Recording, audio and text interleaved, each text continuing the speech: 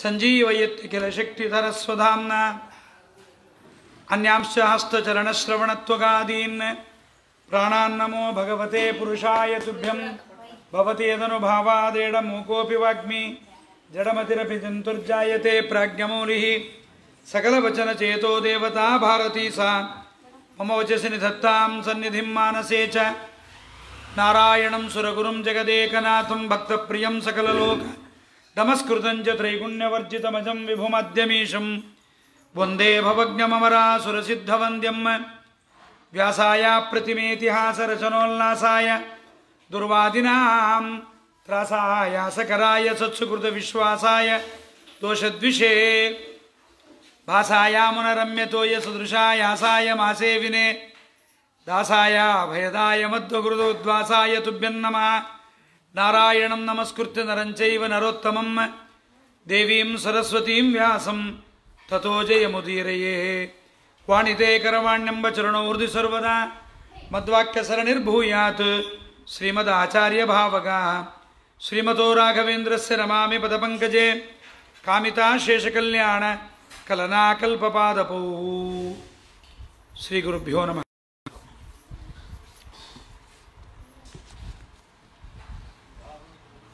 ಬ್ರಹ್ಮಾವಬೋಧಧಿಷಣಂ ಮುದಮಾಪದೇವ ಎಂಬುದಾಗಿ ಭಾಗವತದಲ್ಲಿ 84 ಲಕ್ಷ ಯೋನಿಗಳಲ್ಲಿ ಬಂದ ಈ ಜೀವ 84 ಲಕ್ಷ ಯೋನಿಗಳಲ್ಲಿ ಜೀವರನ್ನು ಸೃಷ್ಟಿ ಮಾಡಿದ ಬ್ರಹ್ಮದೇವರಿಗೆ ಸಂತೋಷವನ್ನು ಕೊಟ್ಟ ಜನ್ಮ ಮಾನವ ಜನ್ಮ. ಯಾಕೆ ಮಾನವ ಜನ್ಮ ಸಂತೋಷ ಕೊಡ್ತು ಬ್ರಹ್ಮದೇವರಿಗೆ? ನಾಯಿ, ನರಿ, ಹಂದಿ, ಕತ್ತೆ ಈ ಪ್ರಾಣಿಗಳೆಲ್ಲ ಇರ್ತಿರಬೇಕಾದ್ರೆ ಇದೊಂದೇ ಜನ್ಮ ಸಂತೋಷವನ್ನು ಕೊಡಲಿಕ್ಕೆ ಕಾರಣ ಏನು ಅಂದಾಗ, ದೇವತೆಗಳ ಹೋಮದ್ರವ್ಯ ಈ ಜೀವ ಮಾನವ ಜನ್ಮಕ್ಕೆ ಬರಬೇಕಾದರೆ ಈ ಜೀವನನ್ನು ಆಕಾಶದಲ್ಲಿ, ಮೇಘಮಂಡಲದಲ್ಲಿ, ಸಸ್ಯಗಳಲ್ಲಿ, ಪುರುಷನ ಗರ್ಭದಲ್ಲಿ, ಕೊನೆಗೆ ಸ್ತ್ರೀಯ ಗರ್ಭದಿಂದ ಈ ಜೀವರ ಸ್ಥೂಲ ದೇಹದ ಸಂಬಂಧ ಉಂಟಾಗತ್ತೆ. ಇನ್ಯಾವ ಜನ್ಮದಲ್ಲೂ ಇಲ್ಲದೇ ಇರುವಷ್ಟು ವಿಧಿನಿಷೇಧಗಳ ಒಂದು ಬದ್ಧತೆ ಮಾನವ ಜನ್ಮದಲ್ಲಿ ಹೇಳಿದ್ದಾರೆ. ಸಂಧ್ಯಾ ವಂದನೆ ಮಾಡು, ಸುಳ್ಳು ಹೇಳಬೇಡ, ತಂದೆ ತಾಯಿಗಳಿಗೆ ಮೋಸ ಮಾಡಬೇಡ, ಹೆಂಡತಿ ಮಕ್ಕಳಿಗೆ ಮೋಸ ಮಾಡಬೇಡ, ಅಹರಹ ಸಂಧ್ಯಾಮುಪಾಸೀತ, ವೇದಾಧ್ಯಯನವನ್ನು ಶಾಸ್ತ್ರಾಧ್ಯಯನವನ್ನು ಮಾಡು, ಸಮಾಜಘಾತುಕನಾಗಬೇಡ, ಇವೆಲ್ಲವನ್ನು ಮಡಿಯಲ್ಲಿ ಊಟ ಮಾಡು, ಶೂ ಹಾಕ್ಕೊಂಡು ತಿನ್ನಬೇಡ. ಇವೆಲ್ಲ ಕೇಳಿದ್ರೆ ಯಾಕೆ ಮಾಡಬೇಕಿವೆಲ್ಲ? ಇದರ ಉದ್ದೇಶ ಏನು? ಮಡಿ ಉಟ್ಕೊಂಡೆ ಯಾಕೆ ಊಟ ಮಾಡಬೇಕು? ಅದೂ ಬಟ್ಟೆ ಇದೂ ಬಟ್ಟೆ. ಶಿಖಾ ಯಾಕೆ ಬಿಡಬೇಕು? ಕ್ರಾಫ್ ಯಾಕೆ ಬಿಡಬಾರ್ದು? ಅಂಗಾರಾಕ್ಷತೆ ಮುದ್ರಿ ಯಾಕೆ ಹಚ್ಕೋಬೇಕು? ಜನವಾರ ಯಾಕೆ ಹಾಕ್ಕೋಬೇಕು? ಸಂಧ್ಯಾವಂದನೆ ಯಾಕೆ ಮಾಡಬೇಕು? ಕೇಳಿದರೆ ಉತ್ತರ ಕೊಡಲಿಕ್ಕೆ ನಾವು ಪುರಾಣ ಕೇಳಿರಬೇಕು. ನಾವು ಪ್ರವಚನ ಕೇಳಿದರೆ ಅದು ಯಾಕೆ ಮಾಡಬೇಕು ಅನ್ನೋದನ್ನು, ಗಂಡನಿಗೆ ನಮಸ್ಕಾರ ಮಾಡಬೇಕು, ಹೆಂಡತಿಗೆ ಮಾಡಬಾರ್ದು, ಇವೆಲ್ಲ ಏನು ನಮ್ಮಲ್ಲಿ ವಿಧಿ ನಿಷೇಧಗಳಿದೆ, ಇದು ಯಾಕೆ ಮಾಡಿದ್ದಾರೆ ಅಂದರೆ 2 ಉದ್ದೇಶ. ಒಂದು ತಾರತಮ್ಯ, ಇನ್ನೊಂದು ಮುಖ್ಯವಾಗಿ ಮಾಡತಕ್ಕಂಥದ್ದು ಪ್ರತಿಯೊಂದು ಕೆಲಸಗಳನ್ನು ಮಾಡುವಾಗ ದೇವರ ಸ್ಮರಣೆ ಬರಬೇಕಾದದ್ದು ಮುಖ್ಯ ಉದ್ದೇಶ. ಸ್ಮರ್ತವ್ಯ ಸತತಂ ವಿಷ್ಣು ವಿಸ್ಮರ್ತವ್ಯ ನ ಜಾತುಚಿತ್ ಸರ್ವೇ ವಿಧಿ ನಿಷೇಧಾಸ್ಯು ಏತಯೋರೇವ ಕಿಂಕರಾಹ ಅಂತ. ಮಡಿ ಉಟ್ಕೊಂಡ್ರೆ ಮಡಿ ಆಗಲಿಲ್ಲ, ಮಡಿ ಉಟ್ಕೊಂಡು ಮೈಲಿಗೆ ಕೆಲಸ ಮಾಡಬಾರ್ದು. ಮಡಿ ಉಟ್ಕೊಂಡು ಟಿ ವಿ ನ್ಯೂಸ್ ನೋಡೋದು, ಮಡಿ ಉಟ್ಕೊಂಡು ಟಿ ವಿ ಪೇಪರ್ ಓದೋದು, ಮಡಿ ಉಟ್ಕೊಂಡು ಫೇಸ್ಬುಕ್ಕು, ಇನ್ಸ್ಟಾಗ್ರಾಮು, ಟಿಕ್ಟ್ಯಾಕು ಇವೆಲ್ಲ ಮೈಲಿಗೆ ಕೆಲಸ. ಮೊಬೈಲ್ ಕೈಯಲ್ಲಿ ಹಿಡ್ಕೊಂಡು ಬೇಕಾದ್ರೆ ಉಪನ್ಯಾಸ ಕೇಳ್ಬೋದು. ಮಡಿ ಅನ್ನುವುದು ಬಟ್ಟೆಯಿಂದ ಬರಲ್ಲ. ಬಟ್ಟೆ ಯಾಕೆ? ನಾವಿದೇ ಬಟ್ಟೆಯಿಂದ ಯುದ್ಧ ಮಾಡಲಿಕ್ಕೆ ಬರಲ್ಲೇನು? ಸೈನ್ಯದಲ್ಲಿ ಸೇರಿ ಮಿಲಿಟರಿಯಲ್ಲಿ ಮಾಡ್ಬೋದಲ್ಲ, ಯಾಕೆ ಮಾಡಿಸಲ್ಲ? ಯೂನಿಫಾರ್ಮ್ ಹಾಕ್ಕೊಂಡು ಹೋಗ್ಬೇಕು. ಸ್ಕೂಲಲ್ಲಿ ಬಟ್ಟೆ ಓದತ್ತೇನು? ಓದೋದು ಯಾವುದು? ಶೂ ಓದತ್ತಾ? ಟೈ ಓದತ್ತಾ? ಬುಕ್ ಓದತ್ತಾ? ಓದೋದು ಯಾರು? ನಾವು. ನಮಗೊಂದು ಯೂನಿಫಾರ್ಮ್. ಯೂನಿಫಾರ್ಮ್ ಅಂದರೆ ಸಮವಸ್ತ್ರ. ವಸ್ತ್ರ ಯಾಕೆ ಹಾಕ್ಕೋಬೇಕು? ಸಮವಸ್ತ್ರ ಅಟೆನ್ಷನ್ ಫಾರ್ ದಿ ಮೈಂಡ್. ತಲೆಗೆ ಅದೊಂದು ಎಚ್ಚರಿಕೆ. ಈಗ ನೀನು ಈ ಡ್ರೆಸ್ಸಲ್ಲಿದ್ದೀಯಾ, ನೀ ಮಾಡಬೇಕಾದ ಕೆಲಸ ಇದು ಅನ್ನುವ ಎಚ್ಚರಿಕೆ. ಸಿವಿಲ್ ಡ್ರೆಸ್ಸು, ಇನ್ನೊಂದು ಡ್ರೆಸ್. ಮಡಿ ಉಟ್ಟುಕೊಂಡಾಗ ನಾ ಟಿ ವಿ ಮುಟ್ಟಂಗೆ, ನಾನು ರಿಮೋಟ್ ಮುಟ್ಟಂಗಿಲ್ಲ, ನೀವು ಯಾರು ಚೇಂಜ್ ಮಾಡಿರಿ ಅಂದರೆ ಏನು ಬಂತು ಪ್ರಯೋಜನ? ಟಿ ವಿ ಮೈಲಿಗಿನ, ರಿಮೋಟ್ ಮೈಲಿಗಿನ, ಪೇಪರ್ ಮೈಲಿಗಿನ, ನ್ಯೂಸ್ ಮೈಲಿಗಿನ? ನ್ಯೂಸ್ ಮೈಲಿಗೆ. 6 ಬಲಾತ್ಕಾರ, 5 ಕೊಲೆ, ಇವೆಲ್ಲ ಕೆಟ್ಟ ನ್ಯೂಸ್ ತಾನೆ. ಇದೆಲ್ಲ ಮಾಡಬಾರದು ಅಂತ ಈಗಂತೂ ಕೊರೋನಾ ಬಂದಾಗ ಎಲ್ಲರಿಗೂ ಮಡಿ ಮೈಲಿಗೆ ಚಲೋ ಗೊತ್ತಾಯಿತು. ಕ್ವಾರಂಟೈನ್ ಅಂದರೆ ಮಡಿ, ಕ್ವಾರಂಟೈನ್ ಅಂದರೆ ಮಡಿ. ಏನಪ್ಪ ಎಲ್ಲರಿಗೂ ಗೊತ್ತಾಗೋಯ್ತು. ಅನ್ಟಚಬಿಲಿಟಿ ಬೇಡ ಅಂತ ಇದ್ರು. ಇವಾಗ ಎಲ್ಲರೂ ಮುಟ್ಟಬೇಡ್ರಿ, ದೂರ ಇರ್ರಿ, ಕೈ ತೊಳ್ಕೊಳ್ರಿ. ನಾವು ಬ್ರಾಹ್ಮಣರು ಮಾಡಿದ್ರೆ ಬೈತಾ ಇದ್ರು. ಇವಾಗ ಒಬ್ಬರೊಬ್ಬರನ್ನ ಮುಟ್ಟಬೇಡ ಸ್ವಾಮಿ, ದೂರ ಹೋಗಂತಾರೆ. ನಾವು ಯಾರೋ ಹೋಗಂದ್ರೆ ನಮ್ಮನ್ನು ಅಸ್ಪೃಶ್ಯರು ಅಂತೀರಾ, ಅನ್ಟಚಬಿಲಿಟಿ ಅಂತೀರಾ ಅಂತ. ಇಷ್ಟೇ. ಬ್ರಾಹ್ಮಣರ ದೇಹ ಭಗವಂತನ ಚಿಂತನೆಯನ್ನು ಮಾಡಿ ಪರಮ ಪವಿತ್ರವಾದ ಹೋಮದ್ರವ್ಯ. ಆದ್ದರಿಂದ ಈ ದೇಹವನ್ನು ಯಾವಾಗಲೂ ಪವಿತ್ರವಾಗಿಡಬೇಕು. ಇದು ಅಪವಿತ್ರ ಆಗಲೇಬಾರದು. ದೇವರ ಮನೆಯಲ್ಲಿ ಯಾರು ಹೋಗಿ ಶೂ ಬಿಡ್ತಾರ? ಶೂ ಕೆಟ್ಟದು ಅಂತಲ್ಲ, ಶೂ ಎಲ್ಲೆಲ್ಲೋ ಓಡಾಡಿ ಬಂದಿರುತ್ತೆ ಅಂತ.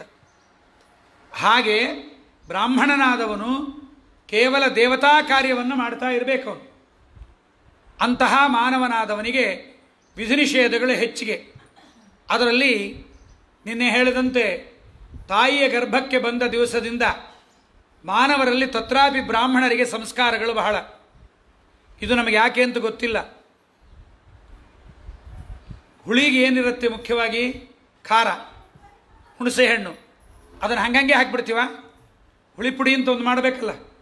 ಇಷ್ಟು ಕಡಲೆಬೇಳೆ ಪುಡಿ, ಇಷ್ಟು ಉದ್ದಿನಬೇಳೆ ಪುಡಿ, ಇಷ್ಟು ಧನಿಯಾ ಪುಡಿ, ಇಷ್ಟು ಮೆಣಸು, ಇಷ್ಟು ಜೀರಿಗೆ, ಇಷ್ಟು ಮೆಣಸಿನಕಾಯಿ. ಸಂಸ್ಕಾರ ಆಗಬೇಕು, ಹುರಿಬೇಕು. ಅದನ್ನು ಎಷ್ಟೆಷ್ಟು ಹಾಕಬೇಕೋ ಅಷ್ಟೇ ಹಾಕಬೇಕು.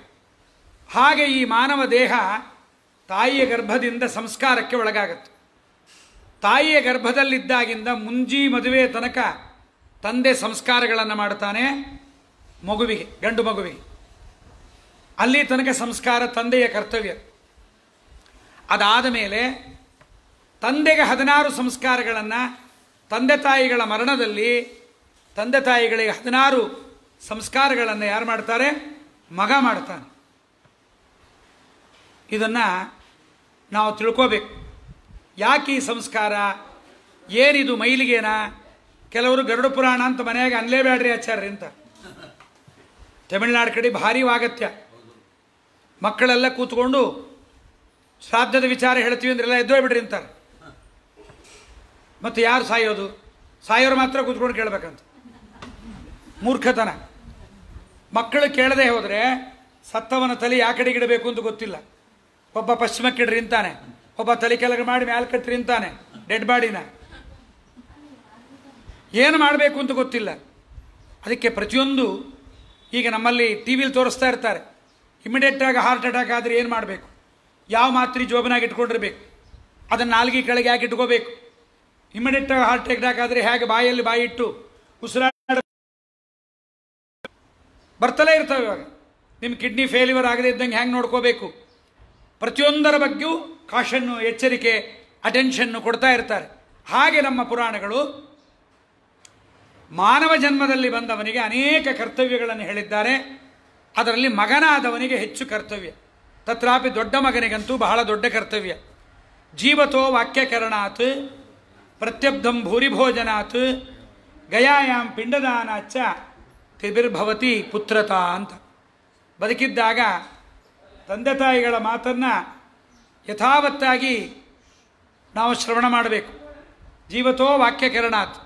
ಅವರ ಮರಣಾನಂತರದಲ್ಲಿ ಪ್ರತ್ಯಬ್ಧಂ ಭೂರಿಭೋಜನಾತ್, ಬಾಗಿಲು ಬರೆದಿದ್ದಂಗೆ ಮಾಡು, ಪ್ರತ್ಯಬ್ಧಂ ಭೂರಿಭೋಜನಾತ್. ಅವರ ಮರಣಾನಂತರದಲ್ಲಿ ಪ್ರತಿ ಸಾಂವತ್ಸರಿಕ ಶ್ರಾದ್ದವನ್ನು ಮನೆಯಲ್ಲೇ ಮಾಡಬೇಕು, ಮಠದಲ್ಲ. ನಾವೆಲ್ಲಿ ಪ್ರತಿನಿತ್ಯ ವೈಶ್ಯದೇವ ನೈವೇದ್ಯ ಊಟ ಮಾಡ್ತೀವಿ ಅದೇ ಮನೆಯಲ್ಲೇ ಮಾಡಬೇಕು. ಅವರು ಅಲ್ಲಿಗೆ ಬರ್ತಾರೆ ಪಿತೃದೇವತೆಗಳು. ದಿವಸಕ್ಕೊಂದು ಮಠ, ವರ್ಷಕ್ಕೊಂದು ಮಠ. ಈ ಮಠದಾಗ 250 ರೂಪಾಯಿಗೆ, ಈ ಮಠದಾಗ 100 ರೂಪಾಯಿಗೆ ಮಾಡಿದಾಗ ಶ್ರಾದ್ದ ಮಾಡಬಾರ್ದು. ಶ್ರದ್ಧೆಯಾ ದೇಯಂ ಅಶ್ರದ್ಧೆಯಾ ದೇಯಂ. ಮಕ್ಕಳಾದವರು ಮಾಡಬೇಕಾದ ಕರ್ತವ್ಯ. ಉಪವಾಸವನ್ನು ಮಾಡಿದರೆ ಅಟೆನ್ಷನ್ನು ಜ್ಞಾನ ಚೆನ್ನಾಗಿರುತ್ತೆ ಅಂತ ಶ್ರಾದ್ದ ಮಾಡೋ ತನಕ ಚಹಾ ಕುಡಿಬಾರದು, ಮಂಡರಳು ತಿನ್ನಬಾರದು, ಕಾಫಿ ಕುಡಿಬಾರದು. ದೇವತಾ ಪೂಜೆ ಅದು. ಶ್ರಾದ್ದ ದೇವರ ಪೂಜೆ. ಸ್ನಾನ ಮಾಡಿಬಿಟ್ರೆ ಚಹಾ ಕುಡಿದಿದ್ದು ಕಡಿಮೆ ಆಗೋಗ್ಬಿಡುತ್ತೆ. ಎಲ್ಲೋ ಹೋಗುತ್ತೆ? ಎಲ್ಲೂ ಹೋಗಲ್ಲ. ಕುಡಿಯಬಾರದು. ಲೇಟ್ ಆಗುತ್ತೆ, ಲೇಟ್ ಮಾಡಬೇಡ್ರಿ. ನಿಮ್ಮ ಆರೋಗ್ಯಕ್ಕೆ ಅನುಸಾರವಾಗಿ ಧರ್ಮವನ್ನು ಹೇಳಿದ್ದಾರೆ ಹೊರತು 4 ಗಂಟೆಗೆ ಊಟ ಮಾಡಿದರೆ ಮಡಿ, 10 ಗಂಟೆಗೆ ಮಾಡಿದರೆ ಮೈಲಿಗೆ ಅಂತ ಎಲ್ಲೂ ಹೇಳಿಲ್ಲ. ಆದ್ದರಿಂದ ಕುತುಬಕಾಲ ಹೇಳಿರುವುದು ಒಂದೇ ಒಂದು ಶ್ರಾದ್ದಕ್ಕೆ. ಪ್ರತ್ಯಬ್ಧಂ ಭೂರಿ ಭೋಜನಾತ್. ಪ್ರತಿ ಸಾಂವತ್ಸರಿಕ ಶ್ರಾದ್ದದಲ್ಲಿ ಭೂರಿ ಭೋಜನವನ್ನು ಬ್ರಾಹ್ಮಣರಿಗೆ ಮಾಡಿಸಬೇಕು. ಗಯಾಯಾಮ್ ಪಿಂಡದಾನಾಚ್ಛ. ಗಯಾದಲ್ಲಿ ಪಿಂಡ ಪ್ರದಾನ ಮಾಡಬೇಕು. ಇದಿಷ್ಟೂ ವಿಚಾರವನ್ನು ನಮ್ಮ ಜನಮೇಜಯ ರಾಜ ವೈಶಂಪಾಯನರಲ್ಲಿ ಕೇಳ್ತಾ ಇದ್ದಾನೆ. ವೈವಸ್ವತ ಮನುವಿಗೆ ಶ್ರಾದ್ದ ದೇವ, ಶ್ರಾದ್ದಸ್ವಾಮಿ ಎಂಬುದಾಗಿ ಯಮರಾಜನಿಗೆ ಪಿತೃದೇವತೆಗಳಲ್ಲಿ ಆತನಿಗೆ ಜಾಗವನ್ನು ಯಾಕೆ ಕೊಟ್ಟಿದ್ದಾರೆ, ಈ ಎಲ್ಲ ಕಥೆಯನ್ನು ಹೇಳಬೇಕು ಅಂತ ಬಹಳಷ್ಟು ವಿಚಾರಗಳನ್ನು ಅಲ್ಲಿ ಪ್ರಶ್ನೆ ಮಾಡ್ತಾ ಇದ್ದಾರೆ. ಜನಮೇಜಯ ರಾಜ ಕೇಳ್ತಾ ಇದ್ದಾನೆ, ಸ್ವಾಮಿ, ಇಲ್ಲಿ ಸತ್ತ ಪಿತೃದೇವತೆಗಳು ನಮ್ಮ ತಂದೆ ತಾಯಿಗಳೇ ಪಿತೃದೇವತೆಗಳ? ನಮ್ಮ ತಂದೆ ತಾಯಿಗಳು ಯಾವುದೋ ಜನ್ಮದಲ್ಲಿ ಬಂದಿರ್ತಾರೆ, ಮುಂದಿನ ಜನ್ಮದಲ್ಲಿ ನಮ್ಮ ಮನೆಯಲ್ಲೇ ಹುಟ್ಟಿರ್ತಾರೆ ಅಂತೇನಿಲ್ಲ. ನಾವು ಕೊಡ್ತಕ್ಕಂತಹ ಬ್ರಾಹ್ಮಣ ಭೋಜನ ಪಿಂಡ ಪ್ರದಾನ ಅಲ್ಲ, ತಿಳ್ಕೊಳ್ರಿ. ಪಿಂಡ ಪ್ರದಾನ ಅನ್ನುವುದು ಅವರ ದೇಹ. ಬ್ರಾಹ್ಮಣರ ಮುಖದಲ್ಲಿ ಹೋಮ, ಬ್ರಾಹ್ಮಣರಲ್ಲಿ ಶ್ರಾದ್ದ, ಅವರಲ್ಲಿ ಪಿತೃದೇವತೆಗಳ ಆವಾಹನೆ ಮಾಡ್ತೀವಿ. ಮಾಡಿದಾಗ ಇವರೇ ಪಿತೃದೇವತೆಗಳ? ಯಾರು ಇವರ ಬಗ್ಗೆ ಎಲ್ಲ ನನಗೆ ಹೇಳಬೇಕು ಅಂತ ಜನಮೇಜಯ ರಾಜ ಇದನ್ನು ಕೇಳ್ತಾನೆ. ಏಕಸ್ಮಿನ್ ಯತ್ರ ನಿಧನಂ ಪ್ರಾಪಿತೇ ದುಷ್ಟಕಾರಿಣಿ. ಆಗ ಜನಮೇಜಯ ರಾಜ ಕೇಳುವಾಗಂತಾನೆ, ಒಬ್ಬ ಎಲ್ಲೋ ಸತ್ತವನಿಗೆ ಎಲ್ಲೋ ಯಾರೋ ಒಂದು ಗೋತ್ರ ಇದನ್ನೆಲ್ಲವನ್ನು ಹೇಳಿ ಶ್ರಾದ್ದವನ್ನು ಮಾಡಿದರೆ ಇವನಿಗೆ ಶ್ರಾದ್ದದ ಅದು ಎಲ್ಲ ಹೇಗೆ ಹೋಗುತ್ತೆ? ಕಥಂ ವೈ ಶ್ರಾದ್ದದೇವತ್ವಂ ಆದಿತ್ಯಸ್ಯ ವಿವಸ್ವತಃ ಶ್ರೋತುಮಿಚ್ಛಾಮಿ ವಿಪ್ರಾಗ್ರ್ಯ ಶ್ರಾದ್ದಸ್ಯ ಚ ಪರಂ ವಿಧಿಂ. ಶ್ರಾದ್ದದ ವಿಧಾನವನ್ನು ನನಗೆ ಹೇಳ್ರಿ ಅಂತ ಜನಮೇಜಯ ರಾಜ ಪ್ರಶ್ನೆ ಮಾಡ್ತಾ, ಸ್ವರ್ಗಸ್ಥಾ ಪಿತರೋ ದೇವಾಹ. ನಮ್ಮವರು ಸ್ವರ್ಗಕ್ಕೆ ಹೋಗಿರ್ತಾರೆ, ಅಲ್ಲಿ ಅವರು ಅಮೃತ ಪ್ರಾಶನ ಮಾಡ್ತಾರೆ. ನಾವು ಊಟ ಹಾಕಿದ್ದು ವಡೆ, ಗಾರಿಗೆ ಇವೆಲ್ಲ ಅದು ಅವರಿಗೆ ಹೋಗಿ ಹೇಗೆ ತಲುಪತ್ತೆ? ಮತ್ತು ಶ್ರಾದ್ದದಲ್ಲಿ ಮುತ್ತೈದೆ ಶ್ರಾದ್ದ ಅಂತ ಬೇರೆ ಇದೆಯಾ? ಗಂಡಸಿಗೆ ಬೇರೆ ಶ್ರಾದ್ದ ಅಂತ ಇದೆಯಾ? ಗಂಡಸಿಗೆ ಶ್ರಾದ್ದದಲ್ಲಿ ಅಡಿಗೆ ಬೇರೆ, ಮುತ್ತೈದೆಗೆ ಬೇರೆ ಅಡಿಗೆ ಅಂತ ಏನಾರ ಇದೆಯಾ? ಯಥಾಚ ಕೃತ ಶ್ರಾದ್ದಂ ಪ್ರೀಣಾತಿ ವೈ ಪಿತೃನ್. ನಾವಿಲ್ಲಿ ಮಾಡಿದ್ದು ತೊಗೊಂಡೋಗಿ ದನಕ್ಕೆ ಕೊಟ್ಟಿದ್ದು, ನೀರಿನಲ್ಲಿ ಬಿಟ್ಟಿದ್ದು, ಬ್ರಾಹ್ಮಣರು ತಿಂದಿದ್ದನ್ನು ಈ ಬ್ರಾಹ್ಮಣರು ಹೋಗಿ ಏನಾರು ಅಲ್ಲಿಗೆ ಕೊಡ್ತಾರಾ? ಪಿತೃದೇವತೆಗಳು ಅಂದರೆ ಯಾರು? ಅವರ ಉದ್ದೇಶವನ್ನು ನಮಗೆ ಹೇಳಬೇಕು. ಪ್ರೀತಾಶ್ಚ ಪಿತರೋ ಯಸ್ಮ ಶ್ರೇಯಸ ಯೋಜಯಂತಿ. ಪಿತೃದೇವತೆಗಳು ಸಂತೃಪ್ತರಾದರೆ ನಮ್ಮನ್ನು ಶ್ರೇಯಸ್ಸನ್ನು ಕೊಡ್ತಾರಂತೆ. ಅದೆಲ್ಲವನ್ನು ಕೇಳಬೇಕು ಅಂತಂದಾಗ ಬಹಳ ಸಂತೋಷ ಪಡ್ತಾರೆ ವೈಶಂಪಾಯನರು. ಇದು ಹರಿವಂಶದಲ್ಲಿ ಕೆಲವೊಂದು ಮುಖ್ಯವಾದ ಘಟ್ಟಗಳು. ನಾವು ಮಾಡಿದ ಶ್ರಾದ್ದದಿಂದ ಯಾರು ಪ್ರೀತರಾಗುತ್ತಾರೆ ಅದೇನು ಎಂಬುದನ್ನು ನಿನಗೆ ಹೇಳ್ತೀನಿ. ಮಾರ್ಕಂಡೇಯರು ಭೀಷ್ಮಾಚಾರ್ಯರ ಮನೆಗೆ ಶ್ರಾದ್ದ ಮಾಡಿಸಲಿಕ್ಕೆ ಬಂದಿದ್ದರು. ಇಬ್ಬರೂ ಪಿತೃಭಕ್ತರೇ, ಇಬ್ಬರು ಬ್ರಹ್ಮಚಾರಿಗಳೇ, ಇಬ್ಬರು ಚಿರಂಜೀವಿಗಳೇ. ಮಾರ್ಕಂಡೇಯರು ಚಿರಂಜೀವಿಗಳು. ನಮ್ಮ ಭೀಷ್ಮಾಚಾರ್ಯ ಪಿತೃಭಕ್ತ. ಅಪೃಚ್ಛದ್ ಧರ್ಮರಾಜೋಹಿ. ಭೀಷ್ಮಾಚಾರ್ಯರು ಮಾರ್ಕಂಡೇಯರನ್ನು ಕೇಳಿದ್ದನ್ನು ಭೀಷ್ಮರನ್ನು ಧರ್ಮರಾಜ ಕೇಳ್ತಾನೆ. ಅದನ್ನು ಜನಮೇಜಯ ರಾಜರಿಗೆ ವೈಶಂಪಾಯನರು ಹೇಳಿದ್ದಾರೆ. ಶರತಲ್ಪದಲ್ಲಿ ಮಲಗಿದ್ದ ಭೀಷ್ಮರ ಬಳಿಗೆ ಬಂದ ಧರ್ಮರಾಜ ಈ ಪ್ರಶ್ನೆಗಳನ್ನು ಕೇಳಿದ್ದ. ಮನೆಯಲ್ಲಿ ಯಾರಿಗಾರು ಆರೋಗ್ಯ ಇರಲಿಲ್ಲ ಅಂದರೆ ಮಾಡಿದರೆ ಆರೋಗ್ಯ ಆಗುತ್ತೆ ಹೆಸರುಗಳನ್ನು ಕುರಿತು. ಮತ್ತು ಆರೋಗ್ಯ ಇಲ್ಲದೆ ಇದ್ದವ್ರ ಹೆಸರಲ್ಲ, ಏನೇನು ಅಪಾರ್ಥ ಮಾಡ್ಕೊಂಡ್ಬಿಡಬಾರ್ದು. ನಾವು ಸ್ಪಷ್ಟವಾಗಿ ಹೇಳಬೇಕು. ಯಾರಿಗೆ ಆರೋಗ್ಯ ಇರೋದಿಲ್ಲೋ ಶ್ರಾದ್ದ ಮಾಡಬೇಕು ಅಂದ್ರೆ ಅವರ ಹೆಸರಲ್ಲೇ ಪಿಂಡ ಇಟ್ಕೊಂಡು. ಇದು ಒಂದು ಮೋಹಕದ ಕಥೆ ಇದೆ. ಎಲ್ಲಿ ಅಂದರೆ ಕೃಷ್ಣ ಪರಮಾತ್ಮ ಜಾಂಬವಂತನನ್ನು ಕೊಲ್ಲಲಿಕ್ಕೆ ಗುಹೆಯಲ್ಲಿ ಹೋಗ್ತಾನಲ್ಲ, 21 ದಿವಸ ನೋಡ್ರಿ ಅಂತ ಹೇಳಿಬಿಡ್ತಾನೆ. ಭಾಳ ದಿವಸ ಆಗತ್ತೆ, ಬರಲ್ಲ. ಹಾಗೆ ಆದವರೆಲ್ಲ ಸೇರಿ 7-8 ಮೂಟೆ ಉದ್ದಿನಬೇಳೆ ನೆನೆ ಹಾಕಿ ಕೃಷ್ಣನ ಹೆಸರಾಗಿ ಶ್ರಾದ್ದ ಮಾಡಿಬಿಡ್ತಾರೆ. ಮೋಹಕವಾದ ಕಥೆ. ಶ್ರಾದ್ದ ಕೃಷ್ಣನಿಗೆ ಮಾಡಿದ ಕೂಡಲೇ ಕೃಷ್ಣನಿಗೆ ಶಕ್ತಿ ಬಂದುಬಿಡುತ್ತಂತೆ. ಆವಾಗ ಗುದ್ದಿದರೆ ಜಾಂಬುವಂತನಿಗೆ ಆರಾಮ ಅಂದನಂತ. ಹಂಗ ನಾವು ಕೂಡ ಮತ್ತೆ ಅದು ನಮಗಲ್ಲ, ಪಿತೃದೇವತೆಗಳಿಗೆ. ಹೊಸ ಅಕ್ಕಿ ಬಂದರೆ, ಮನೆಯಲ್ಲಿ ಆರೋಗ್ಯ ಇಲ್ಲದೆ ಇದ್ದರೆ, ಇದ್ದಕ್ಕಿದ್ದಾಗ ಯಾವುದಾದ್ರೂ ಸಂಪತ್ತು ಬಂದರೆ, ಬಹಳ ಶ್ರಾದ್ದಗಳಿದೆ. ಸಂಕಲ್ಪ ಶ್ರಾದ್ದ, ಹಿರಣ್ಯ ಶ್ರಾದ್ದ, ತೀರ್ಥಶ್ರಾದ್ದ, ಪಾಥೇಯ ಶ್ರಾದ್ದ. ಇವೆಲ್ಲ ಪಾಥೇಯ ಶ್ರಾದ್ದ ಸತ್ತಾಗ ಮಾಡ್ತಕ್ಕಂಥದ್ದು. ಊನ ಷೋಡಶ, ಮಲಿನ ಷೋಡಶ, ಉತ್ತಮ ಷೋಡಶ, ಇವೆಲ್ಲ ಶ್ರಾದ್ದಗಳುಂಟು. ಶ್ರಾದ್ದೈ ಪ್ರೀಣಾತಿ ಪಿತೃನ್ನೇ ಸರ್ವಕಾಮ ಫಲೈಸ್ತು ಯಃ ತತ್ಪರ ಪ್ರೇತ ಶ್ರಾದ್ಧಿ ಪ್ರೇತ್ಯ ಚೇಹ ಚ ಮೋಹತೆ. ತಂದೆ ತಾಯಿಗಳ ಮೃತಕಾಲದಲ್ಲಿ 10 ದಿವಸದ ಯಜ್ಞವನ್ನು ಮಕ್ಕಳು ಮಾಡಿದರೆ ವಾಜಪೇಯ ಯಜ್ಞ ಮಾಡಿದ ಪುಣ್ಯ ಬರುತ್ತೆ ಮಕ್ಕಳಿಗೆ. ಅತ್ಗೋತ, ನನಗೆ ಕೊಟ್ಟಿಲ್ಲ ಆಸ್ತಿ, ನನಗೇನು ಕೊಟ್ಟಿಲ್ಲ, ಪಿಂಡ ಇಟ್ಟು ಕೂಡಲೇ ಕೊಡು, ಗನ್ನು ಕೊಡು, ಒಡೆದು ಹಾಕಿಬಿಡ್ತೀನಿ ಆ ಪಿಂಡ, ಇವೆಲ್ಲ ಮಾಡಬಾರ್ದು. ದೇಹ ಕೊಟ್ಟಿದ್ದೇ ನಿಮಗೆ ಹೆಚ್ಚು. ಇಂಥ ಒಂದು ಮಾನವ ದೇಹ, ಅದರಲ್ಲೂ ಮಾಧ್ವ ದೇಹ, ಪರಮಾತ್ಮನ ಸರ್ವೋತ್ತಮತ್ವ, ವಾಯು ಜೀವೋತ್ತಮತ್ವ ತಿಳಿಯತಕ್ಕಂತಹ ಜ್ಞಾನ ಬರುವ ದೇಹ ಬಂದದ್ದೇ ಬಹಳ ದೊಡ್ಡದು. ಹಾಗಾಗಿ ಪಿತೃದೇವತೆಗಳನ್ನು ಬೈಯೋದು ಅನ್ನೋದು ಮಾಡಬಾರ್ದು. ಸತ್ತ ಮೇಲೆ ಬೈಬಾರ್ದು ಅಂತಾರೆ. ಸತ್ತ ಮೇಲೆ ಬೈಸ್ಕೊಳ್ಳೋದು ಯಾರು ಅಂದ್ರೆ ಅಪ್ಪ ಅಮ್ಮನೇ. ಯಾರು ಬೇರೆಯವರು ಸತ್ತೋಗಿದ್ರೆ ಅವ್ರನ್ನ ಬೈಯೋದಿಲ್ಲ. ಸತ್ತ ಮೇಲೆ ವೈರ ಮಾಡಬಾರ್ದಂತೆ ಅಂತ. ಸತ್ತ ಮೇಲೆ ವೈರ ಮಾಡೋದು ಯಾರ ಮೇಲೆ ಅಂದ್ರೆ ಅಪ್ಪ ಅಮ್ಮನ ಮೇಲೆ. ಉದ್ಧರಣಿ ಮುಂದಿನ ಭಾಗ ನನ್ನ ತಮ್ಮಂಗೆ ಕೊಟ್ಟ, ನನಗೆ ಹಿಂದಿನ ಭಾಗ ಕೊನೆಗೆ ಇಷ್ಟು ಉದ್ದ ಕೊಟ್ಟ, ಚಮಚದ ಮೇಲೆ ಗಲಾಟೆ, ಸೀರೆ ಒಳಗೆ ಸೆರಗು, ಪನ್ನ ಮೇಲೆ ಜಗಳ ಮಾಡಬಾರ್ದು. ಏನು ಭಗವಂತ ಕೊಡ್ತಾನೆ ಅದು ಭಗವದಿಚ್ಛೆ ಎಂದು ತಿಳಿಯಬೇಕು. ಪಿತರೋ ಧರ್ಮ ಕಾಮಸ್ಯ, ಶ್ರಾದ್ದವನ್ನು ಮಾಡಿ ಧರ್ಮ ಆಗಬೇಕು ಅಂದರೆ ನಮಗೆ ಪುಣ್ಯ ಬರುತ್ತೆ. ಮಕ್ಕಳಾಗದೇ ಇದ್ದವರಿಗೆ ಮಕ್ಕಳಾಗತ್ತೆ. ದೇಹಕ್ಕೆ ಪುಷ್ಟಿ ಬೇಕು ಅಂದರೆ ಪುಷ್ಟಿಕಾಮಸ್ಯ ಪುಷ್ಟಿಂಚ ಪ್ರಯಚ್ಛಂತಿ ಯುಧಿಷ್ಠಿರ. ಧರ್ಮರಾಜನಿಗೆ ಹೇಳ್ತಾ ಇದ್ದಾರೆ ಶರತಲ್ಪದಲ್ಲಿ ಮಲಗಿದ ಭೀಷ್ಮಾಚಾರ್ಯ. ಯುಧಿಷ್ಠಿರ ಕೇಳ್ತಾನೆ, ಧರ್ಮರಾಜ, ವರ್ತಂತೆ ಪಿತರ ಸ್ವರ್ಗೆ ಕೇಶಾಂಚಿನ್ ನರಕೆ ಪುನಃ ಪ್ರಾಣಿನಾಂ ನಿಯತಾಂ ವಾಪಿ ಕರ್ಮಜಂ ಫಲಮುಚ್ಯತೆ. ಕೆಲವರು ಸ್ವರ್ಗದಲ್ಲಿ, ಕೆಲವರು ನರಕದಲ್ಲಿ, ಕೆಲವರಿಗೆ ಜನ್ಮ ಆಗಿರುತ್ತೆ, ಕೆಲವರು ಹುಟ್ಟಿರ್ತಾರೆ. ತಂದೆ ನರಕದಲ್ಲಿ, ತಾತ ಸ್ವರ್ಗದಲ್ಲಿ, ಮುತ್ತಾತ ಜನ್ಮ ಪಡೆದಿರ್ತಾನೆ. ಇವರೆಲ್ಲ ನಾವು ಶ್ರಾದ್ದ ಮಾಡಿದ್ದನ್ನು ಹೇಗೆ ತಲುಪತ್ತವರಿಗೆ? ಸುಳ್ಳಲ್ವಾ? ಒಂದು ಕೆಲಸ ಮಾಡೋಣ, ಬದುಕಿದವರ ಹೆಸರಲ್ಲಿ ಬಗಲ ಊರಿಗೆ ಹೋಗಿ ನೀ ಅಲ್ಲಿ ಕೂತಿರು, ನಾವು ನಿನ್ನ ಹೆಸರಾಗಿ ಪಿಂಡ ಇಡ್ತೀವಿ, ಬ್ರಾಹ್ಮಣರಿಗೆ ಭೋಜನ ಹಾಕಿಸ್ತೀವಿ, ನಿನ್ನ ಬಾಯಲ್ಲಿ ಬೀಳುತ್ತಾ ವೆಬ್ ಕ್ಯಾಮ್ರಾ ಆನ್ ಮಾಡ್ಕೊಂಡು ಕೂತಿರು, ಸೆಲ್ಫಿ, ನೀ ಬಾಯಿ ತೆಕ್ಕೊಂಡಿರು ಬೀಳುತ್ತಾ, ಬಾಯಾಗೇನು ಬೀಳ, ಕತ್ತಿ ಬೀಳ್ಬೇಕಷ್ಟೇ, ಬೀಳೋದಿಲ್ಲ. ಸತ್ತವರಿಗೆ ಮಾಡುವ ಶ್ರಾದ್ದ ಇದೆಲ್ಲ ನಾಸ್ತಿಕ್ಯವಾದ, ಇವೆಲ್ಲ ಸುಳ್ಳು. ಇದೆಲ್ಲ ಹೆಚ್ಚಿಗೆ ಬಂದದ್ದು ಯಾರಲ್ಲಿ ಅಂದರೆ ಹಿಂದೂಗಳಲ್ಲಿ. ಪ್ರತಿಯೊಂದು ಧರ್ಮದವರು ಅವರವರ ಧರ್ಮಾಚರಣೆ ಬಿಟ್ಟಿಲ್ಲ, ಬಿಟ್ಟಿರೋದೆಲ್ಲ ನಾವೇ. ಕುಂಕುಮ ಹಚ್ಕೊಳ್ಳೋದು ಬಿಟ್ಟಿರೋದು ಯಾರು? ಬ್ರಾಹ್ಮಣರು. ಬಳೆ ಹಾಕ್ಕೊಳ್ಳೋದೇ ಇರೋದು ಯಾರು? ಬ್ರಾಹ್ಮಣರು. ಸೀರೆ ಉಟ್ಕೊಳ್ಳೋದೇ ಇರೋದು ಯಾರು? ಬ್ರಾಹ್ಮಣರು. ಸಂಧ್ಯಾವಂದನೆ ಮಾಡದೇ ಇರೋರು ಬ್ರಾಹ್ಮಣರು. ದಿವಸಕ್ಕೆ 5 ಬಾರಿ ನಮಾಜ್ ಮಾಡೋರು ತುರುಕರು. ಪ್ರತಿ ಭಾನುವಾರ ಚರ್ಚಿಗೆ ಹೋಗೋರು ಕ್ರಿಶ್ಚಿಯನ್ರು. ಒಂದು ಗುರುವಾರವೂ ರಾಯರ ಮಠಕ್ಕೆ ತಂದೆ ತಾಯಿಗಳು ಹೇಳಲ್ಲ, ತೀರ್ಥಕ್ಕೆ ಕರೆಯಲ್ಲ, ಒತ್ತಾಯ ಮಾಡಲ್ಲ, ತೀರ್ಥ ಕೊಡೋದಿಲ್ಲ. ಇದು ಮಕ್ಕಳ ತಪ್ಪಲ್ಲ, ನಾವು ಮಾಡುವ ತಪ್ಪು. ಮುಂದೆ ಅಂಥ ಮಕ್ಕಳು ನಮಗೆ ಶ್ರಾದ್ದ ಮಾಡಿದರೆ ನಮಗೆ ಗತಿ ಆಗೋದಿಲ್ಲ, ನರಕ ಪ್ರಾಪ್ತಿ ಆಗತ್ತೆ. ಆದ್ದರಿಂದ ಈ ಶ್ರಾದ್ದದಲ್ಲಿ ಹೇಗೆ ಅಂತ ಕೇಳ್ತಾ ಇದ್ದಾನೆ. ಫಲವನ್ನು ಅಪೇಕ್ಷೆ ಪಟ್ಟು ಶ್ರಾದ್ದವನ್ನು ಮಾಡ್ತಾರೆ ತಾತ.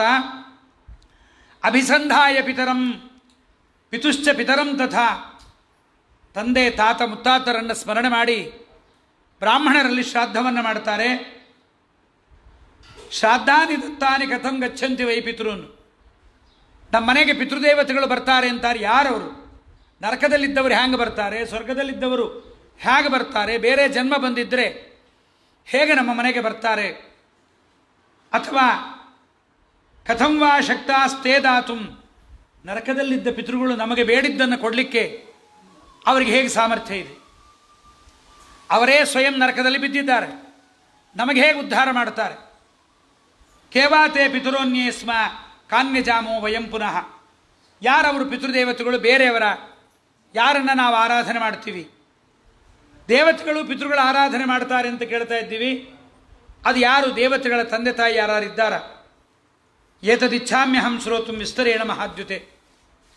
ಭೀಷ್ಮಾಚಾರ್ಯರು ಶರಪಂಜರದಲ್ಲಿ ಮಲಗಿದಾಗ ಪರಮಾತ್ಮ ಅಪ್ಪಣೆ ಮಾಡಿ ಭೀಷ್ಮರಂದ್ರಂತೆ, ನನಗೆ ಸಾಮರ್ಥ್ಯ ಇಲ್ಲ, ಪುರಾಣ ಹೇಳಲಿಕ್ಕೆ ಯೋಗ್ಯತೆ ಇಲ್ಲ, ನೀನಿದ್ದೀಯಾ, ವೇದವ್ಯಾಸರಿದ್ದಾರೆ, ಪರಶುರಾಮ ಇದ್ದಾನೆ, ಕಪಿಲ ಇದ್ದಾರೆ, ನೀವು ದೊಡ್ಡವರೇ ಹೇಳ್ರಿ, ನಿಮ್ಮೆಲ್ಲರಿಗೆ ನಾನೇನು ಶ್ರಾದ್ದದ ಬಗ್ಗೆ ಹೇಳೋದು? ಕೃಷ್ಣ ಅಂದ, ನೀನೇ ಹೇಳಬೇಕು ಅಂತ. ಅದಕ್ಕೆ ಭೀಷ್ಮಾಚಾರ್ಯ ಅಂತಾರೆ, ಕಾ ಶಕ್ತಿ ಮಮ ಗೋವಿಂದ, ನನಗೆ ಶಕ್ತಿ ಇಲ್ಲ ಅಂದ ಭೀಷ್ಮ. ಮೈಯಾಗಿದ್ದ ರಕ್ತ ಎಲ್ಲ ಹೋಗಿಬಿಟ್ಟಿದೆ, ಮೈಯೆಲ್ಲ ಬಾಣ ನೆಟ್ಟಿದೆ. ಒಂದು ಸಣ್ಣ ಮುಳ್ಳು ನೆಟ್ಟಿದ್ರೆ ಗಂಟಿಗೊಂದ್ಸರಿ ಹಿಂಗಿಂಗೆ ಅನ್ಕೋತಿರ್ತೀವಿ, ಅದು ಮುಳ್ಳು ತೆಗೆದ ಮೇಲೂ ಮತ್ತೆ ಹಿಂಗಿಂಗೆ ಅಂತಿರ್ತೀವಿ. ಒಂದು ಸಣ್ಣ ಮುಳ್ಳು ನೆಟ್ಟರೆ ದೇಹಕ್ಕೆ ಇಷ್ಟು ಬಾಧೆಯಾಗುವಾಗ ಮೈಯೆಲ್ಲ ಬಾಣ, ತಲೆಗೊಂದಿಲ್ಲ, ಕುತ್ತಿಗೆಯ ತನಕ ಬಾಣಗಳು ನೆಟ್ಟಿದೆ ಭೀಷ್ಮರಿಗೆ. ಅದನ್ನೇ ತಲ್ಪವನ್ನಾಗಿ ಮಾಡಿಕೊಂಡು ಮಲಗಿದ್ದಾರೆ. ಪರಮಾತ್ಮ ಅಂದ, ನೋವಾಗ್ತಾ ಇದೆಯಾ? ನೋಡ್ರಿ ಎಂಥ ಭಾಗ್ಯ. ಕೃಷ್ಣ ಬಂದು ಒಮ್ಮೆ ತಲೆಯಿಂದ ಕಾಲಿನ ತನಕ ಕೈಯಾಡಿಸಿದನು. ಭೀಷ್ಮರ ದೇಹದಲ್ಲಿದ್ದ ಶಕ್ತಿ ನೋವೆಲ್ಲ ಹೊರಟದ್ದು. ಸ್ವಾಮಿ ಬಾಯಾರಿಕೆ ಆಗ್ತಾ ಇದೆ. ಅರ್ಜುನ ಗಂಗೆಯನ್ನು ಭೂಮಿಯಿಂದ ತಂದು ಹಾಕಿದನಂತೆ. ಗಂಗೆಗೂ ಆನಂದ ಆಯ್ತಂತೆ, ಮಗನಿಗೆ ನೀರು ಕುಡಿಸಿದೆ ಅಂತ. ಭೀಷ್ಮನಿಗೂ ಆನಂದ ಆಯ್ತಂತೆ, ನಮ್ಮಮ್ಮ ಈಗಲಾದರೂ ಬಂದು ನೋಡಿದ್ಲಲ್ಲ, ಯಾವತ್ತೋ ಶಂತನುವಿನ ಕೈಗೆ ಒಪ್ಪಿಸಿದ ನಮ್ಮಮ್ಮ ಇವತ್ತಾದರೂ ಬಂದಳಲ್ಲ ಅಂತ ಭೀಷ್ಮ ಸಂತೋಷಪಟ್ಟ. ಭೀಷ್ಮರಂತಾರೆ, ನೀ ಹೇಳು ಸ್ವಾಮಿ, ಅಂತ್ಯಕಾಲದಲ್ಲಿ ನಿನ್ನ ಬಾಯಲ್ಲಿ ಪ್ರವಚನ ಕೇಳಿ ನಾನು ಸಾಯ್ತೀನಿ, ಹೇಳು. ಇಲ್ಲ, ನೀನೇ ಹೇಳಬೇಕು. ಶಕ್ತಿ ಇಲ್ಲ, ಶಕ್ತಿ ಕೊಟ್ಟಿದ್ದೀನಿ, ಬುದ್ಧಿ ಪ್ರಕಾಶ ಇಲ್ಲ ಸ್ವಾಮಿ. ಕೃಷ್ಣ ಅಂತಾನೆ, ತ್ವತ್ಕೀರ್ತ್ಯೈ ತ್ವಯಿ ಸಂಸ್ಥಿತ, ನಿನ್ನೊಳಗೆ ನಾನೇ ಕೂತು ಹೇಳಿಸ್ತೀನಿ. ಒಳಗೆ ಕೂತು ಹೇಳಿಸೋದೇನೆ, ಎದುರಿಗೆ ಹೇಳಿ ನೀನೆ. ಭೀಷ್ಮ ಇಷ್ಟೆಲ್ಲ ಹೇಳಿದ ಅಂತ ನಿಂಗೆ ಕೀರ್ತಿ ಬರಬೇಕು. ವಿಷ್ಣು ಸಹಸ್ರನಾಮ ಭೀಷ್ಮೋವಾಚ, ನಿನಗೆ ಬರಬೇಕು. ಪ್ರತಿಯೊಬ್ಬರೂ ಭೀಷ್ಮನ ಕೀರ್ತಿ ಬರಬೇಕು. ಅದಕ್ಕೆ ಧರ್ಮರಾಜನನ್ನು ಕರ್ಕೊಂಡು ಬಂದಿದ್ದ. ಬಹಳ ಸಂತೋಷ ಧರ್ಮರಾಜನೇ ಕೇಳಿದ್ದು. ಇದು ಅದರ ಒಂದು ಭಾಗ. ಮಹಾಭಾರತದಲ್ಲಿ ಬಂದ ಒಂದು ಸಣ್ಣ ಕಥೆ ಅಷ್ಟೇ ಇದು. ಪರ್ವಗಳ ಗಟ್ಟಲೆ ಭೀಷ್ಮ ಉತ್ತರವನ್ನು ಕೊಟ್ಟಿದ್ದಾನೆ ಧರ್ಮರಾಜನಿಗೆ. ಅತ್ರತೆ ಕೀರ್ತಯಿಷ್ಯಾಮಿ ಯಥಾಶ್ರುತಮರಿಂದಮ ಏಚತೆ ಪಿತರೋನ್ಯೇ ಸ್ಮ ಯಾನ್ಯಜಾಮೋ ವಯಂ ಪುನಃ ಪಿತ್ರಾ ಮಮ ಪುರಾಗೀತಂ ಲೋಕಾಂತರಗತೇನ ವೈ. ಧರ್ಮರಾಜ, ಯಾರು ಪಿತೃದೇವತೆಗಳು, ಯಾರನ್ನು ಆರಾಧನೆ ಮಾಡ್ತೀವಿ ಎನ್ನುವುದನ್ನು ಸ್ವರ್ಗಕ್ಕೆ ಹೋದ ನಮ್ಮಪ್ಪ ಹೇಳಿದ ಕತೆ ಹೇಳ್ತೀನಿ ಕೇಳೋದು. ಅಲ್ಲೇ ಪ್ರಶ್ನೆನೇ ಕೇಳ್ತಾ ಇದ್ದೀನಿ, ಸ್ವರ್ಗಕ್ಕೆ ಹೋದವ್ರು ಹೇಗೆ ಬರ್ತಾರೆ ಹೀಗಂತಿಯಲ್ಲ, ಹೇಳ್ತೀನಿ ಕೇಳು. ನಾನು ಶ್ರಾದ್ದ ಮಾಡಲಿಕ್ಕೆ ಪ್ರಾರಂಭ ಮಾಡಿದೆ, ನಮ್ಮಪ್ಪನ ಕಾಲಶ್ರಾದ್ದ ಮಾಡುವಾಗ ಸೌತೆಕಾಯಿಯಂತೆ ನೆಲದ ಮೇಲೆ ಮಂಡಲ ಮಾಡಿದೆ. ಮಂಡಲ ಮಾಡಿ ದರ್ಭೆಯನ್ನು ಹಾಸಿದೆ. ಅದರ ಮೇಲೆ ವಿಷ್ಣುಪಾದ ಇಡಲಿಲ್ಲ. ವಿಷ್ಣುಪಾದ ಇಡಬೇಕು ಅಂತ ಎಲ್ಲೂ ಇಲ್ಲ, ಏನೇನೋ ಬಂದುಬಿಟ್ಟಿದೆ ಇವತ್ತು. ನಿನ್ನೆ ಹೇಳಿದ್ನಲ್ಲ, ಪಿಂಡದ ಕೆಳಗಡೆ ಒಡಿ ಮೇಲೆ ಪಿಂಡದ ಮೇಲೆ ಮತ್ತೊಂದು ಒಡಿ, ಬೆಳ್ಳಿ ಬಂಗಾರ ಸರ, ಇವ್ಯಾವುದೂ ಇಲ್ಲ. ಇದು ಪುರೋಹಿತರಿಗೆ ಗೊತ್ತಿಲ್ಲದೆ, ಪುರೋಹಿತರು ಶ್ರಾದ್ದದ ವಿಚಾರವನ್ನು ತಿಳಿಯದೆ, ಎಲ್ಲೂ ಶ್ರಾದ್ದದ ಪುಸ್ತಕದಲ್ಲಿ ನೋಡ್ರಿ, ವಿಷ್ಣುಪಾದಂ ನಿಕ್ಷಿಪ್ಯ ಅಂತದನ ಗಯಾಂ ಧ್ಯಾತ್ವಾ ಚೈವ ಜನಾರ್ದನಂ ತತಶ್ರಾದ್ದಂ ಪ್ರವರ್ತೇತ. ವಿಷ್ಣುಪಾದ ಇಡಬಾರ್ದು. ಭೂಮಿಯ ಮೇಲೆ ಮಂಡಲದ ಮೇಲೆ ಕುಶೆಯ ಮೇಲೆ ಎಳ್ಳು, ಆ ಎಳ್ಳಿನ ಮೇಲೆ ಪಿಂಡ ಪ್ರದಾನ. ಬಂದುಬಿಟ್ಟಿದೆಯಲ್ಲ ಅಂದರೆ ಮೂರ್ಖ ಸಂಪ್ರದಾಯ ಬೇಕಾದಷ್ಟು ಬಂದಿದೆ. ಅಮ್ಮನ ಶ್ರಾದ್ದದಲ್ಲಿ ಹೋಳಿಗೆ ಮಾಡಬೇಕು ಅಂತ ಎಲ್ಲ ಹೇಳಿದ್ದಾರೆ. ಹೋಳಿಗೆನೇ ಇಡ್ರಿ ಹಾಗಾರೆ, ಪಿಂಡ ಯಾಕೆ ಇಡ್ತೀರಿ? ಅಮಂಗಲ ಅಲ್ವಾ? ಮುತ್ತೈದೆ ಭಾರಿ ಮಂಗಲ ಅವಳು, ಅವಳಿಗೆ ಪಿಂಡ ಯಾಕೆ ಇಡ್ತೀರಿ? ದರ್ಬೆ ಯಾಕೆ ಕಟ್ಕೋತೀರಿ ಕೈಗೆ? ಪಿಂಡ ಪ್ರದಾನ ಯಾಕೆ ಮಾಡ್ತೀರಿ ಅಮ್ಮನಿಗೆ? ಎಲ್ಲಿ ಹೇಳಿದ್ದಾರೆ ಇದನ್ನು? ಅಂದರೆ ಕೆಟ್ಟ ಸಂಪ್ರದಾಯ ಬೇಕಾದಷ್ಟು ಬಂದಿದೆ. ತಂದೆಗೊಂದು ಶ್ರಾದ್ದ, ತಾಯಿಗೊಂದು ಶ್ರಾದ್ದ. ತಂದೆ ಬದುಕಿರುವವನು ಎಳ್ಳು ಮುಟ್ಟಬಾರದು ಅಂತ ಮಹಾಮೂರ್ಖತನ. ಎಳ್ಳಿನಷ್ಟು ಮಹಾ ಪವಿತ್ರವಾದದ್ದು ಇನ್ನೊಂದಿಲ್ಲ. ಅದು ಪರಮಾತ್ಮನ ದೇಹದಿಂದ ಬಂದದ್ದು. ದರ್ಭೆ, ಎಳ್ಳು, ಉದ್ದು ಪರಮಾತ್ಮನ ದೇಹದಿಂದಲೇ ಬಂದಿರತಕ್ಕಂಥದ್ದು. ಆದ್ದರಿಂದ ತರ್ಪಣ ಕೊಡಬಾರದು ತಾಯಿಗೆ. ತಂದೆ ಬದುಕಿರುವವನು ಮಾಡಬೇಕಾದದ್ದೇನು ಅಂತ ಧರ್ಮಗ್ರಂಥಗಳಲ್ಲಿ ಹೇಳಿದ್ದಾರೆ. ಇಲ್ಲಿಯ ತನಕ ಮೊಣಕಟ್ಟಿನ ತನಕ ಕೈಯಲ್ಲಿಗೆ ಜನಿವಾರ ಹಾಕ್ಕೊಳ್ಬೇಕು. ತಾಯಿಯ ಶ್ರಾದ್ದವನ್ನು ಮಾಡಿದಾಗ ತಂದೆ ಬಂದು ತನ್ನ ತಾಯಿ, ತನ್ನ ಹೆಂಡತಿ, ತನ್ನ ತಾಯಿ, ತಮ್ಮ ಅಜ್ಜಿ 3 ಜನರಿಗೆ ತರ್ಪಣವನ್ನು ತಂದೆ ಕೊಡಬೇಕು.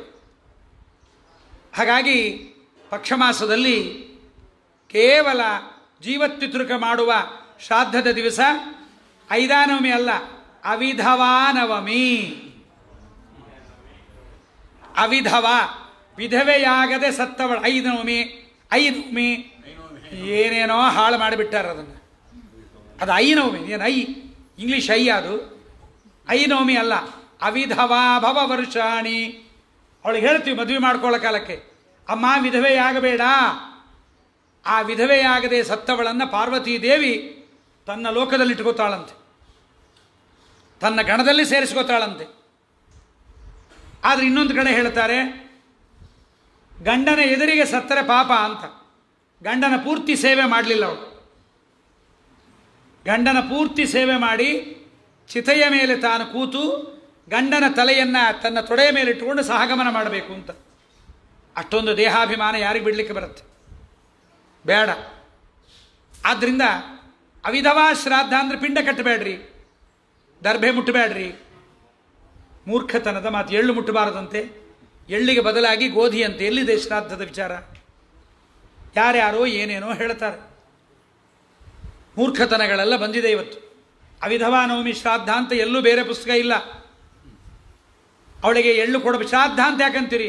ಇವತ್ತು ನಮ್ಮಮ್ಮನ ಹಬ್ಬ ಅನ್ರಿ ಅಂತೀರ, ಶ್ರಾದ್ದ ಅಂತೀರ? ಒಂದೇ ಒಂದು ಅವಿಧವಾ ನವಮಿಗೆ ಇರತಕ್ಕಂಥದ್ದು, ಮುತ್ತೈದೆಯನ್ನು ಕರೆದು ಶ್ರಾದ್ದದ ಬ್ರಾಹ್ಮಣರ ಜೊತೆಗೆ ಅವಳನ್ನು ಕೂಡಿಸಿ, ಅವಳಿಗೆ ಆವಾಹನ ಇಲ್ಲ, ವಿಸರ್ಜನೆ ಇಲ್ಲ, ದ್ವಿಜಾಂಗುಷ್ಠ ನಿವೇದನೆ ಇಲ್ಲ, ತೃಪ್ತಿ ಪ್ರಶ್ನೆ ಇಲ್ಲ. ಒಬ್ಬ ಮುತ್ತೈದೆಯನ್ನು ಅವಳ ಜೊತೆಗೆ ಕೂಡಿಸಿ ಅವಳಿಗೂ ಕೃಷ್ಣಾರ್ಪಣೆ ಹೇಳಿ ಅವಳಿಗೆ ತಾಯಿಗೆ ಬೇಕಾದ ಮಂಗಲ್ಯ ದ್ರವ್ಯಗಳನ್ನು ಅವಳಿಗೆ ಕೊಡಬಹುದು ಅಂತ ಧರ್ಮಶಾಸ್ತ್ರಗಳಲ್ಲಿ ಕೃಷ್ಣಾಚಾರ್ಯ ಸ್ಮೃತಿ ಮುಕ್ತಾವಳಿಯಲ್ಲಿ ಹೇಳಿದ್ದಾರೆ. ಇನ್ನೊಂದು ಅವಿಧವಾ ಶ್ರಾದ್ದ ಅಂದರೆ ಬ್ರಾಹ್ಮಣರನ್ನು ಊಟಕ್ಕೆ ಕರಿಬೇಡ್ರಿ. ಪ್ರತ್ಯಕ್ಷ ಬ್ರಾಹ್ಮಣರಿಗೆ ಮುತ್ತೈದೆಯರನ್ನು ಕೂಡಿಸ್ರಿ. ಕೂತ ಬ್ರಾಹ್ಮಣರಿಗೆ ಚಿತ್ರಾವತಿ ಯಾಕೆ ಇಡೋದಿಲ್ಲ? ಮುತ್ತೈದೆ ಶ್ರಾದ್ದದಲ್ಲೂ ಹಾಗೆ ತಾನೆ, ಚಿತ್ರಾವತಿ ಇಲ್ಲ, ಬರೀ ಅಂಗಾರ ಹಚ್ಕೋಬೇಕು. ಬಂದು ಬ್ರಾಹ್ಮಣರ ಕುಂಕುಮ ಹಚ್ಚಿರಿ, ಅರ್ಶಿನ ಹಚ್ಚಿರಿ, ಸೀರೆ ಕೊಡ್ರಿ, ಪಂಚೆ ಯಾಕೆ ಕೊಡ್ತೀರಿ? ಆದ್ದರಿಂದ ಇವೆಲ್ಲ ನಮ್ಮ ಹಿಂದಿನವರು ಪಂಡಿತರಿದ್ದರೂ ಅವರಿಗೆಲ್ಲ ಗೊತ್ತಿರಲಿಲ್ಲೇನು ಅಂತಂದ್ರು. ಅವ್ರಿಗೆ ಯಾವ್ದಾದ್ರು ಬೇರೆ ಪುಸ್ತಕ ಇತ್ತೇನು ಅಂತ ಕೇಳಬೇಕಾಗತ್ತೆ. ಆದ್ದರಿಂದ ಅವಿಧವಾ ನವಮಿ ಶ್ರಾದ್ದ ಅಂದರೆ ವಡೆಯೇ ಮಾಡಬೇಕು, ಎಳ್ಳಿಂದಲೇ ಮಾಡಬೇಕು. ಇದು ಪದ್ಧತಿ. ನಾವು ಹಾಗೆ ಮಾಡಿದ್ವಿ. ನಾವು ಅವಿಧವಾ ನವಮಿ ಶ್ರಾದ್ದದಲ್ಲಿ ವಡೆಯೇ, ಹೋಳಿಗೆ ಮಾಡಿಸೋದು, ಕಡುಬು. ಶ್ರಾದ್ದದಲ್ಲಿ ಕಡಲೆಬೇಳೆ ಬಂದರೆ ನಿರಾಶಾ ಪಿತರೋಗತಾಹ ಅಂತ. ಮನೆ ಮುಂದೆ ರಂಗೋಲಿ, ಸೊಸೆಯ ಹಣೆಯಲ್ಲಿ ಕುಂಕುಮ, ಇದೆರಡನ್ನು ನೋಡಿ. ಅದಕ್ಕೆ ಯಾಕೆ ಇಡ್ತಾರೆ ಹೇಳ್ರಿ ಕುಂಕುಮ? ಪಿಂಡಕ್ಕೆ ನಮಸ್ಕಾರ ಮಾಡಿದ ಮೇಲೆ ಕುಂಕುಮ ಹಚ್ಕೊಳ್ಬೇಕು. ಯಾರು ಕುಂಕುಮ ಹಚ್ಕೊಳ್ಳದೆ ಇದ್ದವರು ಅವತ್ತು ಮನೆಯಲ್ಲಿ ಕುಂಕುಮ ಹಚ್ಕೋಬಾರದು. ಹೊಸ್ತಲಿಗೆ ಕುಂಕುಮ ಇಲ್ಲ, ಮನೆಯ ಯಜಮಾನತಿಯ ಹಣೆಯಲ್ಲಿ ಕುಂಕುಮ ಇಲ್ಲ, ಮನೆಯ ಮುಂದೆ ರಂಗವಲ್ಲಿ ಇಲ್ಲ. ರಂಗವಲ್ಲೀಂ ತಥೋ ದೃಷ್ಟ ತಿಲಕಂಚ ತಥಾ ಮುಖೇ ನಿರಾಶಾ ಪಿತರೋಗತಾಹ. ಮನೆ ಮುಂದೆ ಅವ್ರಿಗಿಷ್ಟ, ಮನೆ ಮುಂದೆ ರಂಗೋಲಿ ಹಾಕಬಾರ್ದು. ಹಾಳಾಗೋಗೇ ಇದೆಯಾ, ನಾನು ಇಷ್ಟಪ್ಪ, ನಿನ್ನೆ ಪೂರ್ತಿ ರಂಗೋಲಿ ಹಾಕಿರಲಿಲ್ಲ, ಇವತ್ತು ಬಡಾನ ಹಾಕಬೇಕು ಅನ್ನಬಾರ್ದು.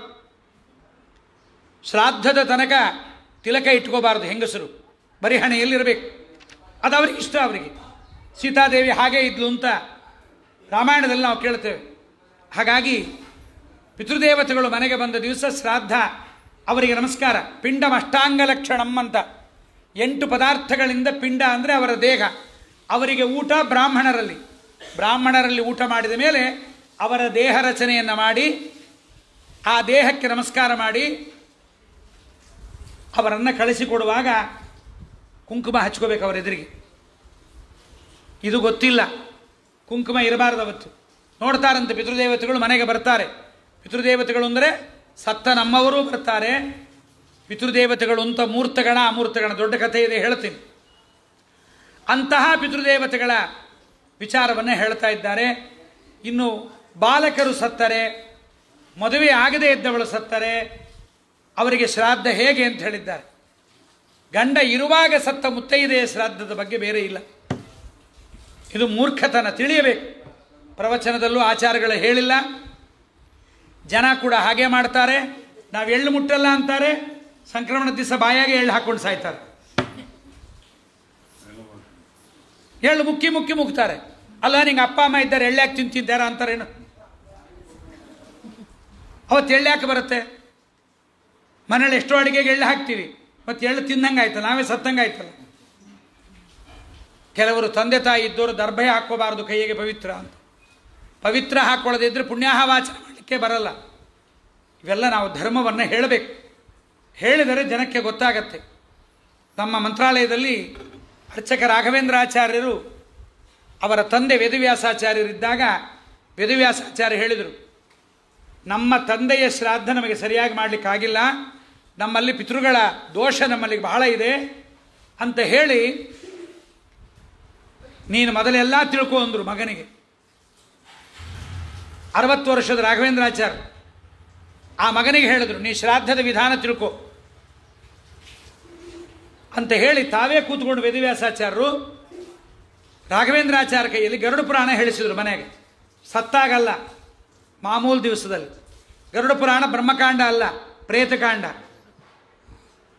ಸತ್ತಾಗ ನನಗೆ ನೀನೇನೇನು ಮಾಡಬೇಕು ತಿಳ್ಕೊ. ಬಾಯಾಗಿ ಎಳ್ಳು ಹಾಕಬೇಕು, ದರ್ಬೆ ಎಳ್ಳು ತುಳಸಿ ದಳ ಹಾಕಬೇಕು, ಬಂಗಾರದ ಕಾಸಿಡಬೇಕು. ಸತ್ತಾಗ ತಂದೆ ಬದುಕಿದಾಗಲೇ ತೊಡೆಯ ಮೇಲೆ ಮಲಗಿಸ್ಕೋಬೇಕು, ಉತ್ತರಕ್ಕೆ ದಕ್ಷಿಣಕ್ಕೆ ತಲೆ ಮಾಡಬೇಕು, ಗೋಮಯದಿಂದ ಸಾಸಬೇಕು. ಇದೆಲ್ಲ ಮೃತರಾದ ಮೇಲೆ ಮಾಡತಕ್ಕಂಥ ಕೆಲಸಗಳು. ಅದನ್ನು ಸಾಸಿ ಗೋಮಯದಲ್ಲಿ ಸಾರಿಸಿ ತುಳಸಿ ಕಟ್ಟೆಯ ಬಳಿಯಲ್ಲೇ ಮರಣ ಆಗುವಂತೆ ನೋಡಬೇಕು. ಮನೆಯಲ್ಲಿ ಮಲಗಿಸ್ಕೋಬಾರ್ದು. ಮತ್ತೆ ಅಲ್ಲಿ ಮಲಗಿಸಿ ದರ್ಬೆ ಮೇಲೆ ಮಲಗಿಸಿದ ಮೇಲೆ ತರೋ ಹಾಗಿಲ್ಲ. ಅದಕ್ಕೆ ಇದೆಲ್ಲ ಆದ ಮೇಲೆ ಮಾಡ್ತಾರೆ. ದೇಹವನ್ನು ಮಗ ತನ್ನ ತೊಡೆಯ ಮೇಲಿಟ್ಟುಕೊಂಡು ಅವನ ಕಿವಿಯ ಒಳಗಡೆ ವಿಷ್ಣು ಸಹಸ್ರನಾಮ, ಭಗವದ್ಗೀತೆ, ಕರ್ಣಸೂಕ್ತ, ಅವನ ಉತ್ತಮ ಗತಿಗೋಸ್ಕರವಾಗಿ ಮಗನಾದವನು ಮಾಡಬೇಕಿದೆಲ್ಲ. ಹಾಗಾಗಿ ಅದನ್ನು ಹೇಳಿಸಿದ್ದನ್ನು ನಾವು ಕೇಳಿದ್ವಿ. ನಾವು ಗರುಡ ಪುರಾಣವನ್ನು. ಆದ್ದರಿಂದ ಮಕ್ಕಳು ಕೇಳೋದು ಅಮಂಗಳ ಅಲ್ಲ ಇವೆಲ್ಲ. ಅದರಲ್ಲಿ ಬೇರೆ ಏನೂ ಇಲ್ಲ. ಪ್ರತಿಯೊಬ್ಬರೂ ಹೆಂಗಸರು ತಮ್ಮ ತಮ್ಮ ದೈಹಿಕ ಕ್ರಮಗಳ ಬಗ್ಗೆ ಹೆಣ್ಮಕ್ಳಿಗೆ ಹೇಳ್ಕೊಡ್ತಾರಲ್ಲೋ, ಹೀಗಿರಬೇಕಮ್ಮ, ಹೀಗೀಗೆ ಮಾಡ್ಕೋಬೇಕು, ಹೀಗಿರಬೇಕು ಅಂತ ತಾಯಂದ್ರು ಮಕ್ಕಳಿಗೆ ಹೇಳ್ಕೊಡುವಂತೆ ಇದನ್ನು ಕೂಡ ಗಂಡಸ ಮಕ್ಕಳಿಗೆ ನಾವು ಸಂಧ್ಯಾ ವಂದನೆ, ಸ್ನಾನ, ಜಪದಪಾದಿಗಳ ವಿಚಾರವನ್ನು ಹೇಳಿಕೊಡ್ಬೇಕು. ಹಾಗಾಗಿ ಇಲ್ಲಿ ಹೇಳ್ತಾರೆ, ಭೀಷ್ಮಾಚಾರ್ಯರು ಮಂಡಲ ಮಾಡಿ ಮತ್ತು ಹೆಂಗಸ ಮಕ್ಕಳು ಪಿಂಡ ಇಡ್ತೀವಿ ನಾವು ಆಚಾರ್ಯ ಕೇಳಿವಿ ಅಂತನ ಬೇಡ. ಹೆಂಗಸ ಮಕ್ಕಳು ಏನು ಮಾಡಬೇಕಪ್ಪ ಅಂದರೆ, ಹೆಣ್ಮಕ್ಕಳು ಶ್ರಾದ್ದಕ್ಕೆ ಅಡುಗೆ ಮಾಡಬೇಕು, ಅತ್ತೆ ಮಾವಂದರಿಗೆ ಬಡಿಸಬೇಕು. ಅವರು ಬಡಿಸಿದರೆ ಬಹಳ ತೃಪ್ತಿ ಅಂತೆ. ಸೀತಾದೇವಿ ಗಯಾದಲ್ಲಿ ಅಡುಗೆ ಮಾಡಿ ಬಡಿಸಲಿಕ್ಕೆ ಹೋಗುತ್ತಾಳೆ. ಮೊದಲನೇ ಅನ್ನಂಚ ಪಾಯಸಂ ಭಕ್ಷಂ ಬಡಿಸಿದಳು. ಅನ್ನ ಬಡಿಸಿದ ಕೂಡಲೇ ಬ್ರಾಹ್ಮಣರು ಯಾರು ಬಂದಾರೆ ಅಂತ ಹಿಂಗೆ ಮಾರಿ ನೋಡಿದ್ಲು. ನೋಡಿದವಳೆ ಓಡೋಗ್ಬಿಟ್ರು ಒಳಗಡೆಗೆ. ಸೀತಾದೇವಿ ಒಳಗೆ ಹೋದ ಕೂಡಲೇ ಬರಲೇ ಇಲ್ಲ. ರಾಮ ಅನ್ನಂಚ ಪಾಯಸಂ ಬಡಿಸ್ತಾಳೆ ಅಂತ ನೋಡ್ತಾ ಇದ್ದಾನೆ. ಸೀತಾದೇವಿ ಬರಲಿಲ್ಲ. ಲಕ್ಷ್ಮಣ ಕೇಳೋ ಅಂದ. ಲಕ್ಷ್ಮಣ ಒಳಗೆ ಹೋದ್ಲು. ಏನು ಹೇಳ್ತಿಲ್ರಿ ಆಕೆಗೆ, ನೀವೇ ಬಂದು ಕೇಳ್ರಿ ಇಂದ ಅಣ್ಣಂಗೆ. ರಾಮ ಬಂದು ಕೇಳ್ದ, ಯಾಕೆ ಎಂದು. ಅಲ್ಲಿ ಬರೇ ಬ್ರಾಹ್ಮಣರು ಕೂತಿಲ್ಲ, ನಮ್ಮ ಮಾವ ಕೂತಾರ ನೋಡ್ರಿ ಎಂದು. ಸರಿ, ಕೂತಿದ್ರೆ ಏನಾಯಿತು? ನಾನು ಭಾರೀ ಪೀತಾಂಬರ, ಮೈತುಂಬ ಬಂಗಾರ, ತಲೆಗೆ ಬಂಗಾರ, ಎಲ್ಲ ಮೈತುಂಬ ಬಂಗಾರ ಹಾಕ್ಕೊಂಡ ನನ್ನನ್ನು ನೋಡಿದ ದಶರಥ ಇವತ್ತು ಕಾಡಲ್ಲಿ ಜಡೆ ಬಿಟ್ಟುಕೊಂಡು, ನಾರುಮಡಿ ಉಟ್ಕೊಂಡು, ಕಿವಿಯಲ್ಲಿಲ್ಲ, ಮೂಗಲ್ಲಿಲ್ಲ, ಕೈಯಲ್ಲಿಲ್ಲ, ಕೊರಳಲ್ಲೇನೂ ಇಲ್ಲ. ಇದನ್ನು ನೋಡಿ ನಮ್ಮ ಮಾವನಿಗೆ ದುಃಖ ಆಗತ್ತೆ. ನಾ ಬರಲ್ಲ, ನೀವೇ ಬಡಿಸ್ಕೊಡ್ರಿ ಅಂದ್ಬಿಟ್ಟು. ಇದು ಹೇಳಿದ ಉದ್ದೇಶ ಗಂಡ ಬಡಿಸ್ರಿ ಅಂತಲ್ಲ, ಬಂದ ಬ್ರಾಹ್ಮಣರಲ್ಲಿ ಪಿತೃದೇವತೆಗಳು ಬಂದಿರ್ತಾರೆ ಅನ್ನೋ ಉದ್ದೇಶಕ್ಕೆ. ಅಲ್ಲಿ ಇನ್ಸ್ಪಿರೇಷನ್ ಏನು ಅಂತ ಅರ್ಥ ಮಾಡ್ಕೋಬೇಕು. ನೋಡ್ರಿ, ಸೀತಾದೇವಿ ಬಡಿಸಿಲ್ಲ, ಪುರಾಣಕ್ಕೆ ನಾವು ಬಡಿಸಂಗಿಲ್ಲ. ಭಾಗವತದಾಗ ಒಂದು ಕತೆ ಬರುತ್ತೆ. ಹುಡುಗಿ ಬೀಗರು ಬಂದಾಗ ಭತ್ತ ಕೊಡ್ತಾ ಇದ್ಲು, ಘಲ್ ಘಲ್ ಅಂತ ಬಳಿ ಶಬ್ದ ಬಂತು. ಶಬ್ದ ಬಂದದಕ್ಕೆ ಎಲ್ಲ ಬಳಿ ತೆಗೆದುಬಿಟ್ಲು, ಒಂದೇ ಬಳಿ ಇಟ್ಕೊಂಡಿದ್ಲು. ನೋಡಿದ್ರಾ, ಭಾಗವತದಾಗ ಹೇಳ್ಯಾರ ಒಂದೇ ಬಳಿ ಹಾಕ್ಕೋಬೇಕು ಅಂತ. ಇದು ಯಾವುದು ಇನ್ಸ್ಪಿರೇಷನ್ನು ಹೇಗಿರಬೇಕು ಅನ್ನೋದನ್ನು ನಾವು ತಿಳ್ಕೋಬೇಕು. ಇವೆಲ್ಲ ನಮ್ಮ ಭಾರತೀಯರ ಸಂಸ್ಕೃತಿ. ಆದ್ದರಿಂದ ಹೆಂಗಸರು ಕೂದಲು ಬೋಳಿಸ್ಕೊಳ್ಳೋದು, ಗಂಡಸರು ಜುಟ್ಟು ಬಿಡದೇ ಇರೋದು, ಇವೆಲ್ಲ ಅಮಂಗಳ. ಇವರು ಗಂಡ ಸಕೇಶಿ, ಅವ್ರು ಹೆಣ್ಣು ಸಕೇಶಿ ಅಷ್ಟೇ. ಅವರು ಮಡಿಗೆ ಬರಲ್ಲ. ಸಕೇಶಿನಿ ಹಾಗೆ ಮಡಿಗೆ ಬರಲ್ಲ ಅಂತಾರೆ. ಗಂಡ ಸತ್ತು ಮಡಿಯಾಗದೇ ಇದ್ದವಳನ್ನು ಶಿಖಾ ಬಿಡದೇ ಇದ್ದವರು ಮಡಿಗೆ ಬರೋದಿಲ್ಲ. ಅವರು ತೀರ್ಥ ಕೊಟ್ಟರೆ ತಗೊಳ್ಳೋ ಹಾಗಿಲ್ಲ. ಸ್ಪಷ್ಟ ಪ್ರಮಾಣಗಳು. ಇವರಿಗೆ ಅರ್ಧ ಮಡಿ, ಅರ್ಧ ಧರ್ಮ ಬೇಕು, ಇನ್ನು ಅರ್ಧ ಧರ್ಮ ಬೇಡ. ಸ್ಕೂಲ್ಗೆ ಹೋಗಬೇಕು, ಅಟೆಂಡ್ ಹಾಕಿಸ್ಬೇಕು, ಓದೋದಿಲ್ಲ. ಹಾಗಾದರೆ ಪುಣ್ಯ ಬರೋದಿಲ್ಲ. ಹಾಗಾಗಿ ಧರ್ಮರಾಜನಿಗೆ ಹೇಳ್ತಾ ಇದ್ದಾರೆ, ಶ್ರಾದ್ದಕ್ಕಾಗಿ ದರ್ಭೆಯನ್ನು ಹಾಸಿ ನಾನು ಅಲ್ಲದ ಮೇಲೆ ಪಿತೃಪಿತಾಮಹ ಪ್ರಪಿತಾಮಹರಿಗೆ ತರ್ಪಣವನ್ನು ಕೊಟ್ಟೆ. ಕೊಟ್ಟ ಕೂಡಲೇ ಪಿಂಡವನ್ನು ತಗೊಂಡೆ. ಯುಷ್ಮಧನುಜ್ಞೆಯ ಪಿಂಡಾದ್ಯರ್ಚನಂ ಕರಿಷ್ಯೆ ಅಂತ ಬ್ರಾಹ್ಮಣರನ್ನು ಕೇಳಿ, ಪಿಂಡ ಅಂದರೆ ನಮ್ಮ ಮೃತರಾದವರ ದೇಹವನ್ನು ರಚನೆ ಮಾಡ್ತೀನಿ ಅಂತ. 8 ಪದಾರ್ಥ ಹಾಕಬೇಕು. ಸರಿ ಇಲ್ಲ ಅಂತ ಬಾಳೆಹಣ್ಣು ಹಾಕಬಾರ್ದು, ಗೊತ್ತಾಯ್ತಾ? 8 ಪದಾರ್ಥ. 8 ಪದಾರ್ಥವನ್ನು ಹಾಕಿದರೆ ಅವರ ದೇಹದ ಭಾಗ ಪ್ರಾರಂಭ ಆಗತ್ತಲ್ಲಿ. ಆ ಟೈಮಲ್ಲಿ ನಿತ್ಯ ಊಟ ಮಾಡೋ ಕಾಲಕ್ಕೆ 8 ಹಾಕ್ಕೊಂಡು ನಾನು ತಿಂತೀನಿ. ಅದ್ರ ಭಾರಿ ರುಚಿ ಇರುತ್ತೆ, ವಾಸನೆ ಗಮ್ಮಂತಿರುತ್ತದು. ಪಿಂಡ ಕಟ್ಟೋ ಮುಂದೆ ನೋಡ್ಬೇಕು, ಅದಕ್ಕೆ ವಾಸನೆ ತೋರಿಸ್ತಾರೆ. ನೀವು ಒಂದ್ಸಲ ನೋಡ್ಬಿಡ್ಬಾಳ ಅಂತೇಳಿ, ಅದಕ್ಕೆ ವಾಸನೆ ನೋಡಿ ಬಿಸಾಕ್ತಾನೆ. ಒಳ್ಳೆ ಘಮಘಮ ಅಂತಿರುತ್ತೆ. ಜೇನುತುಪ್ಪ, ತುಪ್ಪ, ಹಾಲು, ಮೊಸರು, ಏನು ಬೇಕು ಅದಕ್ಕೆ, ಒಂದಿಷ್ಟು ಬೆಲ್ಲ ಎಲ್ಲ ಹಾಕಿರ್ತಾರೆ ಘಮಘಮ ಅಂತ. ಅದು ಉಪವಾಸ ಬೇರೆ ಇರ್ತಾನೆ ಇವನು. 12:30 ಆಗಿರ್ತದೆ. ಬೆಳಗಿಂದ ಚಾಟಿ ಏನು ಕುಡಿದಿರೋದಿಲ್ಲ, ಗಮ್ಮಂತ ವಾಸನೆ ತಿಂದುಬೇಡ ಅಂತ ಅನಿಸ್ಬೇಕು. ಬೇರೆ ಟೈಮಲ್ಲಲ್ಲ. ಅದಕ್ಕೆ ಅನ್ನವನ್ನು ಮುದ್ದೆ ಮಾಡಿ ತಿನ್ನಬಾರದು, ಕೈ ತುತ್ತು ಹಾಕಬಾರದು. ಯಾರಿಗೆ? ಉಪನೀತರಾದ ಹುಡುಗರ ಕೈಗೆ ಕೈ ತುತ್ತು ಹಾಕಬಾರದು. ಅದು ಏಕೋದ್ದಿಷ್ಟ ಶ್ರಾದ್ದ. ಅದು ಬಹಳ ಹಿಂದಿನಿಂದ ಬಡಿಸಬಾರದು. ಹಿಂದಿನಿಂದ ಬಡಿಸೋದಲ್ಲ, ಏಕೋದ್ದಿಷ್ಟಕ್ಕೆ.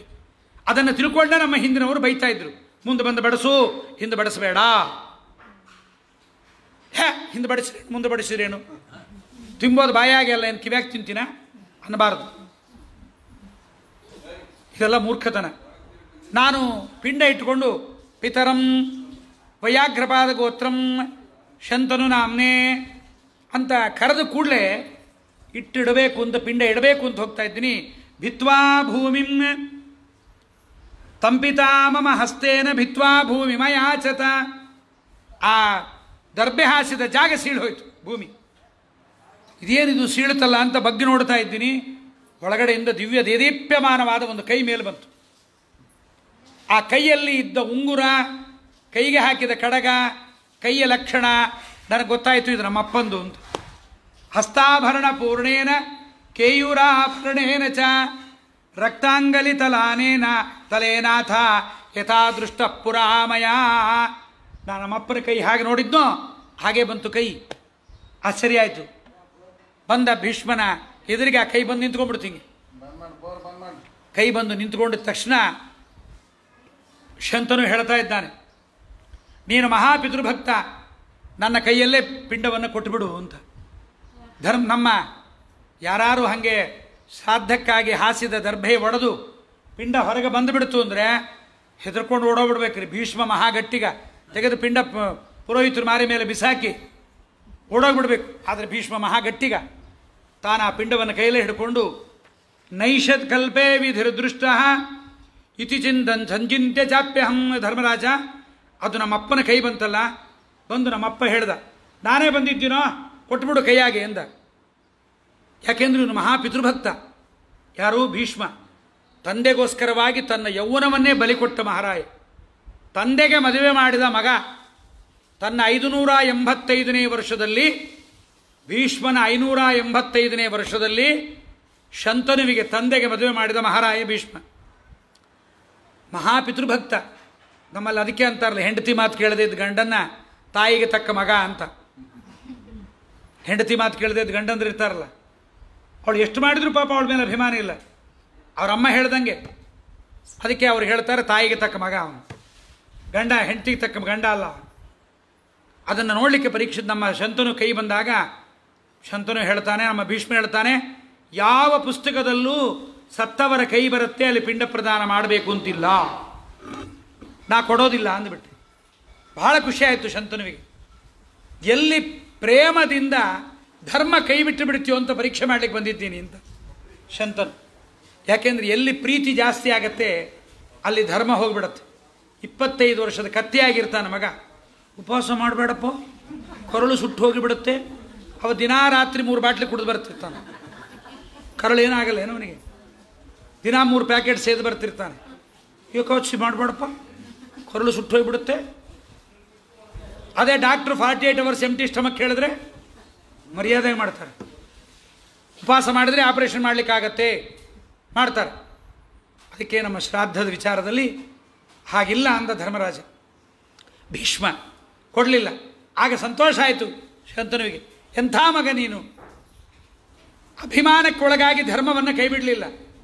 ಅಭಿಮಾನಕ್ಕೊಳಗಾಗಿ ಧರ್ಮವನ್ನು ಬಿಡದೇ ಇದ್ದದ್ದರಿಂದ ನಾನು ನಿನಗೊಂದು ವರ ಕೊಡ್ತೀನಿ ಇಂದ. ನೋಡ್ರಿ, ದೊಡ್ಡವರನ್ನು ಸಂತೋಷಪಡಿಸಿದರೆ ನಮ್ಮ ಮಕ್ಕಳು ಸಂತೋಷವಾಗಿರೋದನ್ನು ನಾವು ನೋಡ್ಬೋದು. ನಾವು ಸಂತೋಷವಾಗಿರೋದನ್ನು ನಮ್ಮ ತಂದೆ ತಾಯಿಗಳು ನೋಡಿರ್ತಾರೆ. ನಮ್ಮ ತಂದೆ ತಾಯಿಗಳನ್ನು ಸಂತೋಷಪಡಿಸಿದರೆ ನಮ್ಮ ಮಕ್ಕಳು ಸಂತೋಷವಾಗಿರೋದನ್ನು ನೋಡಿ ನಾವು ಸಂತೋಷವಾಗಿರ್ಬೋದು. ನಾವು ಪಡಿಸಿಲ್ಲ ಅಂದರೆ ನಮ್ಮ ಮಕ್ಕಳು ಅಯೋಗ್ಯರಾಗುತ್ತಾರೆ, ನಮಗೆ ದುಃಖ ಆಗತ್ತೆ, ಸಂಕಟ ಆಗತ್ತೆ, ಭಾಳ ದುಃಖ ಆಗತ್ತೆ ಇವೆಲ್ಲ. ಆದ್ದರಿಂದ ಹಾಗಂತಾನೆ ನತೇ ಮೃತ್ಯು ಪ್ರಭವಿತ ಅಂತಾನೆ ಶಂತನು. ನಿನ್ನ ಮಾತನ್ನು ಕೇಳದೆ ಮೃತ್ಯು ನಿನ್ನ ಬಳಿಗೆ ಬರಬಾರದು, ಇಚ್ಛಾಮರಣಿಯಾಗುವಂಥ ವರವನ್ನು ಕೊಟ್ಟಿದ್ದೀನಿ ಅಂತ ಅವಾಗ ಕೊಡ್ತಾನೆ. ಇಚ್ಛಾಮರಣಿ ಎಂಬತಕ್ಕಂತಹ ವರವನ್ನು. ಹಾಗಾದ ಮೇಲೆ ನಮ್ಮ ಭೀಷ್ಮ ಕೇಳ್ತಾನೆ, ಅಪ್ಪ ನೀ ಬಂದಿದ್ದೀಯಾ, ಬಹಳ ಸಂತೋಷ. ಪ್ರಶ್ನೆ ಮಿಚ್ಛಾಮಿ ವೈಕಿಂಚಿತ್. ನೀನು ಬಂದಿದ್ದೀಯಲ್ಲ, ಮೇಲ್ಲೋಕದಿಂದ ಬಂದಿದ್ದೀಯ. ಅಮೇರಿಕಾಕ್ಕೆ ಬಂದವ್ರನ್ನ ಕೇಳ್ತಿದ್ವಲ್ಲ, ಅಲ್ಲೂ ಕಡಲೆಕಾಯಿ ಎಣ್ಣೆ ಸಿಗ್ತದ, ತುಳಸಿ ಗಿಡ ಇರ್ತದ, ಅಲ್ಲೂ ಮನೆ ಮುಂದೆ ರಂಗೋಲಿ ಹಾಕ್ತಾರಾ, ಅಲ್ಲೂ ಎಲ್ಲರೂ ಕಚ್ಚಿ ಸೀರೆ ಹಾಕ್ಕೊಂಡು ಓಡಾಡ್ತಾರ, ಮುದ್ರಿಗೋಪಿದ್ದನ್ನು ಹಚ್ಚಿ. ಇವಾಗೆಲ್ಲ ಯಾರು ಕೇಳೋದಲ್ಲ. ಇವಾಗ ಅಲ್ಲೂ ಕರೋನಾ ಇದೆಯಾ, ಹಿಂದಕ್ಕೆಲ್ಲ ನಿಮ್ಮ ಕ್ಷೇಮ ಸಮಾಚಾರಕ್ಕೆ ಕಾಗದ ಬರೀರಿ ಅಂತ. ಇವಾಗ ಇಲ್ಲಿ ನೆಗೆಟಿವು, ಅಲ್ಲೂ ನೆಗೆಟಿವಾ. ಇಲ್ಲಿ ಕರೋನಾ 28, ನಿಮ್ಮಲ್ಲಿ ಎಷ್ಟು ಕರೋನಾ? ಇವಾಗೆಲ್ಲ ಕ್ವಶನ್ಗಳು ಹಿಂಗೆ. ಆವಾಗೆಲ್ಲ ಯೋಗಕ್ಷೇಮ ಪ್ರಶ್ನೆ ಇತ್ತು. ಹಾಗಾಗಿ ಸಮಾಮುವಾಚ ಧರ್ಮಾತ್ಮ ಬ್ರೂಹಿ ಭೀಷ್ಮ ಯದಿಚ್ಛಸಿ. ಕೇಳ್ತೀನಿ, ಹೇಳು ಅಂತಾರೆ.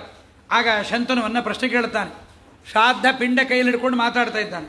ಶ್ರೂಯಂತೆ ಪಿತರೋ ದೇವಾ ದೇವಾನಾಮಪಿ ದೇವತಾ ದೇವಾಶ್ಚ ಪಿತರೋನ್ಯೇವ ಕಾನ್ಯಜಾಮೋ ವಯಂ ಪುನಃ ಕಥಂಚ ದತ್ತಮಸ್ಮಾಭಿ. ಅದೇ ಪ್ರಶ್ನೆ ಭೀಷ್ಮನನ್ನು ಧರ್ಮರಾಜ ಕೇಳಿದ ಪ್ರಶ್ನೆಯನ್ನೇ ಭೀಷ್ಮ ತಮ್ಮ ತಂದೆಯನ್ನು ಕೇಳ್ತಾನೆ. ಇದು ಹೇಗೆ? ನಾವು ಲೋಕಾಂತರದಲ್ಲಿದ್ದವರಿಗೆ ಕೊಟ್ಟ ಪಿಂಡ ಅವರಿಗೆ ಅನ್ನ ಪಿಂಡ ಹೋಗಲ್ಲ. ಬ್ರಾಹ್ಮಣರಲ್ಲಿ ಕೊಟ್ಟದ್ದು ಹೇಗೆ ತಿಳ್ಕೋಬೇಕು ನಾವು. ಪಿಂಡ ಅವರಿಗೆ ಅಲ್ಲ, ದೇಹ ಆಹಾರ ಅಲ್ಲ. ಪಿಂಡ ಆಹಾರ ಅಲ್ಲ, ಅವರ ದೇಹ. ಬ್ರಾಹ್ಮಣರ ಮುಖದಲ್ಲಿ ಊಟಕ್ಕೆ ಹಾಕಿಸೋದು ಅವರಿಗೆ ಊಟ. ಆದ್ದರಿಂದ ಕಾನ್ಯಜಿಂತಿಸ್ಮ ವೈಲೋಕಾ ಸದೇವ ನರದಾನವಾಹ. ದೇವತೆಗಳು, ದಾನವರು, ಮನುಷ್ಯರು ಎಲ್ಲರೂ ಶ್ರಾದ್ದ ಮಾಡ್ತಾರಂತಲ್ಲ, ಅವ್ರು ಯಾರು? ಆ ಪಿತೃಗಳು ಅಂದರೆ ಯಾರು? ಆಗ ಅವ್ರು ಹೇಳ್ತಾನೆ, ಬಹಳ ಹೊತ್ತು ಶ್ರಾದ್ದ ಮಾಡಬೇಡ, ಹೊತ್ತು ಶ್ರಾದ್ದ ಆಗಬಾರದು, ಬೇಗ ಮಾಡಬೇಕು. ಸಂಕ್ಷೇಪವಾಗಿ ಹೇಳ್ತೀನಿ, ಉಳಿದದ್ದನ್ನು ಮಾರ್ಕಂಡೇಯ ಶ್ರಾದ್ದ ಆದ ಮೇಲೆ ಮಧ್ಯಾಹ್ನ ಕೂತ್ಕೊಂಡು ಕೇಳು ಅಂತ. ಸರಿ ಅಂತ ಹೇಳ್ತಾ, ಪಿತೃದೇವತೆಗಳು ಅಂತ ಬೇರೆ. ಶ್ರಾದ್ದಕ್ಕೆ ನಮ್ಮ ತಂದೆ ತಾಯಿಗಳು ಮೃತರಾದವರು ಸ್ವತಂತ್ರವಾಗಿ ಬರುವ ಯೋಗ್ಯತೆ ಇಲ್ಲ. ಅವರನ್ನು ಪಿತೃದೇವತೆಗಳು ಅಂತ ಅನ್ನಬಾರದು. ಬರೀ ಪಿತೃಗಳು ಬೇರೆ, ಪಿತೃದೇವತೆಗಳು ಬೇರೆ. ಪಿತೃದೇವತೆಗಳು ಯಾರು ಅಂದರೆ ಬ್ರಹ್ಮದೇವರ ಮಕ್ಕಳು. ಬ್ರಹ್ಮದೇವರ ಮಕ್ಕಳು, ಅವರನ್ನು ನಾವು ಸಂತೋಷಪಡಿಸಿದರೆ ಆಪ್ಯಾಯಿತಾಶ್ಚತೆ ಶ್ರಾದ್ಧೆ ಪುನರಾಪ್ಯಾಯಂತಿ ಚ. ಅವರನ್ನು ಸಂತೋಷಪಡಿಸಿದರೆ ಅವರು ನಮ್ಮನ್ನು ಸಂತೋಷಪಡಿಸ್ತಾರೆ. ಅದಕ್ಕೆ ಯಾರು ಶ್ರಾದ್ದ ಮಾಡೋದಿಲ್ಲ ನೋಡ್ರಪ್ಪ, ಯಾಕೆ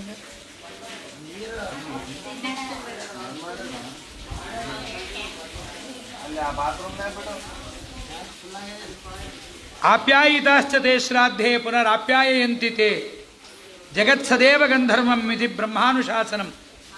ಪಿತೃದೇವತೆಗಳನ್ನು ನಾವು ಸಂತೋಷಪಡಿಸಿದರೆ ಅವರು ನಮ್ಮನ್ನು, ಯಾರು ಶ್ರಾದ್ದ ಮಾಡೋದಿಲ್ಲ ಅವರಿಗೆ ಬ್ರಾಹ್ಮಣರ ಮುಖದಲ್ಲಿ ಶ್ರಾದ್ದ ಮಾಡದೇ ಇದ್ದರೆ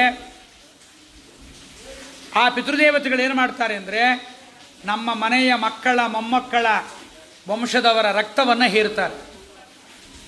ಆಗ ನಮಗೇನಾಗತ್ತೆ? ಆರೋಗ್ಯ ಕೆಡತ್ತೆ, ದುಃಖ ಆಗತ್ತೆ. ಆದ್ದರಿಂದ ಆ ಪಿತೃದೇವತೆಗಳು ಯಾರು ಅಂದರೆ ಬ್ರಹ್ಮದೇವರ ಮಕ್ಕಳು. ಅವರು ಪಿತೃದೇವತೆಗಳೇ, ಅವರಿಗೆ ಪಿತೃದೇವತೆಗಳು ಅಂತ ಹೆಸರಿರಲಿಲ್ಲ. ಅವರನ್ನು ಬ್ರಹ್ಮದೇವರು ಸೃಷ್ಟಿ ಮಾಡಿ ಅವರಿಗೇನು ಮಾಡಿದ್ದಾನೆ, ಅವರೇ ಪಿತೃದೇವತೆಗಳು, ಬ್ರಹ್ಮದೇವರ ಮಕ್ಕಳು. ತಾನ್ಯಜಸ್ವ ಮಹಾಭಾಗ ಶ್ರಾದ್ದೈರಗ್ರೈ ಅತಂದ್ರಿತಃ, ಅವರನ್ನೇ ನೀನು ಸಂತೋಷಪಡಿಸು ಅಂಥೇಳಿ, ಯಾರು ನೀನು ಹೆಸರು ಗೋತ್ರ ಅವರದನ್ನು ಹೇಳಿದಿಂದರೆ ಆ ಪಿತೃದೇವತೆಗಳದನ್ನು ತೊಗೊಂಡು ಹೋಗಿ ಅವರಿಗೆ ಕೊಡ್ತಾರೆ.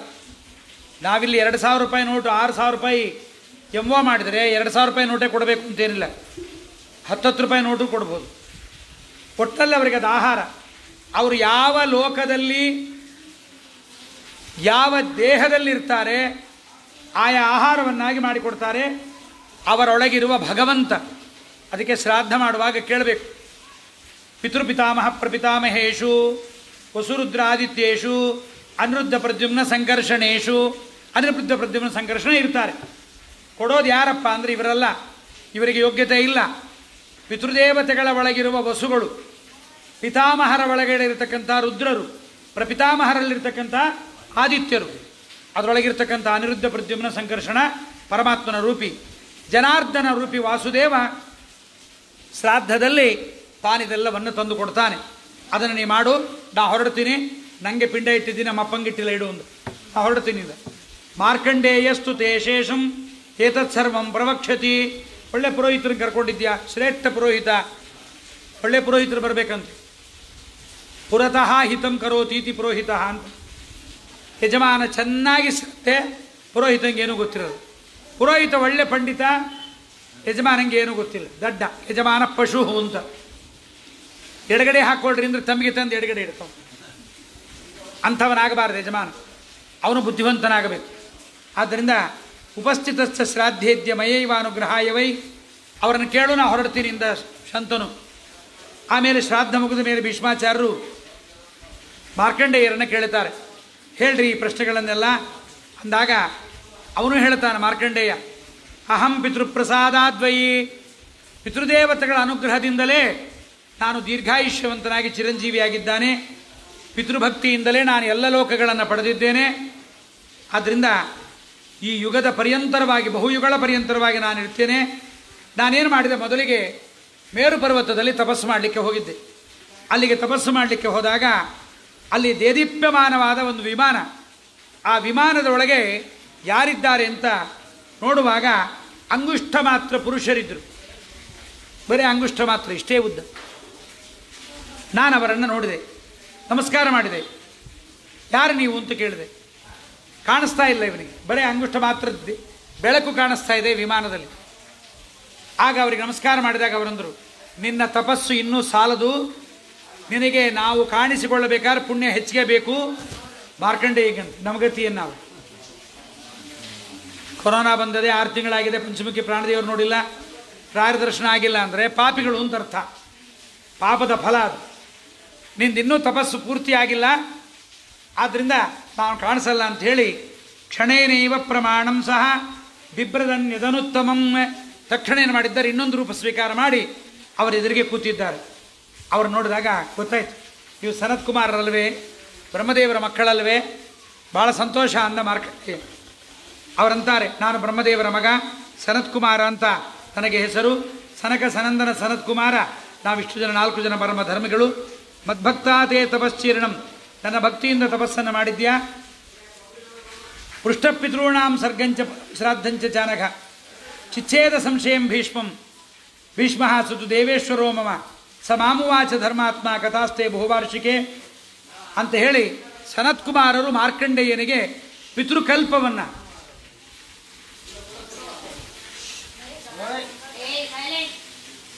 ಪಿತೃದೇವತೆಗಳ ಬಗ್ಗೆ ಸನತ್ ಕುಮಾರರು ಅವರಿಗೆ ಹೇಳಲಿಕ್ಕೆ ಪ್ರಾರಂಭ ಮಾಡಿದ್ದಾರೆ. ದೇವತೆಗಳ ಮಕ್ಕಳು ದೇವತೆಗಳಿದ್ದರು. ಆ ದೇವತೆಗಳನ್ನು ಸೃಷ್ಟಿ ಮಾಡಿ ಬ್ರಹ್ಮದೇವರು ಅವರನ್ನು ನೀವು ಆರಾಧನೆ ಮಾಡಿಕೊಡ್ರಿ ಅಂತ ಬಿಟ್ಟರು. ಬ್ರಹ್ಮದೇವರನ್ನು ಪರಮಾತ್ಮನನ್ನು ಪೂಜೆ ಮಾಡಬೇಕಾಗಿದ್ದವರು ಏನು ಮಾಡಿಬಿಟ್ರು, ಅಡಿಗೆ ಒಳ್ಳೆ ಮಾಡಿ ತಾವೇ ತಿಂದುಬಿಡ್ತಿದ್ರು. ಎಲ್ಲ ತಾವೇ ತಿನ್ನಬೇಕು, ದೇವರ ನೈವೇದ್ಯ ಏನೂ ಇಲ್ಲ. ಅದಕ್ಕೆ ಹೋಳಿಗೆ ಮಾಡಿ ಮನೆಯಲ್ಲಿ, ಆ ಹೋಳಿಗೆ ಮಾಡಿದಾಗ ಕರೆಯೋ ದೇವತೆಗಳೇ ಬೇರೆ, ವಡೆ ಮಾಡಿದಾಗ ಕರೆಯೋ ದೇವತೆಗಳೇ ಬೇರೆ. ಹೋಳಿಗೆ ಮಾಡಿ ಬ್ರಾಹ್ಮಣರನ್ನು ಕರೆಯದೆ ಊಟಕ್ಕೆ ಹಾಕಿದರೆ ಬಹಳ ಅಮಂಗಳವಂತ ಮನೆಯಲ್ಲಿ.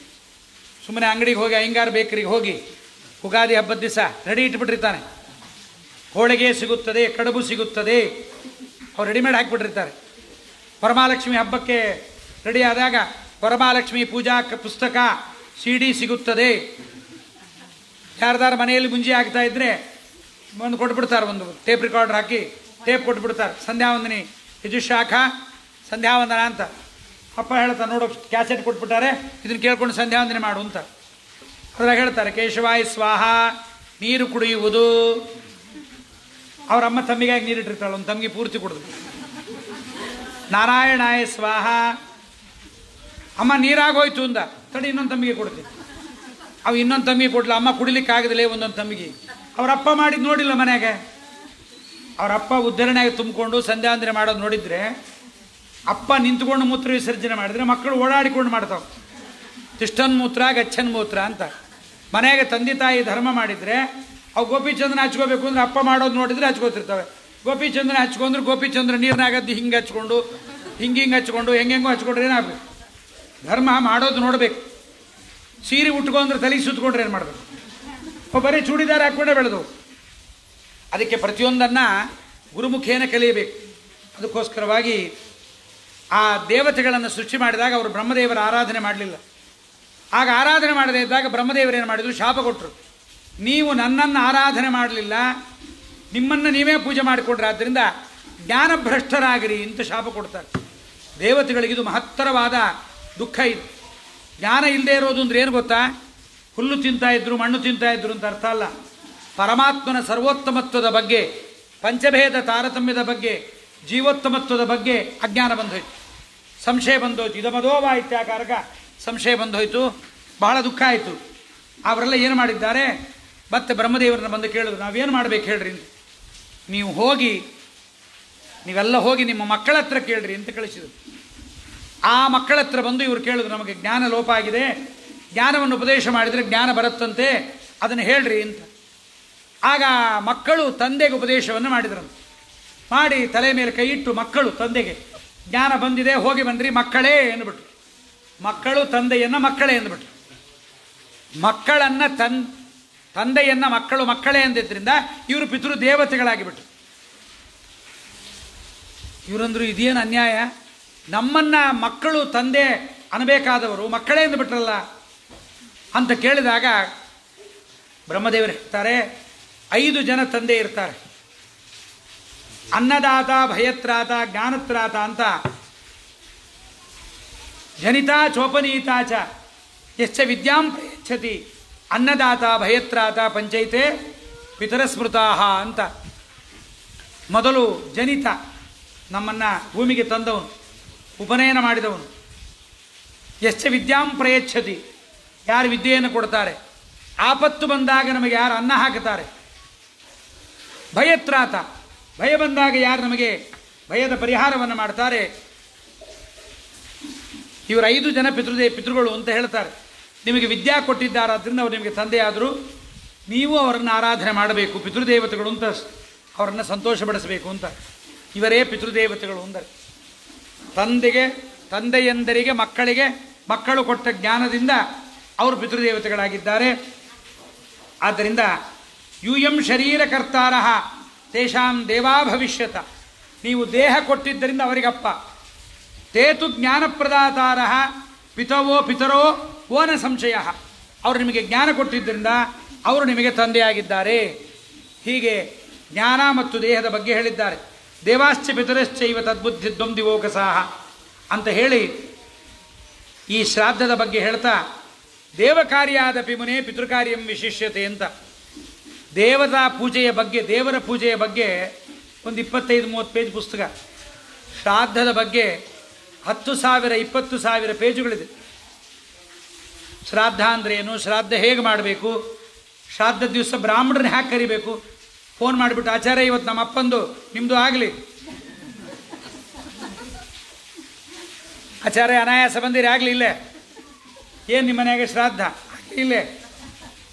ಹಾಗಲ್ಲ, ಬ್ರಾಹ್ಮಣರನ್ನ ಕರೆಯುವಾಗ ಮನೆಗೆ ಹೋಗಿ ಕಾಲು ಮುಟ್ಟಿ ಕಾಲಿನಿಂದ ಮಂಡಿಯ ತನಕ ಬಲಗಾಲನ್ನು ಎಡಗೈಯಿಂದ ಎಡಗಾಲನ್ನು ಒತ್ತಿ, ಅದು ಒತ್ತಿ ನೋಡ್ರಿ, ಒತ್ತಿಸಿಕೊಂಡು ನೋಡ್ರಿ, ಗೊತ್ತಾಗತ್ತೆ.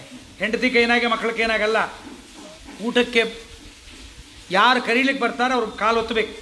ಮನೆಯಾಗ ಕರೀಲಿಕ್ಕಾಗದೇ ಇದ್ದರೆ, ತುಂಬ ದೂರದ ಬ್ರಾಹ್ಮಣರಾದರೆ ಮನೆಗೆ ಬಂದ ತಕ್ಷಣ ಪಾದವನ್ನು ತೊಳೆದು ಅವರ ಕಾಲನ್ನು ಒತ್ತಿ ಅವರನ್ನು ಆಹ್ವಾನ ಮಾಡಬೇಕು. ಪ್ರೀತಿ ಇದು. ಬಂದವರು ಯಾರು?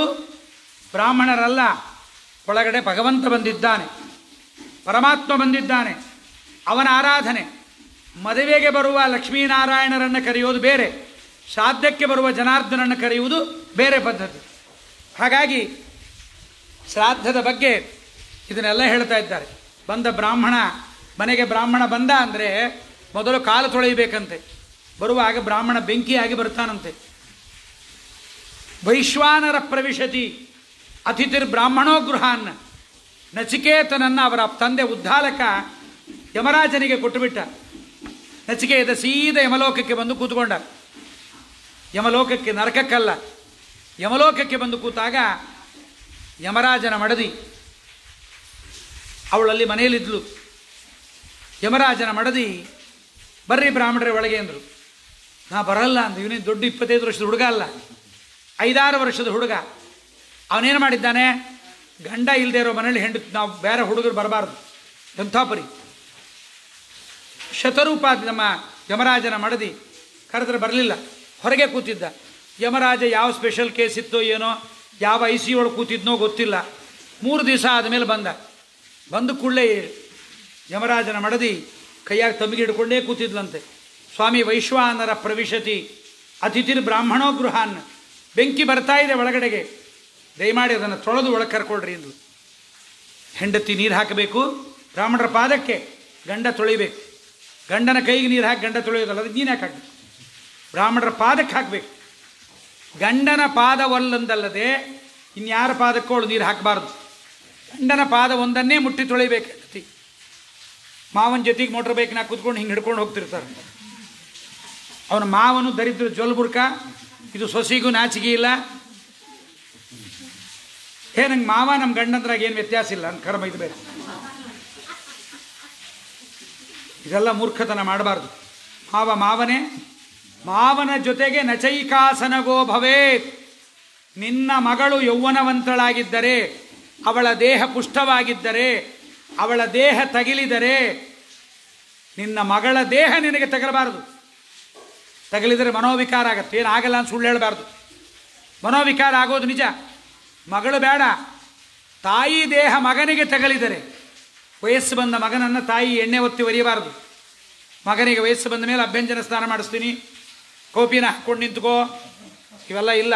ನೀನೇ ಎರ್ಕೋ ಹೋಗಿ ಒಳಗಡೆ ನಡಿ. ವಯಸ್ಸಿಗೆ ಬಂದ ಮಗನನ್ನು ಮುಟ್ಟಿದರೆ ತಾಯಿಗೆ ಮನೋವಿಕಾರ ಆಗತ್ತೆ. ಇವೆಲ್ಲ ಪದ್ಧತಿ. ಗಂಡನ ಪಾದ ಮಾತ್ರ ಮುಟ್ಟಬೇಕು, ನಮಸ್ಕಾರ ಮಾಡಬೇಕು, ಬೇರೊಬ್ಬರ ಪಾದವನ್ನು ಮುಟ್ಟಬಾರದು. ಆದ್ದರಿಂದ ಶ್ಯಾಮಲಾದೇವಿ ಯಮರಾಜನ ಮಡದಿ ಹಾಗೆ ಕರೀತಾಳೆ. ಹಾಗಾಗಿ ಬ್ರಾಹ್ಮಣರನ್ನು ಮನೆಗೆ ಕರೆದು ಪಾದವನ್ನು ಒತ್ತಬೇಕು, ಯೋಗ್ಯ ರೀತಿಯಿಂದ ಕರೆಯಬೇಕು. ಅವರನ್ನು ಶ್ರಾದ್ದಕ್ಕೆ ಮೊದಲು ಮಾಡಬೇಕಾದ ಕೆಲಸ ಇದು. ಶ್ರಾದ್ದಕ್ಕೆ ಬಂದ ಬ್ರಾಹ್ಮಣರನ್ನು ಆವಾಹನೆ ಮಾಡಿ, ಅವರೇನೋ ಗತಿಗೆಟ್ಟು ಬಂದಿದ್ದಾರೆ ಬ್ರಾಹ್ಮಣರು, ನಾವು ಕೊಡೋ 100 ರೂಪಾಯಿಂದ ಅವರಿಗೆ 5 kg ಎಣ್ಣೆ, 3 kg ಉದ್ದಿನಬೇಳೆ, ಅವ್ರ ಮನೆಯಾಗ ಊಟ ಎಲ್ಲ 100 ರೂಪಾಯಿಗೆ ಮಾಡ್ತಾರೆ ಅಂತ. ಏನು ಕರ್ಮ ಇದು ಅನ್ನಬಾರ್ದು. ಶ್ರಾದ್ದದ ಅಡಿಗೆ ಬೇಕಾದ್ದು ಮಾಡಿಸಿದ್ರು ಕೂಡ ಬ್ರಾಹ್ಮಣರು ಊಟ ಮಾಡೋದನ್ನು ಒಕ್ಕರಗಣ್ಣಿನಿಂದ ಕೆಕ್ಕರಿಸಿ ನೋಡಬಾರದು. ಶ್ರಾದ್ದ ಮಾಡುವಾಗ, ಊಟ ಮಾಡುವಾಗ ಬ್ರಾಹ್ಮಣರು. ಮತ್ತು ಎರಡನೇದಾಗಿ ಬ್ರಾಹ್ಮಣರು ಊಟ ಮಾಡುವಾಗ ಏನು ಅಡುಗೆ ಮಾಡಿಸಿಯಪ್ಪ, ಶ್ರಾದ್ದದ ಅಡುಗೆನ ಹೊಗಳಬಾರದು. ಉಪ್ಪನ್ನು ಶ್ರಾದ್ದದಲ್ಲಿ ಕೂತ ಬ್ರಾಹ್ಮಣರು ಕೇಳಿದ್ರು ಅಂದರೆ ಶ್ರಾದ್ದ ಡಮಾರ್. ಭೂರಿ ಭೋಜನದಾಗಾದರೂ ಆಯಿತು, ಪ್ರತ್ಯಕ್ಷ ಬ್ರಾಹ್ಮಣರು ಕೂತಾಗಲಾದರೂ ಆಯಿತು, ಕೇಳೋ ಹಾಗಿಲ್ಲ. ಮತ್ತು ಬ್ರಾಹ್ಮಣರು ತಗಲಬಾರದು ಶ್ರಾದ್ದದಲ್ಲಿ. ಹಾಗಾಗಿ ಇವೆಲ್ಲ ಶ್ರಾದ್ದದ ಕಲ್ಪದಲ್ಲಿ, ಅದಕ್ಕೆ ಹೇಳಿದ್ದು 8000 ಪೇಜ್ ಇದೆ. ಶ್ರಾದ್ದ ಕಲ್ಪಲತಾ, ಶ್ರಾದ್ದ ಮಂಜರಿ ಎಲ್ಲ ಅನೇಕ ಪುಸ್ತಕಗಳಿದೆ. ಶ್ರಾದ್ದಕ್ಕೆ ಬ್ರಾಹ್ಮಣರನ್ನು ಯಾರನ್ನು ಕರಿಬೇಕು? ಯೋಗ್ಯರಾದ ವಿಪ್ರರನ್ನು, ಶ್ರೋತ್ರಿಯರನ್ನು ಶ್ರಾದ್ದಕ್ಕೆ ಕರಿಬೇಕು. ನಮ್ಮ ಮನೆಯಾಗೆ ನಮ್ಮ ಕೆಲಸ ಮಾಡಿಕೊಡ್ತಾರೆ, ನಮ್ಮೂರಾಗ ಕೆಲಸ ಮಾಡಿಕೊಡ್ತಾರೆ, ಅಧಾರ್ಮಿಕರು, ಸಂಧ್ಯಾವಂದನೆ ಮಾಡದೇ ಇದ್ದವರು, ಇಂಥವ್ರೆಲ್ಲ ಕರಿಬಾರ್ದು. ಹಿಂಗೆ ಇಷ್ಟ ಇದ್ದರೆ ಮಾರನೇ ದಿವಸ ಕರೆದು ಅವ್ರಿಗೂ ಒಡಿ ಮಾಡಿ ಸಾಕ್ತೀನಿ. ಆದರೆ ಶ್ರಾದ್ದಕ್ಕೆ ಬರಬೇಕಾದ್ರೆ ಅವರು ಬಹಳ ಯೋಗ್ಯರಾಗಿರಬೇಕು. ನಮಗೆ ಪುಣ್ಯವನ್ನು ಕೊಡುವ ಯೋಗ್ಯತೆ ಅವರಲ್ಲಿರಬೇಕು. ಬರೇ ಊಟಕ್ಕೆ ಕರೆಯೋದಲ್ಲ, ಉಪಕಾರ ಮಾಡಿದವರನ್ನು ಶ್ರಾದ್ದಕ್ಕೆ ಉಪಕಾರವನ್ನು ಬಯಸಿ ಕರೆಯಬಾರದು. ನಮ್ಮ ಮನೆಯಾಗ ನಮ್ಮ ತಂದೆ ಸತ್ತಾಗ ಬಹಳ ಉಪಕಾರ ಮಾಡಿದ್ರು, ಅವ್ರನ್ನೇ ಪೂರ್ವಭಕ್ತಿ ಕೂಡಿಸ್ತೀವಿ ಅಂತ ಹೆಣ ಹೊರಲಿಕ್ಕೆ ಬಂದವರೆಲ್ಲ ಪೂರ್ವಭಕ್ತಿ ಕೂಡಿಸಬಾರ್ದು. ಅದದು ಬೇರೆ ಕರ್ತವ್ಯ. ಅದಕ್ಕೆ ಶವವಾಹಕರನ್ನು ಏನು ಮಾಡ್ತಾರೆ, ಮೊದಲೇ ದಕ್ಷಿಣೆ ಕೊಟ್ಟು ಸ್ವಾಮಿ ದಯವಿಟ್ಟು ನಮ್ಮ ತಂದೆಯನ್ನು ಹೊರಲಿಕ್ಕೆ ಬರ್ರಿ ಅಂತ ಕರಿಬೇಕು. ಇದೆಲ್ಲ ಯಾರು ಹೇಳೋದೇ ಇಲ್ಲ. ಅವರಿಗೆ ಮೊದಲೇ ದಕ್ಷಿಣೆ ಕೊಡಬೇಕು. ಅವರಿಗೆ ದಯವಿಟ್ಟು ಬಂದು ಇದೊಂದು ಯಜ್ಞ, ಈ ಯಜ್ಞದಲ್ಲಿ ತಾವು ದಯವಿಟ್ಟು ಬನ್ನಿ ಅಂತ ಕರೆಯಬೇಕು. ಇಲ್ಲಿ ಶ್ರಾದ್ದದಲ್ಲಿ ನಾವು ಯಾರ ಆರಾಧನೆ ಮಾಡ್ತೀವಿ ಅಂದರೆ 10 ಜನ ವಿಶ್ವೇ ದೇವತೆಗಳು ಅಂತಿದ್ದಾರೆ. ಪಾರ್ವಣಕ್ಕೆ ಬೇರೆ, ಪಕ್ಷಮಾಸಕ್ಕೆ ಬೇರೆ, ಕಾಲಶ್ರಾದ್ದಕ್ಕೆ ಬೇರೆ, ಕಾಮ್ಯಶ್ರಾದ್ದಕ್ಕೆ ಬೇರೆ, ಧೂರಿಲೋಚನರು, ಹೀಗೆಲ್ಲ ಅನೇಕರು ಪಿತೃದೇವತೆಗಳಿದ್ದಾರೆ. ಎಲ್ಲ ಅಗ್ನಿಯ ಮಕ್ಕಳು. ವಿಶ್ವಜನಿ ಎಂಬತಕ್ಕಂಥವರ ಮಕ್ಕಳೇ ವಿಶ್ವೇ ದೇವತೆಗಳು ಅಂತ. ಆ ವಿಶ್ವೇ ದೇವತೆಗಳನ್ನು ಕರೆದು ವಿಶ್ವದನುಜ್ಞೆಯ ಮಂಡಲಾಧ್ಯರ್ಚನಂ ಕರಿಷ್ಯೇ, ಅವರ ಅಪ್ಪಣೆ ತಗೊಂಡು ಅವ್ರನ್ನ ಯಾಕೆ ಕರಿತೀವಿ ಅಂದರೆ, ಈ ಶ್ರಾದ್ದಕ್ಕೆ ಬಂದ ಪಿತೃದೇವತೆಗಳಿಗೆ ವಿಘ್ನ ಬಾರದಂತೆ ಆ ವಿಶ್ವೇ ದೇವತೆಗಳು ಕಾಯ್ತಾ ಇರ್ತಾರೆ. ಅದಕ್ಕೆ ವಿಶ್ವೇ ದೇವತೆಗಳ ಸ್ಥಾನ ಪಿತೃಸ್ಥಾನ. ಪಿತೃಗಳಿಗೆ 3 ಜನ, ವಿಶ್ವೇ ದೇವಸ್ಥಾನಕ್ಕೆ 2. ದರ್ಭೆ ಕಟ್ಟುವಾಗಲೇ ಹಾಗೆ ಕಟ್ತಾರೆ. 2 ದರ್ಭೆ ವಿಶ್ವೇ ದೇವಸ್ಥಾನಕ್ಕೆ, 3 ದರ್ಭೆ ಪಿತೃಸ್ಥಾನಕ್ಕೆ. ಯಾಕೆಂದರೆ ಪಿತೃಗಳು 3 ಜನ. ಇದೆಲ್ಲ ಶ್ರಾದ್ದದಲ್ಲಿ ತಿಳಿಯಬೇಕು. ಇದಾದ ಮೇಲೆ ಶ್ರಾದ್ದವನ್ನು ಮಾಡುವಾಗ ಮತ್ತಷ್ಟು ವಿಚಾರಗಳನ್ನು ಹೇಳ್ತಾರೆ. ಇದ್ಯಾರು ಶ್ರಾದ್ದದ ದೇವತೆಗಳು? ಶ್ರಾದ್ದದ ದೇವತೆಗಳು ಅಂತ ಯಾರಂತಾರೆ ಅಂದರೆ, ಒಟ್ಟು ಶ್ರಾದ್ದ ದೇವತೆಗಳು 7 ಜನ. 2 ಗಣ, ಒಂದು ಮೂರ್ತಗಣ ಮತ್ತೊಂದು ಅಮೂರ್ತಗಣ ಅಂತ. ಒಬ್ಬರದು ಸ್ಥೂಲವಾದ ಶರೀರ, ಕೆಲವರದು ಸೂಕ್ಷ್ಮವಾದ ದೇಹ. ಒಟ್ಟು 7 ಜನ ಯಾರು ಅಂದರೆ, ಸುಕಾಲರು, ಅಂಗಿರರು, ಸುಸ್ವಧರು, ಸೋಮಪರು ಅಂತ ಮೂರ್ತಗಣ. ಇವರ ದೇಹ ಚೆನ್ನಾಗಿ ಕಾಣಿಸುತ್ತೆ. ಅಮೂರ್ತಗಣ ಸ್ವಲ್ಪ ಕಡಿಮೆಯಾಗಿ ಕಾಣಿಸುತ್ತೆ. ವೈರಾಜರು, ಅಗ್ನಿಶ್ವಾತ್ತರು, ಬರ್ಹಿಷದರು ಅಂತ 7 ಜನ, 2 ಗಣ. ಇದು ಶ್ರಾದ್ದ ಮಾಡಿದಷ್ಟೇ ಪುಣ್ಯ. ಇದು ಪಿತೃದೇವತೆಗಳ ಕಲ್ಪವನ್ನು ಕೇಳುವುದು ಶ್ರಾದ್ದದ ದಿವಸ. ಅದನ್ನು ಮಾಡಲಿ ಅಂತಲೇ ಮನೆಯಲ್ಲಿ ಜಗನ್ನಾಥದಾಸರು ಪಿತೃಗಣ ಸಂಧಿಯನ್ನು ಬರೆದಿದ್ದಾರೆ. ಶ್ರಾದ್ದ ಆಗಬೇಕಾದರೆ ಕಠೋಪನಿಷತ್ತು, ಭಾಗವತ, ವಿಷ್ಣು ಸಹಸ್ರನಾಮ, ಪಿತೃಗಣ ಸಂಧಿ ಇವೆಲ್ಲವನ್ನು ಪಾರಾಯಣ ಮಾಡ್ತಾ ಇರಬೇಕು. ಪಿತೃದೇವರು ಬಂದವರ ಎದುರಿಗೆ ಏನು ಮಾಡಿದ ಹಾಳಾಗೋದ ಅವನು ಅಂತ ಶ್ರಾದ್ದ ಮಾಡೋರ ಹೆಸರನ್ನ ಬೈಕೊಂಡು ಅಲ್ಲಿ ತರ್ಪಣ, ಇಲ್ಲಿ ಮಂತ್ರಾರ್ಚನೆ ಆಗಿರಬಾರ್ದು. ಬಹಳ ಚೆನ್ನಾಗಿ ಶ್ರಾದ್ದವನ್ನು ಮಾಡಬೇಕು. ಅವ್ರದ್ದೆಲ್ಲ ಬಹಳ ವಿಸ್ತಾರವಾಗಿ ಕಥೆ ಇದೆ. ಎಲ್ಲ ನಮಗೆ ಪ್ರಸಿದ್ಧರಾದವರು. ವೈರಾಜರು ಅಂತ ಇದ್ದಾರೆ. ಆ ವೈರಾಜರ ಮಗಳೇ ಮಾನಸಿ ಕನ್ಯಾ ಮೇನ. ಆ ಮೇನೆಯನ್ನು ಹಿಮವಂತರಾಜನಿಗೆ ಕೊಟ್ಟಿದ್ದರು. ಆ ಹಿಮವಂತರಾಜನಿಗೆ ಮಕ್ಕಳಾಗಿ 3 ಜನ, ಏಕಪರ್ಣ, ಏಕಪಾಟಲ, ಉಮಾ ಅಂತ 3 ಜನ. ಅದರಲ್ಲಿ ಉಮೆಯನ್ನು ರುದ್ರದೇವರಿಗೆ ಕೊಟ್ಟು ಮದುವೆ ಮಾಡಿದ್ದಾರೆ. ಉಮಾ ತಾಸಾಂ ವರಿಷ್ಠಾಚ ಜ್ಯೇಷ್ಠಾಚ ವರವರ್ಣಿನಿ. 2ನೇದ್ದು ಅಗ್ನಿಶ್ವಾತ್ತರು ಅಂತ ಪಿತೃದೇವತೆಗಳ ಗಣದಲ್ಲಿ. ಅವರು ನಮಗೆ ಪ್ರಸಿದ್ಧ ಗೊತ್ತಿದ್ದಾರೆ. ಅಗ್ನಿಶ್ವಾತ್ತರ ಮಗಳೇ ತೇಷಾಂಚ ಮಾನಸಿ ಕನ್ಯಾ ಅಚ್ಚೋದಾ ನಾಮ ನಿಮ್ನಗ. ಆ ಅಗ್ನಿಶ್ವಾತ್ತರು ಎಂಬತಕ್ಕಂಥವರ ಮಗಳೇ ಅಚ್ಚೋದೆ ಅಂತ. ಅವಳು ನದಿಯಾಗಿ ಹರಿದಿದ್ದಾಳೆ. ಆ ಅಚ್ಚೋದೆ ಎಂಬತಕ್ಕಂಥವಳು ಒಮ್ಮೆ ಹೀಗೆ ಆಕಾಶದಲ್ಲಿ ಹೋಗ್ತಾ ಇರಬೇಕಾದ್ರೆ ಒಂದು ವಿಮಾನದಲ್ಲಿ ಯಾರೋ ಹೋಗ್ತಾ ಇದ್ರು. ಅವಳಿಗೆ ಅವರ ಅಪ್ಪನನ್ನು ನೋಡಿರಲಿಲ್ಲ. ಎಲ್ಲೋ ಫಾರಿನ್ನಾಗೆ ಕೆಲಸ ಮಾಡೋರು ತಂದೆ ಅಗ್ನಿಶ್ವಾತ್ರರನ್ನು ನೋಡಿರಲಿಲ್ಲ. ಅಮಾವಸ್ಸು ಅಂತ ಒಬ್ಬ ಗಂಧರ್ವ. ಆ ಅಮಾವಸ್ಸು ಎಂಬತಕ್ಕಂಥ ಆಯುವಿನ ಮಗ, ಈ ಕುರುವಂಶದವನೇ ಅವನು. ಅವನು ಹೋಗ್ತಾ ಇದ್ದ. ಅವನ ಜೊತೆಗೆ ಅಸಿಕ್ನಿ ಎಂಬತಕ್ಕಂಥವಳು ಇದ್ಲು, ಅದ್ರಿಕಾ ಅಂತ. ಅವರೇ ನಮ್ಮ ಅಪ್ಪ ಅಮ್ಮ ಅಂತ ತಿಳ್ಕೊಂಬಿಟ್ಲು. ಅಲ್ಲದೇ ಇದ್ದವರನ್ನ ತಿಳ್ಕೊಂಡ ಮೇಲೆ ಅವರ ತಂದೆ ಅಂದರು ಬಂದರು. ಅವ್ರು ನಿಮ್ಮ ಅಪ್ಪ ಅಮ್ಮ ಅಲ್ಲ, ಅವ್ರನ್ನ ಅಪ್ಪ ಅಮ್ಮ ಅಂತ ತಿಳ್ಕೊಂಡಿದ್ದೆ. ಆದ್ದರಿಂದ ಅವರಿಗೆ ಮಗನಾಗು ನೀನು ಅಂತ ಶಾಪ ಕೊಟ್ಟರು ಅಗ್ನಿಶ್ವಾಸ.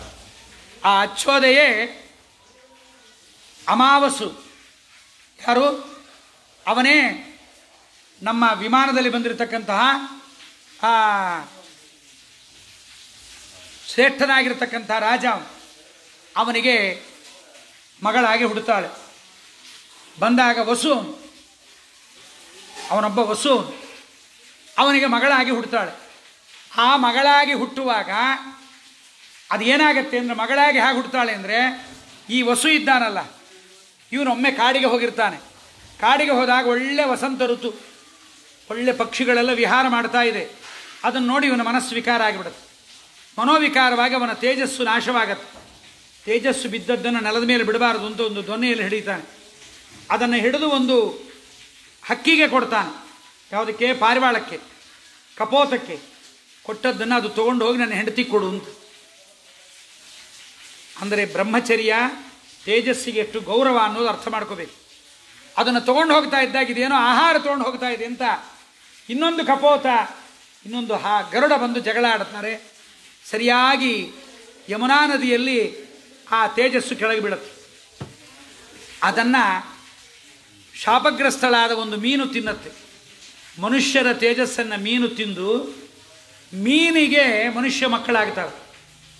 ಆ ಮೀನು ಗರ್ಭಿಣಿಯಾಗಿ ಅದನ್ನು ತಗೊಂಡು ಬಂದು ಹೆಚ್ಚಿದಾಗ 2 ಮಕ್ಕಳಿರ್ತಾವೆ, ಒಂದು ಗಂಡು ಮತ್ತೊಂದು ಹೆಣ್ಣು. ಬೆಸ್ತರು ಭಾರಿ ಪ್ರಾಮಾಣಿಕರು. ಪದಾರ್ಥ ನಮ್ಮದು, ಒಳಗಿದ್ದೆಲ್ಲ ರಾಜಂದು ಅಂತ. ಅದಕ್ಕೆ ಇವತ್ತು ಮನೆಯೊಳಗೆ ಏನಾದ್ರು ನಿಧಿ ಸಿಕ್ಕರೆ ರಾಜರೇ ತೊಗೊಂಡು ಹೋಗ್ಬಿಡುತ್ತೆ, ಗೌರ್ಮೆಂಟ್ ತೊಗೊಂಡು ಹೋಗ್ಬಿಡುತ್ತೆ. ಒಳಗೆ ಸಿಕ್ಕಿದ್ದು ನಮಗಲ್ಲ. ಕೊನೆಗೆ ನಾವೇನು ಮಾಡ್ತೀವಿ? ಏನಿರಲ್ಲ ಬೊಗ್ಗುಂಡಿಂದಿ ಅಂತ ಹೊರಗೆ ಚೆಲ್ಬಿಡ್ತೀವಿ. ರೊಕ್ಕ ಈಗ ಸಿಕ್ಕಿರ್ತದೆ, ಬಂಗಾರದ ನಾಣ್ಯ ಸಿಕ್ಕಿರ್ತದೆ, ಬರೀ ಬೊಗ್ಗಿತ್ತು ಅಂತ ಹೊರಗೆ ಚೆಲ್ಬಿಡ್ತೀವಿ. ಏನು ಸಿಗಲಿಲ್ಲ, ಹೋಗಿ ಆ ಕಡೆಗೆ. ಸರಿ, ಇದನ್ನು ತಂದು ಮೀನನ್ನು ತಂದು ರಾಜನಿಗೆ ಒಪ್ಪಿಸ್ತಾರೆ ಬೆಸ್ತರು. ಕೊಟ್ಟಾಗ ರಾಜ ಗಂಡು ಮಗುವನ್ನು ಇಟ್ಕೋತಾನೆ, ಹೆಣ್ಣು ಮಗುವನ್ನು ಬೆಸ್ತರಿಗೆ ಕೊಟ್ಟು ಬಿಡ್ತಾನೆ. ಆ ಹೆಣ್ಣು ಮಗುವೇ ಸತ್ಯವತಿ. ಅವಳೇ ಶಂತನುವಿನ ಮೊದಲನೇ ಮಗಳು, ಹೆಂಡತಿ. ಅವಳನ್ನೇ ಸತ್ಯವತಿಯನ್ನೇ ಪರಾಶರರು ಮದುವೆಯಾದಾಗ ಅಲ್ಲಿ ಹುಟ್ಟಿದವರೇ ವೇದವ್ಯಾಸರು. ಇದು ಅಚ್ಚೋದಯ ಕಥೆ. ಪಿತೃದೇವತೆಗಳಲ್ಲಿ 2ನೇಯವಳಾದ ಅಚ್ಚೋದಯ ಕಥೆ. ಭ್ರಷ್ಟೈಶ್ವರ್ಯ ಸ್ವದೋಷೇಣ ಅಸ್ಯರಾಜ್ಞೋ ವಸೋಕನ್ಯಾ ತಮಪತ್ನಂ ಭವಿಷ್ಯಸಿ. ಪರಾಶರರನ್ನು ಹಡೆದು ಪರಾಶರನ ಮದುವೆ ಆಗುತ್ತಾಳೆ. ಮದುವೆ ಆಗಿಲ್ಲ ಅಂತ ತಿಳಿಬಾರ್ದು. ಅಂಬಿಗರ ಪೆಣ್ಣಿನ ರೂಪಿಗೊಲಿದವನಲ್ಲಿ ಜನಿಸಿದೆ ಮಧ್ವಾಂತರ್ಗತ ವೇದವ್ಯಾಸ ಅಂತಾರೆ ವಾದರಾಜರು. ಆ ಪರಾಶರರನ್ನು ಮದುವೆಯಾಗಿ ವಸಿಷ್ಠರು ಬಂದು, ಪರಾಶರರಿಗೆ ಅಪ್ಪ ಇರಲಿಲ್ಲ, ಶಕ್ತಿ ಅಂತ ಇರಲಿಲ್ಲ. ವಸಿಷ್ಠರೇ ಬಂದು ಮೊಮ್ಮಗನ ಮದುವೆಗೆ ಅರುಂಧತಿ ಸಹಿತವಾಗಿ ಕೂತು ವಿವಾಹ ಮಹೋತ್ಸವವನ್ನು ನಡೆಸಿಕೊಡ್ತಾರೆ. ವಸುವಿನ ಇವಳ ತಂದೆ ತಾಯಿ ಯಾರು? ಸತ್ಯವತಿಯ ತಂದೆ ತಾಯಿ ವಸು ಮತ್ತು ಅದ್ರಿಕ ಅವರು ಬರ್ತಾರೆ. ಮದುವೆ ನಡೆಯುತ್ತೆ. ಕೇವಲ ಪರಾಶರರು ಸ್ಪರ್ಶ ಮಾಡಿ ಅವಳನ್ನು ಮುಟ್ಟಿದ್ದಕ್ಕೆ ವೇದವ್ಯಾಸ ದೇವರು ಪ್ರತ್ಯಕ್ಷವಾಗುತ್ತಾರೆ. ವೇದಗಳ ವಿಭಾಗ ಮಾಡ್ತಾರೆ. ದ್ವೀಪದಲ್ಲಿ ಹುಟ್ಟಿದ್ದರಿಂದ ದ್ವೈಪಾಯನ ಅಂತ, ಬೋರೆಯ ಗಿಡದ ಕೆಳಗೆ ಕೂತಿದ್ದರಿಂದ ಬಾದರಾಯಣ ಅಂತ. ಸತ್ಯವತಿ ಪರಾಶರ ಹೃದಯ ನಂದನ ಭಗವಾನ್ ವ್ಯಾಸಃ ಅಂತ. ಅಂತಹ ವೇದವ್ಯಾಸ ದೇವರನ್ನು ಪಡೆದು ಅವಳಿಗೆ ಕನ್ಯಾತ್ವ ಹೋಗಿರಲಿಲ್ಲವಂತೆ. ಇದೇನು ಅಂತ ಗೊತ್ತಿಲ್ಲ ನಮಗೆ. ಕನ್ಯಾತ್ವ ಅಂದರೆ ಏನು ಗೊತ್ತಿಲ್ಲ. ನೀನು ಮಕ್ಕಳನ್ನು ಹಡೆದರೂ ನೀನು ಕನ್ಯೆಯಾಗೇ ಉಳಿದಿರ್ತಿ ಅಂತ ಹೇಳಿದರು.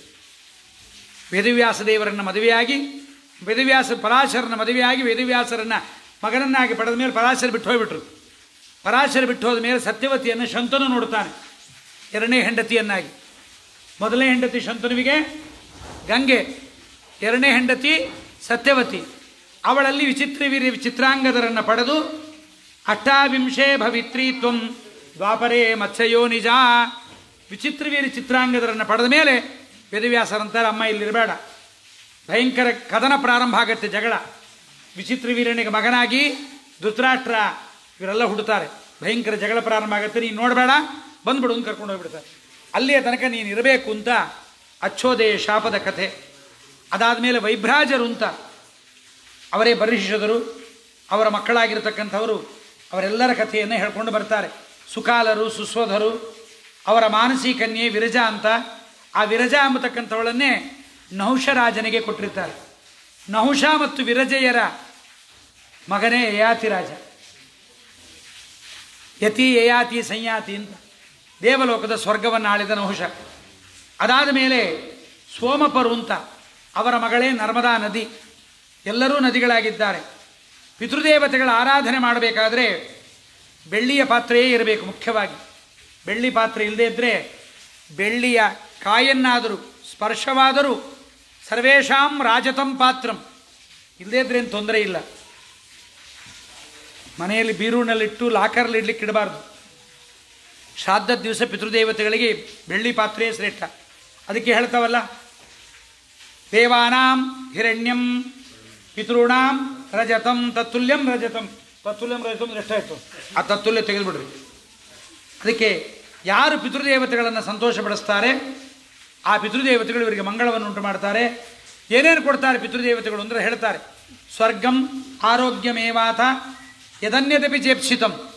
ಯಾರಿಗಾದರೂ ಮದುವೆ ಆಗದೇ ಇದ್ದರೆ, ಮಕ್ಕಳಾಗದೇ ಇದ್ದರೆ ಶ್ರಾದ್ದ ಮಾಡಿ ಪಿಂಡ ಪ್ರದಾನವನ್ನು ಮಾಡಿದ ಮೇಲೆ ಪಿಂಡಾನ್ ಉದ್ವಾಸಯಿಷ್ಯೆ ಅಂತ ಹುಡುಕುತ್ತ ಬ್ರಾಹ್ಮಣರನ್ನ ಕೇಳ್ತೀವಿ. ಪಿಂಡ ತೆಗಿತೀನಿ ಸ್ವಾಮಿ, ಅಪ್ಪಣೆ ಕೊಡ್ರಿ. ತೆಗಿಬೇಕಾದ್ರೆ ಮೊದಲು ಮಧ್ಯಮ ಪಿಂಡವನ್ನು ತೆಗಿಬೇಕು. ತಾತನನ್ನು ಮೊದಲು ತೆಗಿಬಾರ್ದು. ಅವ್ರನ್ನ ಹಾಗೆ ಇಟ್ಟು ಎಲ್ಲರೂ ನಮಸ್ಕಾರ ಆದಮೇಲೆ ಮನೆ ಯಜಮಾನ ಶ್ರಾದ್ದ ಮಾಡಿದಾಗ ಕೇಳಬೇಕು. ಯಾರ್ದೋ ಮನೆ ಶ್ರಾದ್ದದಾಗಲ್ಲ, ತನ್ನ ಮನೆ ಶ್ರಾದ್ದದಲ್ಲಿ. ಆರೋಗ್ಯ ಇಲ್ಲದೆ ಇದ್ದರೆ ಆರೋಗ್ಯ ಕೊಡ್ರಿ. ಯಾರೋ ಆಸ್ಪತ್ರೆಯಾಗಿ ಬೆಡ್ ರಿಡನ್ ಆಗ್ಯಾರೆ, ಮಕ್ಕಳ ಮದುವೆ ಆಗಿಲ್ಲ, ದುಡ್ಡಿಲ್ಲ, ದಾರಿದ್ರ್ಯದಲ್ಲಿದ್ದೇವೆ, ಶತ್ರುಗಳ ಕಾಟ ಬಹಳವಾಗಿದೆ, ಏನು ಬೇಕೋ ಜ್ಞಾನಭಕ್ತಿ ವೈರಾಗ್ಯ ಕೊಡ್ರಿ, ಶಾಸ್ತ್ರ ಶ್ರವಣ ಆಗಲಿ, ತೀರ್ಥಯಾತ್ರೆ ಆಗಲಿ, ಏನು ಅಪೇಕ್ಷೆ ಇರುತ್ತೋ ಅದಕ್ಕೆ ತೀರ್ಥಯಾತ್ರೆ ಮಾಡುವಾಗ ಏನು ಮಾಡ್ತೀವಿ, ಮನೆಯಿಂದ ಹೊರಡೋ ದಿವಸ ಶ್ರಾದ್ದ ಮಾಡಿ ಹೊರಡಬೇಕು. ಬಂದ ಮೇಲೆ ಮತ್ತೆ ಮಾಡೋದೇ ಬದರಿ ಸಮಾರಾಧನೆ. ಸಮಾರಾಧನೆ ಅಂದ್ರೇನು? ಅಲ್ಲಿ ಬ್ರಾಹ್ಮಣರು ಸಿಕ್ಕಿರಲ್ಲ, ಸಂಕಲ್ಪ ಮಾಡಿ ಬಂದುಬಿಟ್ಟಿರ್ತೀವಿ, ಮನೆಗೆ ಹೋದ್ಮೇಲೆ ಶ್ರಾದ್ದ ಮಾಡ್ತೀವಿ ಅಂತ. ಅದಕ್ಕೆ ಬದರಿಗೆ ಹೋಗೋ ಮೇಲೆ ಬದರಿ ಸಮಾರಾಧನೆ. ಹಿಂದಿನವರೆಲ್ಲ ಹಂಗೆ ಮಾಡ್ತಿರ್ಲಿಲ್ಲ. ಬದರಿಗೆ ಹೋಗೋ ಮುಂದೆ ಶ್ರಾದ್ದ ಮಾಡಿ ಹೋಗ್ಬಿಡ್ತಿದ್ರು. ಬಂದರೆ ಬದರಿ ಸಮಾರಾಧನೆ, ಬರದೇ ಇದ್ದರೆ ನಮ್ಮ ವೈಕುಂಠ ಸಮಾರಾಧನೆ ಅಂತ. ಯಾಕೆಂದರೆ ಬದರಿ ಸಮಾರಾಧನೆ ಅಷ್ಟು ಕಷ್ಟ ಇರ್ತವಾಗ ಬದರಿ ಯಾತ್ರೆ. ಇವಾಗೇನು ಸೀದಾ ಹೆಲಿಪ್ಯಾಡ್, ಬದರಿ ನಾರಾಯಣನ ಬಗಲಾಗೆ ಹೆಲಿಪ್ಯಾಡ್. 50,000 ರೂಪಾಯಿ ಕೊಟ್ಟುಬಿಟ್ರೆ ಡೆಹ್ರಾಡೂನಿಂದ ಡುರ್ರಂತ ಮೇಲೆ ಇರಿಸ್ತಾನೆ. ಹಿಂಗೆ ಹಿಮಾಲಯ ನೋಡೋದ್ರೆ ಕರ್ಕೊಂಡೋಗಿ ಹೆಲಿಪ್ಯಾಡ್ನಾಗ ಇಳಿಸ್ಬಿಡ್ತಾನೆ ಬದ್ರಿನಾರಾಯಣನ ಗುಡಿ ಬಗಲಾಗಿ. 50,000 ರೂಪಾಯಿ ಈಚ್. 5 ನಿಮಿಷಕ್ಕೆ ಬದ್ರಿ ಯಾತ್ರೆ ಮುಗಿದೋಯ್ತು. ಆದರೆ ಏನೂ ಸುಖ ಇಲ್ಲ.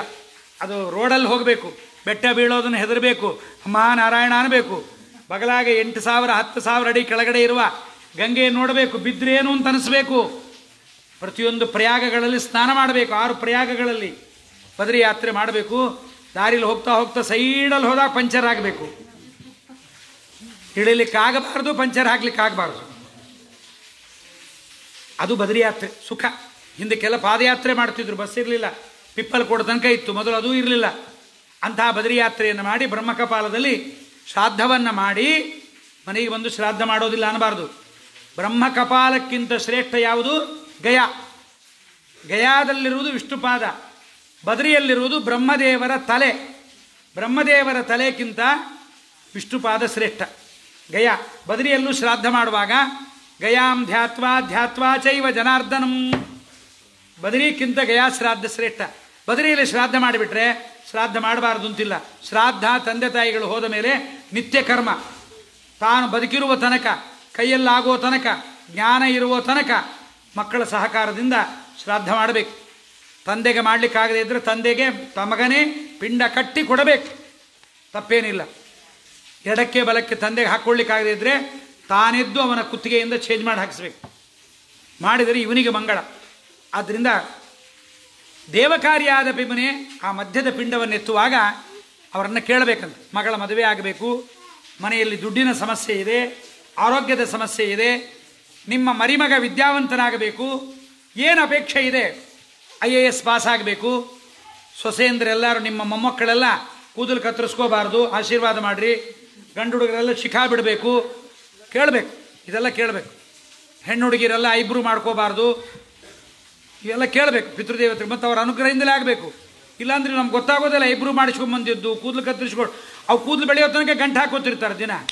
ನಾವು ಯಾಕೆ ಹಾಕೋತಾರೆ ಅಂತ ಗೊತ್ತಿಲ್ಲ, ಹಾಳಾಗೋಗ. ಕೊನೆಗೆ ಒಂದು ದಿವಸ ನೋಡಿದ್ರೆ ಎರ್ಕೊಂಡಾಗ ವೇಣಿದಾನ ಮಾಡಿ ಬಂದ್ಬಿಟ್ಟಿರ್ತಾರೆ. ಕೆಲವರು ಗಂಡನ ಕೈಯಾಗೆ ವೇಣಿದಾನ ಮಾಡಿಸ್ಕೋತಾರೆ. ಕರೆಕ್ಟಾಗಿ ಬಾಚಿಕೊಂಡು ನೀಟಾಗಿ ಮುಂದ್ಗಡೆ ಹಾಕ್ಕೊಂಡು ಕರೆಕ್ಟಾಗಿ ಇಲ್ಲಿ ಮಾರ್ಕ್ ಮಾಡಿ ಇಲ್ಲಿ ಕಟ್ ಮಾಡಿರಿ. ಯಾಕಂದರೆ ಪ್ರಯಾಗದಾಗೂ ವೇಣಿದಾನ ಮಾಡಿಸೋದು ಯಾರು? ಗಂಡನೇ. ಮನೆಯಾಗೂ ಮಾಡಿರಿ. 3 ತಿಂಗಳಿಗೆ 6 ತಿಂಗಳಿಗೆ ಒಂದು ಸರಿ ಗಂಡನ ಕೈಯಾಗ ವೇಣಿದಾನ. ಅದು ಜೀವನದಾಗ ಒಂದೇ ಸರಿ. ಅದಕ್ಕೆ ಅದೆಲ್ಲ ಮಾಡಬಾರ್ದು. ಇದನ್ನೆಲ್ಲ ಕೇಳಬೇಕು. ದೇವತಾನಾಂ ಹಿ ಪಿತರಃ ಪೂರ್ವಂ ಆಪ್ಯಾಯನಂ ಸ್ಮೃತಂ. ದೇವತೆಗಳಿಗಿಂತ ಪೂರ್ವದಲ್ಲಿ ಪಿತೃದೇವತೆಗಳ ಆರಾಧನೆಯನ್ನು ಮಾಡಬೇಕು. ಶೀಘ್ರ ಪ್ರಸಾದಾಹ ಹ್ಯಕ್ರೋದಾಹ ಲೋಕಸ್ಯ ಆಪ್ಯಾಯನಂ ಪರಂ. ಬೇಗ ಫಲವನ್ನು ಕೊಡೋರು ಅಂದರೆ ಪಿತೃದೇವತೆ. ಬಹಳ ಬೇಗ ಫಲ ಕೊಡ್ತಾರೆ. ಅವರನ್ನು ಮಧ್ಯಮ ಪಿಂಡವನ್ನು ಎತ್ತುವುದಕ್ಕಿಂತ ಮುಂಚೆ ತಂದೆಯನ್ನು ಕೇಳಬೇಕು. ಮಕ್ಕಳು ಬೇಕಾಗಿದ್ದರೆ. ಮಕ್ಕಳು ಕೇಳೋ ಹಾಗಿಲ್ಲ. ಪೆನ್ ಕಳೆದು ಹೋಗಿದೆ ಕೊಡು ಅಂತ ತಾತನ ಕೇಳೋ ಹಾಗಿಲ್ಲ. ತಂದೆ ತನ್ನ ಮನೆಗೆ ಬೇಕಾದದ್ದನ್ನು ತಂದೆ ಕೇಳಬೇಕು. ತಂದೆ ಕೇಳಿದ್ದನ್ನು ಶ್ರಾದ್ದಕರ್ತ ದೊಡ್ಡ ಮಗ ತಾನು ಕೇಳಬೇಕು. ಅದು ಮನೆಯಲ್ಲಿ ಫಲ ಸಿಗುತ್ತೆ. ಅದಾದ ಮೇಲೆ ಪಿತೃದೇವತೆಗಳು ಕೊಡತಕ್ಕಂಥ ಫಲ ಸ್ಥಿರವಾದ ಫಲ, ಸ್ಥಿರವಾಗಿರುತ್ತೆ ಆ ಫಲ. 2 ದಿವಸ ಇತ್ತು, 3ನೇ ದಿವಸಕ್ಕೆ ಹೊರಟೋಯ್ತು ಅಂತಿಲ್ಲ. ಸ್ಥಿರಪ್ರಸಾದಾಶ್ಚ ತದಾ ತಾನ್ ನಮಸ್ಕೃತ್ಯ ಭಾರ್ಗವ ಪಿತೃಭಕ್ತೋಸಿ ವಿಪ್ರಶೇ ಮದ್ಭಕ್ತಶ್ಚ ವಿಶೇಷತಃ. ಮಾರ್ಕಂಡೇಯರಿಗೆ ಸನತ್ಕುಮಾರರು ಹೇಳ್ತಾ, ನನ್ನ ಭಕ್ತ ಇದ್ದಿ, ಪಿತೃಗಳ ಭಕ್ತ ಇದ್ದಿ ನೀನು, ನಿಮಗೆ ದಿವ್ಯವಾದ ಚಕ್ಷುಸ್ಸನ್ನು ಕೊಡ್ತೀನಿ ಅಂತ ಹೇಳ್ತಾ ಮಾರ್ಕಂಡೇಯರು ಭೀಷ್ಮಾಚಾರ್ಯ ಹೇಳ್ತಾರೆ, ಭೀಷ್ಮ, ಶ್ರಾದ್ದದ ಮಹಿಮೆ ಹೇಳ್ತೀನಿ ಕೇಳು. ಪಿತೃದೇವತೆಗಳ ಬಗ್ಗೆ ಹೇಳಿದೆ, ಶ್ರಾದ್ದದ ಬಗ್ಗೆ ಹೇಳ್ತೀನಿ ಕೇಳು. ಒಬ್ಬ ಗೃಹಸ್ಥ ಶ್ರಾದ್ದವನ್ನು ಮಾಡಬೇಕಾಗಿತ್ತು. ಅವತ್ತು ಶ್ರಾದ್ದಕ್ಕೋಸ್ಕರವಾಗಿ ಮನೆಯಲ್ಲಿ ಎಲ್ಲ ಆರಾಧನೆ ಮಾಡಿಟ್ಟಿದ್ದ, ಎಲ್ಲ ರೆಡಿ ಮಾಡಿಟ್ಟಿದ್ದ ಶ್ರಾದ್ದಕ್ಕೋಸ್ಕರವಾಗಿ ಅಂತ. ಆರಾಧನೆಗೋಸ್ಕರವಾಗಿ ಎಲ್ಲ ಇಟ್ಟಾಗ ಪಿತೃಕಲ್ಪ ಮಾಡಬೇಕು ಅಂತ ಇಟ್ಟಾಗ ಬ್ರಾಹ್ಮಣರು ಸಿಗಲಿಲ್ಲ. ಭೋಜನಕ್ಕೆ ಬ್ರಾಹ್ಮಣರು ಸಿಗಲಿಲ್ಲ. 10 ಆಯಿತು, 11 ಆಯಿತು, ಯಾರೂ ಬರಲಿಲ್ಲ. ಮನೆ ಹೊರಗೆ ಹೋಗಿ ಕುತುಬಕಾಲ ಮುಗಿಯೋದು 3 ಗಂಟೆ ತನಕ. ಸೂರ್ಯೋದಯದಿಂದ 3 ಗಂಟೆ ತನಕ ಪಿತೃದೇವತೆಗಳು ಬಂದು ಮನೆಯ ಮೇಲುಗಡೆ ಹೊಸ್ಲಲ್ಲಿರ್ತಾರೆ. ಅದಕ್ಕೆ ಹಿಂದಿನ ಕಾಲದಲ್ಲಿ ಮೇಲಕ್ಕೂ ಗೆಜ್ಜೆ ವಸ್ತ್ರ ಪೂಜೆ ಮಾಡ್ತಾಯಿದ್ರು. ಕೆಳಗಡೆ ವಾಸ್ತುದೇವತೆ, ಮೇಲುಗಡೆ ಪಿತೃದೇವತೆಗಳು. ಅದಕ್ಕೆ ಅವೆರಡನ್ನು ತಲೆ ತಗಲಿಸ್ಕೊಂಡು ಹೋಗಬಾರ್ದು. ಹಿಂದಿನ ಕಾಲಕ್ಕೆ ಬಾಗಿಲು ಕಡಿಮೆ ಇಡ್ತಿದ್ರು. ಯಾಕೆಂದರೆ ಪಿತೃಗಳಿಗೆ ನಮಸ್ಕಾರ ಮಾಡ್ಕೊಂಡು ಹೋಗ್ತೀನಿ, ಬಗ್ಗು ಮಗನೇ ಅವರಿಗೆ ಅಂತ. ಮೈಲಿಗೆ ಯಾವಾಗ ಆಗತ್ತೆ ಅಂದರೆ ಹೊಸ್ತಲು ಮುಟ್ಟಿದರೆ ಮೈಲಿಗೆ. ಮಡಿಯಿಂದ ಒಳಗಡೆ ಬರುವಾಗ ಹೊಸ್ತು ತಗಲಬಾರ್ದು. ದೆಹಲಿಯಂ ಅಸ್ಪೃಷ್ಟ ಅಂತಾರೆ ಟೀಕಾಕೃತ್ಪಾದರು ಪದ್ಯಮಾಲಾದಲ್ಲಿ.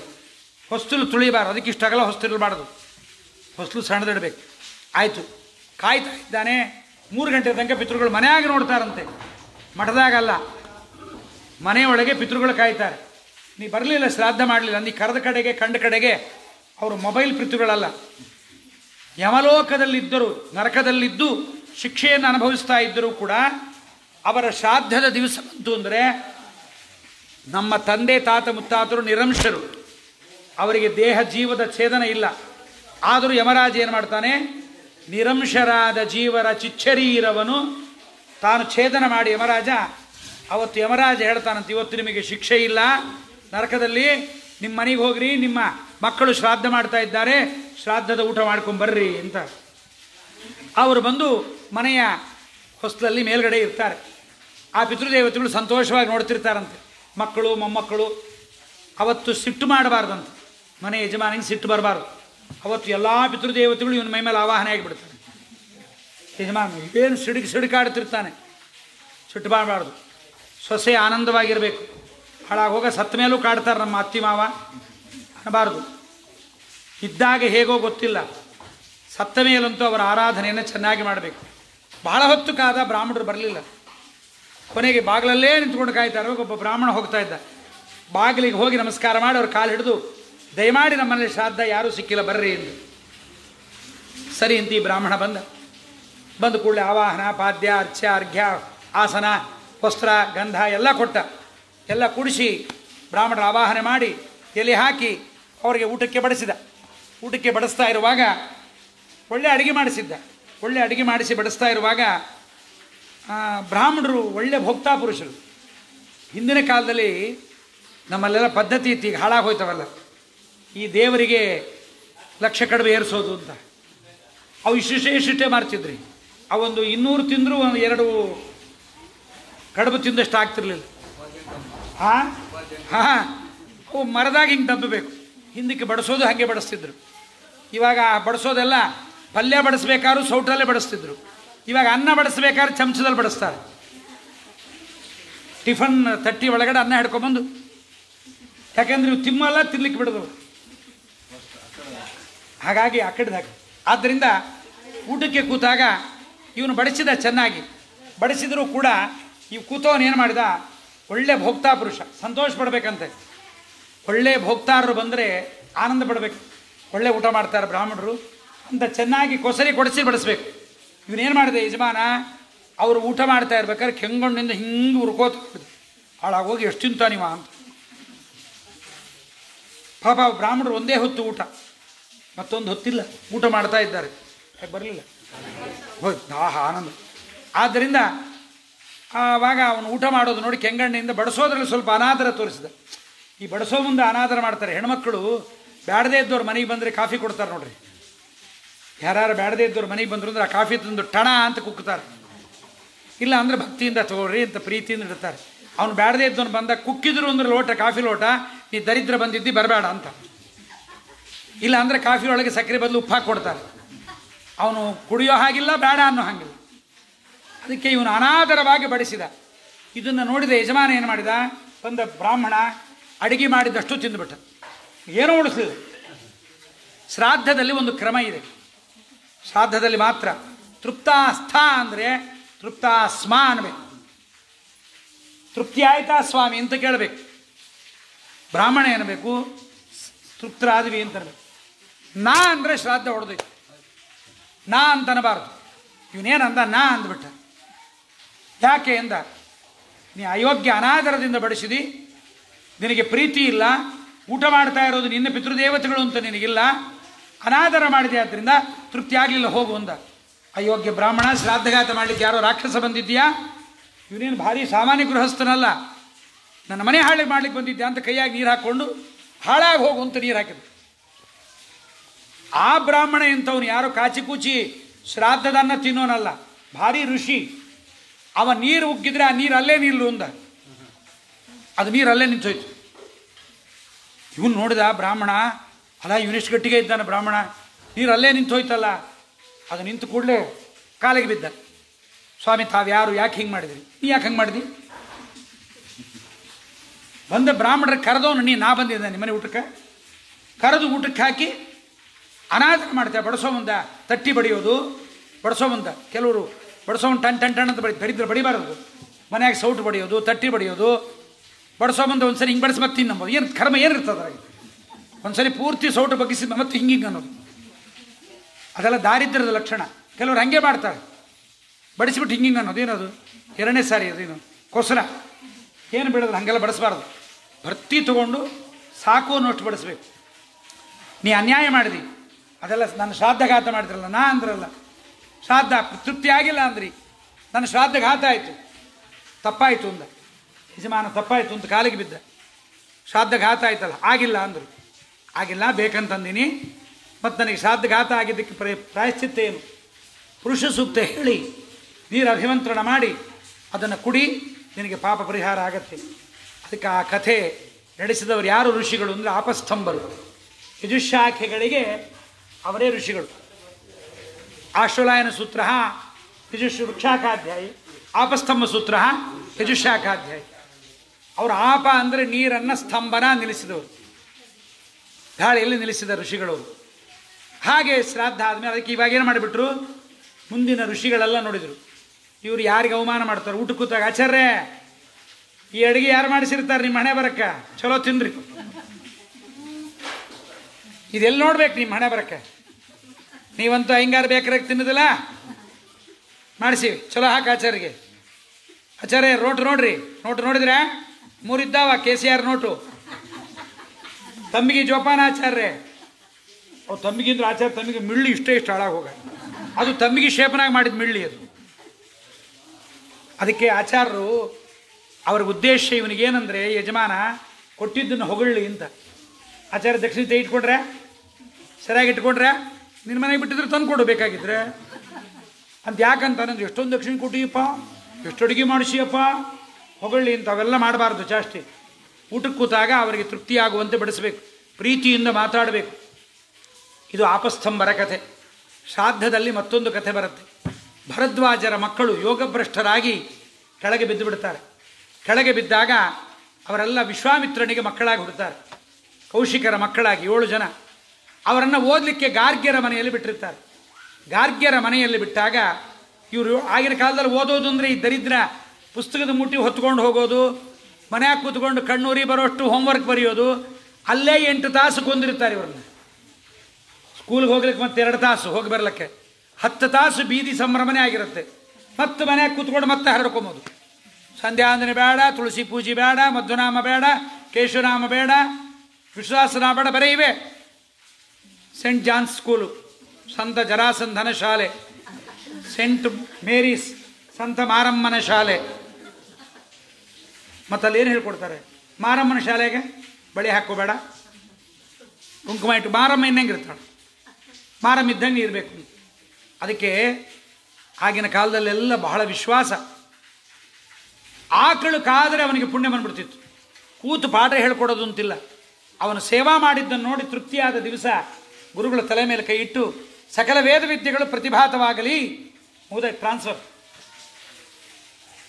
ಶೇರ್ ಇಟ್ಟಿದೆಯಲ್ಲ ನಿಮ್ಮ ಮೊಬೈಲ್ನಾಗೆ, ಸುಮ್ಮನೆ 2 ನಿಮಿಷ ಟ್ರಾನ್ಸ್ಫರ್ ಅಂತ ಶೇರ್ ಇಟ್ಟು ಒತ್ತಿದ್ರೆ, ಇದು ನಮ್ಮ ಟೆಕ್ನಾಲಜಿನೇ. ಗುರುಗಳ ಸೇವಾ ಮಾಡಿದರೆ ಆ ಪುಣ್ಯ ಇದ್ದರೆ ಸೇಮ್ ಅಕೌಂಟ್ ಓಪನ್ ಆಗುತ್ತೆ. ಇಬ್ಬರಲ್ಲೂ ಶೇರ್ ಇಟ್ಟಿರ್ಬೇಕು. ಒಬ್ಬರಲ್ಲಿ ಇದ್ದರೆ ಶೇರ್ ಇಟ್ಟನ್ನು ಶೇರ್ ಮಾಡಬೇಕಾಗತ್ತೆ. ಆಮೇಲೆ ಅದನ್ನು ಗುರುಗಳ ಸೇವಾ ಮಾಡಿ ಪುಣ್ಯ ಸಂಪಾದನೆ ಮಾಡಿದರೆ ತಲೆ ಮೇಲೆ ಕೈ ಇಟ್ಟುಬಿಡ್ತಿದ್ರು. ಇವರು 7 ಜನ ಆಕಳು ಕಾಯಲಿಕ್ಕೆ ಹೋಗ್ತಿದ್ರು. ದನ ಕಾಯೋದು ಅಂದರೆ ಎಷ್ಟು ಪುಣ್ಯದ ಕೆಲಸ. ಹೋದಾಗ ಏನಾಯಿತು, ಇವರಿಗೆಲ್ಲರಿಗೂ ಹಸಿವೆ ಆಯಿತು, ಕ್ಷಾಮ, ಏನೂ ಗತಿ ಇಲ್ಲ.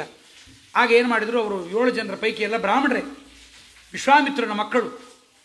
ಎಲ್ಲ ಆಲೋಚನೆ ಮಾಡಿ ಒಂದು ಆಕಳು ಕೊಂದು ತಿಂದುಬಿಡೋಣ. ಬಹಳ ಆಕಳಿತ್ತು. ಮಿಕ್ಕಾದವರಂದ್ರೆ ಹಾಗೆ ಮಾಡಬಾರ್ದು, ಗುರುಗಳ ಧನ ಇದು, ಗುರುಧನವನ್ನು ನಾವು ಮಾಡಬಾರ್ದು, ಬದುಕೋದೇ ಇಲ್ಲ ನಾವು, ಅದರಿಂದ ಮಾಡಲೇಬೇಕು. ಸರಿ ಕೊಲ್ಲೋಣ, ಶ್ರಾದ್ದ ಮಾಡಿ ತಿನ್ನೋಣ. ಮತ್ತು ಶ್ರಾದ್ದಕ್ಕೆ ಬ್ರಾಹ್ಮಣರು ಬೇಕಲ್ಲ. 7 ಜನ ಇದ್ದೀವಲ್ಲ, 3 ಜನ ಪಿತೃಸ್ಥಾನಕ್ಕೆ, 2 ವಿಷಯ ದೇವಸ್ಥಾನಕ್ಕೆ, ಇನ್ನೊಬ್ಬ ಶ್ರಾದ್ದ ಮಾಡ್ರಿ. ಆಕಳನ್ನು ಹೊಡೆದು ಚರ್ಮ ಸುಲಿದು ಬೊಪೆ ತೆಗೆದು ಮಾಂಸ ತೆಗೆದು ಬೇಯಿಸಿ ಶ್ರಾದ್ದಕ್ಕಿಟ್ಟು ಆ ಬ್ರಾಹ್ಮಣರಿಗೆ ಊಟಕ್ಕೆ ಹಾಕಿ ಮಾಡ್ತಂಬಂದರೆ ಊಟಕ್ಕೆ ಹಾಕಿ ತಾವು ತಿಂದು ಮನೆಗೆ ಬಂದು ಹುಲಿ ಎತ್ಕೊಂಡು ಹೋಯ್ತು, ಸಿಂಹ ಎತ್ಕೊಂಡು ಹೋಯ್ತು ಅಂತ ಸುಳ್ಳು ಹೇಳಿಬಿಟ್ಟು. ಆ ಸುಳ್ಳು ಹೇಳಿದ್ದರಿಂದ ಗಾರ್ಗಿರಿಗೆ ಏನು ಗೊತ್ತಾಯಿತೋ ಬಿಡುತ್ತೋ ಗೊತ್ತಿಲ್ಲ.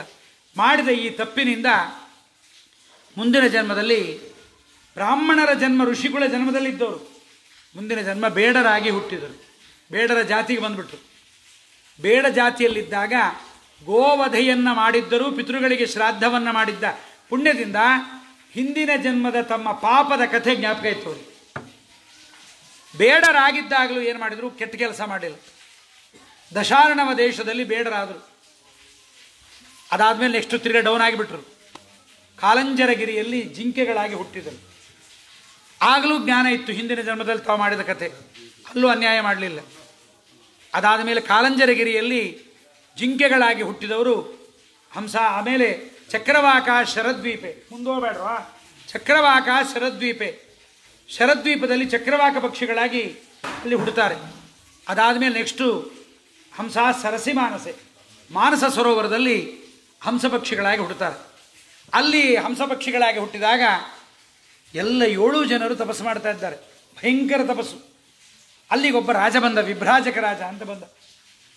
ಆ ರಾಜ, ಅವನ ವೈಭೋಗ, ಅವನ ಹೆಂಡತಿಯರು, ಆ ನಾಟ್ಯ ಮಾಡುವ ಸ್ತ್ರೀಯರು, ರಾಜನ ಮದ್ಯಪಾನ. ರಾಜರು ಬಂದರು ಅಂದ್ರೆ ವೈಭೋಗ ಅಲ್ಲೇನ್ರಿ. 80 ವರ್ಷದಿಂದ ರೋಡಿಲ್ಲದೆ ಎದ್ದದ್ದು ರೋಡಾಗಿಬಿಡ್ತದೆ ನಮ್ಮ ಮನೆ ಮುಂದೆ. ಅವನು ಹೋದ 3ನೇ ದಿವಸಕ್ಕೆ ಹೋಗಿಬಿಡ್ತದೆ. ಆ ರಾಜನ ವೈಭೋಗ ನೋಡಿ 3 ಜನರಿಗೆ ಬುದ್ಧಿ ಕೆಟ್ಟು ಹೋಯ್ತು. 7 ಜನರ ಪೈಕಿ ನಾವು ರಾಜರಾಗಬೇಕು ಅಂತ ಇವರಿಗೆ ಮನಸ್ಸು ಬಂದ್ಬಿಡ್ತು. ಇನ್ನಿಬ್ಬರಿಗೆ ನಾವು ಮಂತ್ರಿಗಳಾಗಬೇಕು ಅಂತ ಮನಸ್ಸು ಬಂತು. ಈ ರಾಜ ಈ ಹಂಸಪಕ್ಷಿಗಳು ಮಾಡುವ ತಪಸ್ಸನ್ನು ನೋಡಿ ಅವನಿಗೆ ವೈರಾಗ್ಯ ಬಂದುಬಿಡ್ತು. ಇವುಗಳಿಗೆ ಆಸಕ್ತಿ ಬಂತು, ಅವನಿಗೆ ವೈರಾಗ್ಯ ಬಂತು. ಇವೇನು ಪಕ್ಷಿಗಳು ಇಷ್ಟೊಂದು ತಪಸ್ಸು ಮಾಡ್ತಾವೆ, ನಾನು ಮುಂದಿನ ಜನ್ಮದಲ್ಲಿ ಹುಟ್ಟಿದರೆ ಇಂಥ ವಿರಕ್ತರಿಗೆ ಮಗನಾಗಿ ಹುಟ್ಟಬೇಕು ಅಂತ ಅವನು ತಿಳು. ಅಮೇರಿಕಾದಲ್ಲಿದ್ದವನು ಹರೇ ರಾಮ್ ಕುಣಿತಾನೆ. ಇವು ಕ್ಯಾಸಿನೋಗೆ ಹೋಗ್ತಾವೆ. ನಮ್ಮ ಇಂಡಿಯಾದವರು ಇಲ್ಲಿಂದ ಶ್ರೀಲಂಕಾಕ್ಕೆ ಹೋಗಿ ಕ್ಯಾಸಿನೋದಾಗ ಕುಣಿದು ಡ್ರಗ್ಸ್ ತಿಂದು ಕೊನೆಗೆ CCB ಕೈನಾಗಿ ಸಿಕ್ಕು ಇವು ದುಃಖ ಪಡ್ತಾವೆ. ಇಂಡಿಯಾದಲ್ಲಿದ್ದವ್ರು ಹಣೆ ಬರ ಇದು. ಇವರಿಗೆ ಕ್ಯಾಸಿನೋ ಬೇಕು. ಅವರು ಚಪ್ಪಲಿ ಬಿಟ್ಟು ಯಾವಾಗಲೂ ಚಪ್ಪಲಿ ಹಾಕ್ಕೊಂಬೋರು. ಗೋಪಿಚಂದನ ಹಚ್ಕೊಂಡು, ನಾವು ಗೋಪಿಚಂದನ ಹಚ್ಕೊಂಡಿದ್ದನ್ನು ಅಳಿಸ್ಕೊಂಡು, ಮನೆಯಾಗ ಇಷ್ಟು ದಪ್ಪ ಅಂಗರಾಕ್ಷ ದೇಸ್ಕೊಂಡು ಸ್ಕೂಲ್ಗೆ ಹೋಗೋ ಮುಂದೆ ಅಳಿಸ್ಕೊಂಡು, ನಮ್ಮ ಬಗಲಾಗೆ ಟೋಪಿ ಹಾಕ್ಕೊಂಡು ಅವ್ನು ಕೂತಿರ್ತಾನೆ, ಈ ಕಡೆ ಬಗಲಾಗ ಕ್ರಾಸ್ ಹಾಕ್ಕೊಂಡು ಕೂತಿರ್ತಾನೆ. ಇವನ ಮಿತ್ರ ಜಾತ್ಯಾತೀತ, ಧರ್ಮ ನಿರಪೇಕ್ಷ, ಅವಧೂತ. ಇವನಿಗೇನಿಲ್ಲ, ಜನವಾರ ಇಲ್ಲ, ಗಂಟೆ ಇಲ್ಲ, ಸೂತ್ರ ಇಲ್ಲ, ಏನಿಲ್ಲ. ಅದಕ್ಕೆ ಅವರಿಗೆ ಈ ಬುದ್ಧಿ ಬಂತು.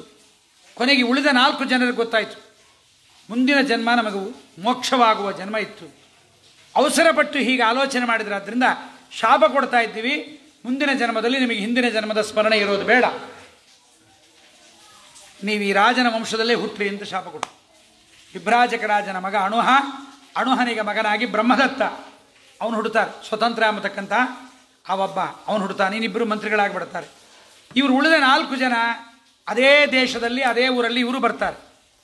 ಬಂದಾಗಿ ಇವರು ಪ್ರಾರ್ಥನೆ ಮಾಡ್ಕೋತಾರೆ. ಅವಾಗಲೇ ಮೊದಲೇ ಇನ್ನು ಹಿಂದಿನ ಜನ್ಮದಲ್ಲೇ ಹಂಸ ಪಕ್ಷಿಗಳಾಗಿದ್ದಾಗಲೇ ನಮಗೆ ಶಾಪ ಕೊಟ್ಟುಬಿಟ್ರಿ, ಮುಂದಿನ ಜನ್ಮದಲ್ಲಿ ಏನಾಗಬೇಕು ಅಂತ ನಮಗೆ ಅಜ್ಞಾನ ಬಂದುಬಿಡುತ್ತೆ, ಸಾಧನೆ ಹೇಗೆ ಅಂದರು. ಅವಾಗ ಆಗ್ತಾಯಿತ್ತು ಅವರಿಗೆ, ದುಃಖಪಟ್ಟರು. ನಮಗೇನು ಮಾಡಬೇಕು ಅಂದರು. ನಿಮಗೊಂದು ಸ್ಮರಣೆ ಬರುವ ಶ್ಲೋಕ ಹೇಳಿ ಕಳಿಸ್ತೀವಿ, ಈ ಕಥೆ ನಮ್ಮದೆಲ್ಲ ಬರುವ ಕಥೆ ಹೇಳ್ತೀವಿ, ಅದನ್ನು ಕೇಳಿದ್ರೆ ನಿಮಗೆ ಸ್ಮರಣೆ ಬರುತ್ತೆ, ಬರುವಿಂತ್ರಿ ಅಂತ. ಸರಿ, ಇವನು ರಾಜನಾದ. ಇವರು 4 ಜನ ಬ್ರಾಹ್ಮಣರಿಗೆ ಮಕ್ಕಳಾದರು.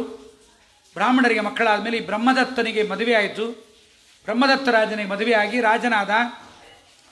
ಈ ರಾಜ ಈ ವಂಶದಲ್ಲೇ ಬಂದುಬಿಟ್ಟ, ಅಣುಹ ಅಂತ. ಆ ರಾಜನಿಗೆ ಮಗನಾಗಿ ಇವನೇ ಹುಟ್ಟಿದ. ಯಾರು? ಸ್ವತಂತ್ರ ಎಂಬತಕ್ಕಂಥ ಹಂಸಪಕ್ಷಿ. ಬಂದ ಮೇಲೆ ಒಂದು ದಿವಸ ಬ್ರಹ್ಮದತ್ತ ಮಂಚದಲ್ಲಿ ಮಲಗಿದ್ದ, ರಾಜರ ಮಂಚದಲ್ಲಿ ಮಲಗಿದ. ರಾಜನ ಹೆಂಡತಿ ಸನ್ನತಿ ಅಂತ, ಅವಳನ್ನು ನೋಡಿ ನಕ್ಕ ರಾಜ, ಭಾರೀ ನಕ್ಕ. ರಾಜ ನಗೋದನ್ನು ನೋಡಿ ಸನ್ನತಿ ಹೇಳಿದ್ಲು, ನಂದು ಕೋತಿಮ ಕಾಲ, ಯಾವಳನ್ನೋ ಜ್ಞಾಪಿಸ್ಕೊಂಡು ನಗ್ತಾ ಇದ್ದೀಯಾ? ನಾ ಚಂದ ಇಲ್ಲ ಅಂತ ನಗ್ತಾ ಇದ್ದೀಯಾ? ಹೇಳು ಅಂದು. ಇಲ್ಲ ಪ್ರಿಯತಮೆ, ನಿನ್ನಷ್ಟು ಸೌಂದರ್ಯವತಿಯರು ಯಾರೂ ಇಲ್ಲ. ನಾನಿಲ್ಲಿ ಇರುವೆಗಳ ಜಗಳ ನೋಡಿದೆ, ಅದನ್ನು ನೋಡಿ ಜ್ಞಾಪಕ ಬಂದು ನಕ್ಕೆ ಅಂದು. ಇರುವೆಗಳನ್ನು ನೋಡಿದ್ಯಾ? ಹೌದು, ನೋಡಲ್ಲಿ ಇರುವೆ ನೋಡು. ಗಂಡಿರುವೆ ಬಾಯಲ್ಲಿ ಸಕ್ಕರೆ ಹಿಡ್ಕೊಂಡು ಹೆಣ್ಣಿಡುವೆ ಕೊಡ್ಲಿಕ್ಕೆ ಬರ್ತಾ ಇದೆ. ಹೆಣ್ಣಿರುವೆ ಬೈದು ದಬ್ಬಕ್ಕೆ ಹಾಕಿ ದಬ್ಬತಾ ಇದೆ. ನೀ ಕಳ್ಳ ಇರುವೆ, ನೀನು ಕಳ್ಳಗಂಡ, ನೀನು ನಿನ್ನೆ ಇದೇ ಸಕ್ಕರೆ ತೊಗೊಂಡೋಗಿ ಬಗಲ ಮನೆಯವಳು ಕೊಟ್ಟಿದ್ದಿ, ಇವತ್ತು ನಾನು ಕೊಡ್ಲಿಕ್ಕೆ ಬರ್ತಾ ಇದ್ದೀಯ ಕಳ್ಳ, ಬೇಡ ಹೋಗು ಅಂತ ಹೆಣ್ಣಿರುವೆ ದಬ್ಬತಾ ಇದೆ. ಅದೇ ಕಥೆ ಇವ್ರ ಮನೇಲಿ ನಡೀತು. ಆ ಇರುವೆ ಕಥೆಯೇ ಬ್ರಹ್ಮದತ್ತ ರಾಜನ ಮನೆ.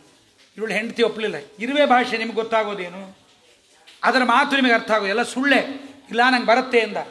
ಅವೆಲ್ಲ ಸುಳ್ಳು ಹೇಳಬೇಡ್ರಿ ನನ್ನನ್ನು ಒಪ್ಪಿಸಲಿಕ್ಕೆ, ನಿಮಗೆ ನನ್ನ ಮೇಲೆ ಮನಸ್ಸಿಲ್ಲ ಅಂದರು. 7 ದಿವಸ ಸಾಮಾನ್ಯರ ಮನೆಯಾಗ ಹೆಂಡತಿ ಕೋಪಗೊಂಡ್ರೆ ಏನು ಮಾಡ್ತಾರೆ ಹೇಳ್ರಿ? ಮ್ಯಾಕ್ಸಿಮಮ್ ಅಂದರೆ ಬಂಗಾರ ಸರ ತಂದು ಹಾಕ್ತಾರೆ. ಲೋ ಕ್ವಾಲಿಟಿ ಅಂದರೆ ಒಂದು ಮಳ ಮಲ್ಲಿಗೆ ಹೂವು. ಲೋ ಕ್ವಾಲಿಟಿ ಗಂಡಂದ್ರೆ ಏನು ಮಾಡ್ತಾರೆ? ಮಲ್ಲಿಗೆ ಹೂವು, ಒಂದು 1/4 kg ಹಲ್ವಾ. ಗಂಡ ಹಲ್ವಾ ಮಲ್ಲಿಗೆ ಹೂವು ತಂದ ಅಂದರೆ ಸಮಾಧಾನ ಮಾಡ್ಲಿಕ್ಕೆ ಬಂದಾನೆ ಅಂತ ಅರ್ಥ. ಇನ್ನೂ ಮಿನಿಮಮ್ ಅಂದರೆ ಹೆಂಡತಿ ಕಾಲು ಹಿಡ್ಕೊಂಡು ಕಾಲು ಒತ್ತಿ ಸತ್ಯಭಾಮ ಕಥಿ ಕೃಷ್ಣ ಮಾಡಿದ ಅಂಥೇಳಿ ಇವರು ಮಾಡ್ತಾರೆ. ಆದರೆ ಆ ರಾಜಂಗೆ ಏನು ಕಡಿಮೆ ರೀ? ಬೇಕಾದ್ದು ಕೊಡ್ತೀನಿ ಇಂದ ಒದ್ದಳು ಗಂಡನ. ಬೇಡ ಹೋಗು ನೀನು ಕಳ್ಳ, ಯಾರನ್ನೂ ಮನಸ್ಸಲ್ಲಿ ಇಟ್ಕೊಂಡಿದ್ದೀಯ, ಮೋಸ ಮಾಡ್ತಾ ಇದ್ದೀಯ. 7 ದಿವಸ ಪ್ರಯತ್ನ ಮಾಡಿದ ರಾಜನಿಗೆ 8ನೇ ದಿವಸ ಬೇಜಾರಾಯಿತು. 7 ದಿವಸವೂ ಇವಳನ್ನು ಹೇಗೆ ಹೊಲಿಸ್ಕೋಬೇಕು? ಇವಳು 36 ಆಗಿಬಿಟ್ಟಾಳೆ, 63 ಮಾಡ್ಕೋಬೇಕು ಇವಳನ್ನ, ಯಾ ಕಡೆ ತಿರ್ಸ್ಕೋಬೇಕು ಇವಳನ್ನು ಅಂತ ಭಾಳ ಪ್ರಯತ್ನ ಮಾಡಿದ. ಆಗಲಿಲ್ಲ. ಕೊನೆಗೆ ಆಲೋಚನೆ ಮಾಡಿದ, ಇವಳನ್ನು ಒಲಿಸಿಕೊಳ್ಳುವ ಈ ಪ್ರಯತ್ನವನ್ನು ದೇವರ ಕಡೆಗೆ ಮಾಡಿದರೆ ದೇವರು ಪ್ರತ್ಯಕ್ಷ ಆಗ್ತಾ ಇದ್ದ ಅಂದ. ಅವಳು ಮುಂದೆ ಅಂದೆ, ಪಾಪಿ ಚಂಡಾಲಿ, ನಿನ್ನನ್ನು ಒಲಿಸ್ಕೊಳ್ಳಿಕ್ಕೆ ಇಷ್ಟು ಪ್ರಯತ್ನ ಮಾಡಿದೆ, ಇದೇ ಪ್ರಯತ್ನ ದೇವರನ್ನು ಒಲಿಸ್ಕೊಳ್ಳಿಕ್ಕೆ ಮಾಡಿದರೆ ದೇವರು ಒಲಿತಿದ್ದ. ಅವಳಂದು, ನಿಮ್ಮ ಹಣೆ ಬರಕ್ಕೆ ನಾನೇ ತಿರುಗಲಿಲ್ಲ, ದೇವರ ಕಡೆ ತಿರುಗ್ತಾನೆ ಹೋಗು. ಕಾಡಿಗೆ ಹೊರಟ. ಮಂತ್ರಿಗಳು ಕಾಡಿಗೆ ಹೋದರು, ಎಲ್ಲ ಹೋದರು. ತಪಸ್ಸು ಮಾಡಿದ. 8ನೇ ದಿವಸ ದೇವರು ಪ್ರತ್ಯಕ್ಷ ಆಗಿಬಿಡ್ತವನಿಗೆ. ಭಗವಂತ ಒಲ್ದ. ಇದು ಹಂಸಪಕ್ಷಿಯಾಗಿದ್ದವನ ಕಥೆ. ಇದು ದೇವರ ದರ್ಶನ ಆಯಿತು, ಮಂತ್ರಿಗಳಿಗೂ ದರ್ಶನ ಆಯಿತು. ಅವನು ಕಾಡಿನಿಂದ ಬರ್ತಾ ಇರೋಷ್ಟೊತ್ತಿಗೆ ಈ 4 ಜನ ಇದ್ರಲ್ಲ ಉಳಿದವರು, ಅವರು ತಂದೆಗೆ ಹೇಳಿ ನಮಸ್ಕಾರ ಮಾಡಿ, ನಮ್ಮ ಟೈಮ್ ಆಯಿತು, ನಾವಿನ್ನು ಮೋಕ್ಷ ಮಾರ್ಗಕ್ಕೆ ಹೋಗ್ತೀವಿ, ಸಂಸಾರ ಬಿಡ್ತಾ ಇದ್ದೀವಿ. ಆ ತಂದೆಯಿಂದ ಮಕ್ಕಳನ್ನು ಪಡೆದದ್ದು ನಮ್ಮ ಅಂತ್ಯಕಾಲದಲ್ಲಿ ನಮಗೆ ದುಡ್ಡಿರೋದಿಲ್ಲ, ನಮ್ಮನ್ನು ನೋಡ್ಕೋಬೇಕು, ನಮ್ಮನ್ನು ಉದ್ಧಾರ ಮಾಡಬೇಕು ಅಂತ ಮಕ್ಕಳನ್ನು ಪಡೆದ್ರೆ, ನೀವು ವೀಸಾ ಪಾಸ್ಪೋರ್ಟು ತೊಗೊಂಡು ಗ್ರೀನ್ ಕಾರ್ಡ್ ತೊಗೊಂಡು ನೀವು ಫಾರಿನ್ಗೆ ಹೋಗಿಬಿಟ್ರೆ ನಮ್ಮ ಗತಿ ಏನು? ಅವರಂತಾರೆ, ನೋಡು, ತಂದೆ ತಾಯಿಯನ್ನು ಕಾಪಾಡೋದು, ಹೆಂಡತಿ ಮಕ್ಕಳನ್ನು ಕಾಪಾಡೋದು ಯಾರಿಗೆ? ದೇಹಾಭಿಮಾನ ಇದ್ದವರಿಗೆ. ನಮಗದಿಲ್ಲ. ನಮಗೆ ದೇಹಾಭಿಮಾನನೇ ಇಲ್ಲ, ನಿಮ್ಮೇಲೇನು? ಸರಿ, ಸಂತೋಷ, ಮತ್ತು ನಮಗೇನಾದ್ರು ಉಪಕಲ್ಪನೆ ಮಾಡಿರಿ ಊಟಕ್ಕೆ. ಆಗ ಬ್ರಾಹ್ಮಣರು 4 ಜನ ಮಕ್ಕಳು ತಂದೆಗೆ ಒಂದು ಶ್ಲೋಕ ಹೇಳಿಕೊಡ್ತಾರೆ. ಆ ಶ್ಲೋಕವನ್ನು ರಾಜ ದೇವರನ್ನು ನೋಡಿ ಬರ್ತಾ ಇರುವಾಗ ಊರಿನ ಮಧ್ಯದಲ್ಲಿ ರಾಜ ಬಂದಾಗ ಒಂದು ಶ್ಲೋಕ ಹೇಳ್ರಿ, ಸಂತೋಷ ಅಂಥೇಳಿ ಈ ರಾಜ ಮಂತ್ರಿಗಳಿಬ್ಬರೂ ಸಾರಥ್ಯವನ್ನು ಮಾಡ್ತಾ ಇದ್ದಾರೆ. ಸಾರಥ್ಯ ರಾಜ ಕೂತಿದ್ದಾನೆ. ಕೂತ ಸಂದರ್ಭದಲ್ಲಿ ಆ ಒಂದು ರಾಜನನ್ನು ನೋಡಬೇಕು. ಬಿಡ್ರಿ ಅಂತ ದಾರಿ ಬಿಡಿಸ್ಕೊಂಡು ಬ್ರಾಹ್ಮಣ ಸೀದ ಬಂದ ರಾಜನ ಮುಂದೆ ನಿಂತು, ಸಪ್ತವ್ಯಾಧಾದ ಶಾರಣೇಶು ಮೃಗಾಕಾಲಂಜರೇ ಗಿರು ಚಕ್ರವಾಕಾಶರದ್ವೀಪೆ ಹಂಸಾ ಸರಸಿ ಮಾನಸೇ ತೇಪಿ ಜಾತಾ ಕುರುಕ್ಷೇತ್ರೇ ಬ್ರಾಹ್ಮಣ ವೇದಪಾರಗಾ ಪ್ರಸ್ಥಿತಾ ದೀರ್ಘಮಧ್ವಾನಂ ಯೂಯಂ ಕಿಮವಸೀಧತಾ. ಈ ಶ್ಲೋಕ ಕೇಳಿದ ಕೂಡಲೇ ರಾಜನಿಗೆ ಮಂತ್ರಿಗಳಿಗೆ ಅಜ್ಞಾನ ಬಂದು ಹೋಯ್ತು, ಮೂರ್ಛಾ ಬಂದೋಯ್ತು. ರಥದಿಂದ 3 ಜನ ಕೆಳಗೆ ಬಿದ್ದರು. ಜನ ಅಂದರು, ಏನು ದರಿದ್ರ ಬ್ರಾಹ್ಮಣ, ಏನು ಮಂತ್ರ ಹಾಕಿದೆಯೋ ರಾಜನಿಗೆ ನೀರು ಹಾಕಿ ಎಬ್ಬಿಸಿದ್ರು. ರಾಜ ಎದ್ದ. ಈ ಬ್ರಾಹ್ಮಣ ಪಾಪ ಕಕ್ಕಾಬಿಕ್ಕಿಯಾಗಿ ಏನು ಶ್ಲೋಕನೋ ಇದು, ಕಥೆ ಅವನಿಗೆ ಅರ್ಥ ಇಲ್ಲ, ಅವನಿಗೆ ಗೊತ್ತಿಲ್ಲ ಪಾಪ. ನಿಂತ್ಕೊಂಡ ಈ ಬ್ರಾಹ್ಮಣ. ರಾಜ ಎದ್ದು ಕಾಲು ಹಿಡ್ಕೊಂಡ, ಮಂತ್ರಿ ಎದ್ದು ಕಾಲು ಹಿಡ್ಕೊಂಡ್ರು ಇಬ್ಬರು. ಸ್ವಾಮಿ ಯಾರು, ಎಲ್ಲಿದ್ದಾರೆ ಅವರು? ಪ್ರಾರಂಭ ಆಯಿತು. ಅಲ್ಲಿ ತನಕ ಇವ್ರಿಗೆ ಅವರೆಲ್ಲಿದ್ದಾರೆ ಗೊತ್ತಿಲ್ಲ. ತೇಪಿ ಜಾತಾ ಕುರುಕ್ಷೇತ್ರೇ ಬ್ರಾಹ್ಮಣಾ ವೇದಪಾರಗಾ ಪ್ರಸ್ಥಿತಾ ದೀರ್ಘಮಧ್ವಾನಂ. ಇದು ಶ್ರಾದ್ದದಲ್ಲಿ ಮಂತ್ರ ಹೇಳ್ತಾರೆ. ಶ್ರಾದ್ದ ಮಾಡುವಾಗ ಈ ಕಥೆ ಜ್ಞಾಪಕಕ್ಕೆ ಬರಬೇಕು. ಆಚಾರ್ಯ ಕೆದೋಗಣ ಆಚಾರ್ಯ, ಇನ್ನೇನು ಇಡಬೇಕು ಆಚಾರ್ಯ? ನನ್ನ ಹೆಸರಾಗ ಒಂದು ಪಿಂಡ ಒಂದು ಇಟ್ಬಿಡಾಯ್ತು. ಏನು ಅವಸರ ರೀ ಇವರು ಶ್ರಾದ್ದ ಮಾಡೋರಿಗೆ? ಅಲ್ಲಿ ಬಹಳ ಮಂತ್ರಗಳಿದ್ದಾಗ ಶ್ರಾದ್ದದಲ್ಲಿ ಸಂಸ್ಕೃತದಲ್ಲಿ ಆಡುವ ಮಾತುಗಳಷ್ಟೇ, ಮಂತ್ರಗಳಕ್ಕಿಂತ ಹೇಳ್ರಿ, ಕೂಡ್ರಿ, ಟೈಮ್ ಕೊಡ್ರಿ, ಕ್ಷಣಕ್ರಿಯತಾಂ ಕ್ಷಣೋದತ್ತಃ, ವಸ್ತವ್ಯಂ ಸ್ವಸ್ಥಮಾನಸೈಹಿ, ಭೋಕ್ತವ್ಯಂ ಸ್ವಸ್ಥಮಾನಸೈಹಿ, ಮಾಡಿದ ಪದಾರ್ಥಗಳೊಳಗೆ ಬೇಕಿದ್ದನ್ನು ಕೇಳ್ರಿ, ಮಾಡದೇ ಇದ್ದದ್ರ ಕೇಳಬೇಡ್ರಿ, ಕೈ ಹೊಟ್ಟೆ ತುಂಬ ಊಟ ಮಾಡಿರಿ, ಬೇಡದೇ ಇದ್ದದ್ದನ್ನು ಬಿಡ್ರಿ. ಇದೆಲ್ಲ ಶ್ರಾದ್ದದಲ್ಲಿ ಮಾತುಗಳು. ಕನ್ನಡದಲ್ಲಿ ಹೇಳ್ಬೋದು, ದೇವತೆಗಳಿಗೆ ಸಂಸ್ಕೃತ ಪ್ರಿಯ, ಮಡಿ ಅದನ್ನೇ ಹೇಳ್ತಾರೆ. ಕೇಳಿದ ಕೂಡಲೇ ಬ್ರಾಹ್ಮಣನಿಗೆ ಅಪಾರವಾದ ಸಂಪತ್ತು ಕೊಟ್ಟ ರಾಜ. ತಾನು ಹೊರಟಿದ್ದಾನೆ. ಆವಾಗ ಮನೆಗೆ ಬಂದ ರಾಜ, ಬ್ರಹ್ಮದತ್ತ ರಾಜ ಮನೆಗೆ ಬಂದ. ಹೆಂಡತಿಗಂದ, ನಮಸ್ಕಾರ ಮಾಡಬಾರದು ಹೆಂಡತಿಗೆ, ನಿನ್ನ ಪುಣ್ಯದಿಂದ, ನೀನಾಡಿದ ಮಾತಿನಿಂದ ಹೆಂಡತಿ ಸಂತತಿ ಸಾವಿರವಾಗಲಿ, ದಂಡಿಗೆ ಬೆತ್ತ ಹಿಡಿಸಿದಳಯ್ಯ. ಗೋಪಾಳ ಬುಟ್ಟಿ ಹಿಡಿಯುವುದಕ್ಕೆ ಭೂಪತಿ ಎಂದು ನಾಚುತ್ತಲಿದ್ದೆ, ಗೋಪಾಳ ಬುಟ್ಟಿ ಹಿಡಿಸಿದಳಯ್ಯ. ಆ ಹೆಂಡತಿ ಕುಲ ಸಂತತಿ ಸಾವಿರವಾಗಲಿ. ಒಳ್ಳೆ ಕೆಲಸ ಮಾಡಿದಿ, ನಿನ್ನಿಂದ ದೇವರ ದರ್ಶನ ಆಯಿತು. ಸ್ವಾಮಿ ಅಂತ ಕಾಲು ಹಿಡಿದ್ಲು, ಗಂಡಗೆ ನಮಸ್ಕಾರ ಮಾಡಿದ್ಲು. ಧನ್ಯನಾದೆ ನಾನು ಅಂದ್ಲು. ದೇವರ ದರ್ಶನ ಮಾಡಿ ಬಂದ ಗಂಡನ ಹೆಂಡತಿ ಅಂತ ನನಗೆ ಧನ್ಯತೆ ಬಂತು. ನೀವು ದೇವರ ದರ್ಶನ ಮಾಡಿದ ಕಥೆಯಲ್ಲಿ ನನ್ನ ಕಥೆಯೂ ಬರುತ್ತಲ್ವ, ಹೆಂಡತಿ ವೈರಾಗ್ಯಕ್ಕೆ ಕಾರಣಳಾದಳು ಅಂತ. ನಾ ಧನ್ಯ ಆದೆ. ನಮಸ್ಕಾರ ಮಾಡಿದ್ಲು. ಗಂಡ ಅಂದ, ನಾನು ಯಾರು ಅಂತ ನನಗೆ ಗೊತ್ತಾಯಿತು, ನನಗಿನ್ನು ಸಂಸಾರ ಬೇಡ, ನಾ ಹೊರಡ್ತೀನಿ ಅಂದ. ಹೆಂಡತಿ ಅಂದ್ಲು, ನಾನು ಬರ್ತೀನಿ ಅಂದು. ಗಂಡ ಅಂದ, ಇರುವಿ ಜಗಳಕ್ಕೆ ಇಂಥ ಅನಾಣೆ ಆಯಿತು, ಇನ್ನಲ್ಲಿ ಆನಿ ಜಗಳ, ಆನಿ ಗಂಡ ಹೆಂಡತಿ ಜಗಳ, ಜಿಂಕಿ ಗಂಡ ಹೆಂಡತಿ ಜಗಳ, ಕುಂದೇಲು ಜಗಳ, ಇವೆಲ್ಲ ನಾನೆಲ್ಲ ಹೇಳಿ ನಿಂಗೆ ತಾಯಿ, ನೀ ಬರಬೇಡ. ಅವಳು ಹೆಂಡತಿ ಅಂದ್ಲು, ನಾನು ಯಾರು ಗೊತ್ತೇನು, ಮಹಾತಾಯಿ ಮಹಾ ಹಠಮಾರಿ, ದೇವರು ನೋಡೋ ತನಕ ಬಿಡಿಸ್ಲಿಲ್ಲ ನೀನು, ಮಹಾತಾಯಿ ನಮ್ಮವ್ವ ಭಯಂಕರ ನೀನೊಂದು. ಸ್ವಾಮಿ ನಾನು ಯಾರು ಗೊತ್ತಾ ಅಂದ್ಲು. ನಿನ್ನ ಹೆಸರು ಸನ್ನತಿ, ನೀವು ಯಾವ ಆಕಳನ್ನು ಕೊಂದ್ರಲ್ಲ ನಾನೇ ಆಕೆ ಅಂದ್ಲು. ನನ್ನನ್ನೇ ಕೊಂದು 7 ಜನ್ಮದ ಹಿಂದೆ, 5 ಜನ್ಮದ ಹಿಂದೆ ನನ್ನನ್ನೇ ನೀವು ಕೊಂದಿದ್ರಿ. ಬರೇ ಯಾರೋ ಬೇರೆಯವರು ಕೊಂದಿದ್ದು ತಿಂದುಬಿಟ್ರೆ, ಹಲಾಲ್ ಮಾಡಿಬಿಟ್ರೆ ನಾವು ಹಾಳಾಗಿ ಹೋಗ್ತಿದ್ವಿ. ನನ್ನನ್ನು ಪಿತೃದೇವತೆಗಳಿಗೆ ಅರ್ಪಣೆ ಮಾಡಿದ್ರಾದ್ದರಿಂದ ನನ್ನ ಜನ್ಮ ಉತ್ತಮ ಆಯಿತು. ರಾಜನಿಗೆ ರಾಣಿಯಾಗಿ ನಾನು ಬಂದೆ, ನಿಮ್ಮಂಥವರಿಗೆ ಮಡದಿಯಾದೆ, ನನ್ನನ್ನು ಉದ್ಧಾರ ಮಾಡಿರಿ. ಆಗ ಹೆಂಡತಿ ಮಾತು ಕೇಳಿ ಅವನಿಗೆ ಹಿಂದಿನ ಸ್ಮರಣೆ ಇತ್ತಲ್ಲ, ಆ ಆಕಳೆ ಅದು ಹೆಣ್ಣು, ಇದು ಹೆಣ್ಣೆ. ನಮ್ಮಲ್ಲಿ ಏನು ಅಂದರೆ, ಹೆಣ್ಣು ಜೀವ ಎಲ್ಲಿದ್ದರೂ ಹೆಣ್ಣಾಗೆ ಹುಡ್ತಾಳೆ. ಯಾವುದೇ ಯೋನಿಯಲ್ಲಿ ಬಂದರು ಸಾಕಪ್ಪ ಈ ಸಂಸಾರ ಅಂತ ಅನ್ನೋಂಗಿಲ್ಲ. ಗಂಡಂದರು ಮೂಗುಬಟ್ಟೆ ಹಾಕ್ಕೊಳ್ಳೋದಿಲ್ಲ, ಹೆಂಗಸರು ಕ್ರಾಪ್ ಬಾಚ್ಕೊಂಬೋದಿಲ್ಲ, ಅಲ್ಲೇ ಇರಬೇಕು ಅವ್ರು. ಎಷ್ಟೇ ಜನ್ಮಕ್ಕೆ ಬಂದರೂ ಅವರಷ್ಟೇ. ಅದಕ್ಕೆ ಅವ್ರು ಹುಟ್ಟಿದ ತಕ್ಷಣ ನಾಚಿಕೆ, ಕ್ಷಮಾಗುಣ, ಸಹನ ಅವೆಲ್ಲ ಹೇಗೆ ಬರ್ತಾವೆ ಹೇಳ್ರಿ? ಅದು ದೇವರು ಜೀವದ ಜೀನ್ಸಲ್ಲೇ ಇಟ್ಬಿಟ್ಟಿರ್ತಾನೆ. ಇವು ಗಂಡಸು ಜೀವನ ಬಂದು ಕೂಡ ಅಂತಾನೆ. ಹೆಂಗಸರಾದ್ರೆ ಹಿಂಗಂತವೇ ನೋಡ್ರಿ ಅಂಬುದಿಲ್ಲ. ಇದೆಲ್ಲ ದೇವರು ಇಟ್ಬಿಟ್ಟಿರ್ತಾನೆ. ಆ ಜೀನ್ಸ್ ಒಳಗೆ ಜೆನೆಟಿಕ್ ಸೈನ್ಸ್ ಅದು ಭಗವಂತ ಇಟ್ಬಿಟ್ಟಿರ್ತಾನೆ. ಹೀಗಾಗಿ ಆ ಹೆಣ್ಣು ಜೀವ ಹೆಣ್ಣಾಗತ್ತೆ, ಗಂಡು ಜೀವ ಗಂಡಾಗತ್ತೆ. ಆ ಸನ್ನತಿ ಬಹಳ ಸಂತೋಷಪಟ್ಟಿದ್ದಾಳೆ. ಇದನ್ನು ಶ್ರಾದ್ದದ ಕಾಲದಲ್ಲಿ ಯಾಕೆ ಹೇಳ್ತಾರೆ ಅಂದರೆ, ಶ್ರಾದ್ದದಲ್ಲಿ 7 ವಿಧವಾದ ಶ್ರಾದ್ದವನ್ನು ಮಾಡ್ತೀವಿ ನಾವು. ದಕ್ಷಿಣೆ ಹೆಚ್ಚು ಕೊಟ್ಟರೆ ನಮ್ಮವರು ಶ್ರೀಮಂತರಾಗಿ ಹುಟ್ಟಿದ್ರೆ ಅವರಿಗೆ ಸಂತೋಷವಂತ. ಬಂದು ಕೂಡಲೇ ಅವರ ಕಾಲನ್ನು ಒತ್ತಿ ಕರೆದರೆ ಏನು ಪಕ್ಷಿ ಪಾದಾಭಿವಂದನಾಥ್. ಪಕ್ಷಿಗಳ ಕುಲದಲ್ಲಿ ನಮ್ಮವರು ಹುಟ್ಟಿದ್ದರೆ ಕಾಲು ಒತ್ತೋದರಿಂದ ಹಕ್ಕಿಗಳಿಗೆ ಹಕ್ಕಿ ಕಾಳು ಸಿಕ್ಕಿಬಿಡ್ತಾವಂತ. ಅದಾದ ಮೇಲೆ ರಾಕ್ಷಸಾಹ ಭೂರಿ ಭೋಜನಾಥ್. ಭೂರಿ ಭೋಜನ ಮಾಡಿಸ್ತೀವಲ್ಲ, ಭಾಳ ಮಂದಿ ಬಂದವಳು ಬರೀ ಕಾಗಿಗಳು ಬಂದಿರ್ತಾವೆ. ಯಾರ್ಯಾರೋ ಆ ಮರಿ ಇನ್ನು ಬೇಕಾದವ್ರು ನೀ ಹೇಳ್ಕೊಂತ, ಅವ್ನು ಯಾರ್ಯಾರಿಗೂ ಹೇಳ್ಕೊಡ್ತ, ಅವ್ನು ಯಾರು ಇವು ಹಾಳಾಗೋ ಕೊನೆಗೆ ಶ್ರಾದ್ದದ ಊಟ ಎಷ್ಟು ಜನಪ್ಪ ಅಂದ್ರೆ 200 ಜನ. ಕೊನೆಗೆ ಅದ್ರಾಗ ಉಳಿದಿದ್ದನ್ನು ಎಷ್ಟು ಜನ ಹಾಕ್ಸ್ಕೊಂಡ್ರು 6 ಜನ.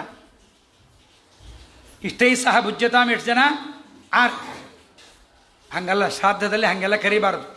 ಶ್ರಾದ್ದ ತುಂಬ ಗೌಪ್ಯವಾಗಿ, ಯಾರು ದಾಯಾದಿಗಳಿದ್ದಾರೆ, ಯಾರು ಮೃತರ ಸೂತಕವನ್ನು ಆಚರಣೆ ಮಾಡ್ತಾರೆ ಅವರೇ ಹೆಚ್ಚಿಗೆ ಇರಬೇಕು. ಅದಕ್ಕಿಂತ ಹೆಚ್ಚಾರಿರಬೇಕು ಅಂದರೆ ಬ್ರಾಹ್ಮಣರಿರಬೇಕು. ವಿಪ್ರಮುಖೇ ಯತ್ ಶ್ರದ್ಧೆಯಾದೀಯತೆ ತತ್ ಶ್ರಾದ್ದಂ. ಇಷ್ಟು ಶ್ರಾದ್ದದ ಬಗ್ಗೆ ಸ್ವಲ್ಪ ವಿಚಾರ, ಪೂರ್ತಿ ಹೇಳಿಲ್ಲ.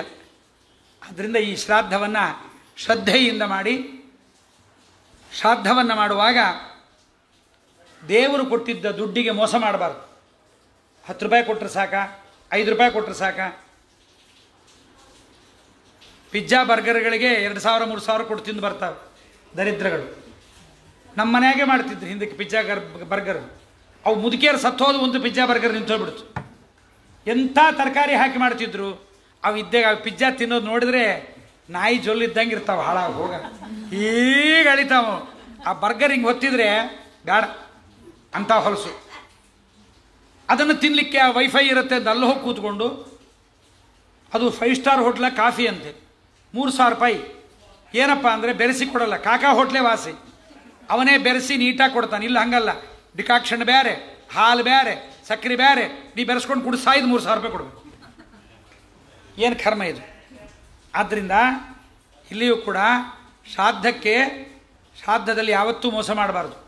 ನಮ್ಮ ದುಡ್ಡು ಎಷ್ಟು ವಿನಿಯೋಗ ಮಾಡ್ತೇವೆ, ಎಷ್ಟು ದುಡ್ಡು, ಎಷ್ಟು ಬೆಳ್ಳಿ, ಎಷ್ಟು ಅನ್ನದಾನ, ಎಷ್ಟು ಪ್ರಿಯವಾಕ್ಯ, ಶ್ರಾದ್ದದಲ್ಲಿ ಎಷ್ಟು ಶ್ರದ್ಧೆ, ಇದೆಲ್ಲವನ್ನು ಮಾಡಿದ್ದರಿಂದ ಬಹಳ ನಮ್ಮ ಮನೆ ಉನ್ನತಿ ಆಗತ್ತೆ.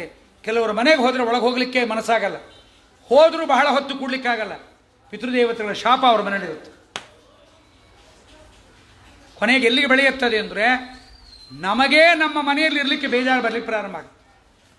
ಅದು ಪಿತೃಗಳ ಶಾಪದ ಲಕ್ಷಣ ಅದು. ಆದ್ದರಿಂದ ಪಿತೃಗಳ ಆರಾಧನೆಯನ್ನು, ದೇವರ ಪೂಜೆ ನಿಂತರೂ ಪರವಾಗಿಲ್ಲ, ಪಿತೃಗಳ ಆರಾಧನೆ ಮನೆಯಲ್ಲಿ ಮಾಡಬೇಕು. ಅದಕ್ಕೆ ನಾನು ಹೇಳ್ತೀನಿ, ಮಠ ಹುಡುಕಬೇಡ್ರಿ, ಮನೆಯಾಗಿ ಶ್ರಾದ್ದ ಮಾಡಿರಿ. ನೀವು ಮಠದಾಗಾರ ಊಟ ಮಾಡಿರಿ, 5 ಸ್ಟಾರ್ ಆಗಾರ ಊಟ ಮಾಡಿರಿ. ಬಂದ ಬ್ರಾಹ್ಮಣರಿಗೆ ಸ್ವಯಂ ಪಾಕ ಕೊಡ್ರಿ. 10 ಜನಕ್ಕೆ ಮನೆಯಾಗೆ ಅಡುಗೆ ಇಲ್ಲ, ನೀರಿಲ್ಲ. ಹೊರಗಡೆ ಇರುವ ಮೈಲಿಗೆ ಎಷ್ಟು ನಮ್ಮ ಮನೆಯಲ್ಲಿ ಇರಲ್ಲ. ನಮ್ಮ ಮನೆಯಲ್ಲಿ ಹೆಂಡತಿ ಗೌರವ ಇರುತ್ತೆ, ಶ್ರದ್ಧೆ ಇರುತ್ತೆ, ಒಳ್ಳೆಯದಾಗಬೇಕು ಅಂತಿರುತ್ತೆ. ಶ್ರಮಪಟ್ಟು ಮಾಡಬೇಕು, ದುಡ್ಡನ್ನು ವೆಚ್ಚ ಮಾಡಬೇಕು. ಅಡಿಗೆಯವರು ಕೊಟ್ಟಿದ್ದಕ್ಕಿಂತ ಹೆಚ್ಚಿಗೆ ಬ್ರಾಹ್ಮಣರು ಕೊಡಬೇಕು. ವಾಲ್ಗದವರು ಕೊಟ್ಟಿದ್ದಕ್ಕಿಂತ ಪುರೋಹಿತರು ಕೊಡಬೇಕು. ಮದುವೆ ಆಗುತ್ತೆ.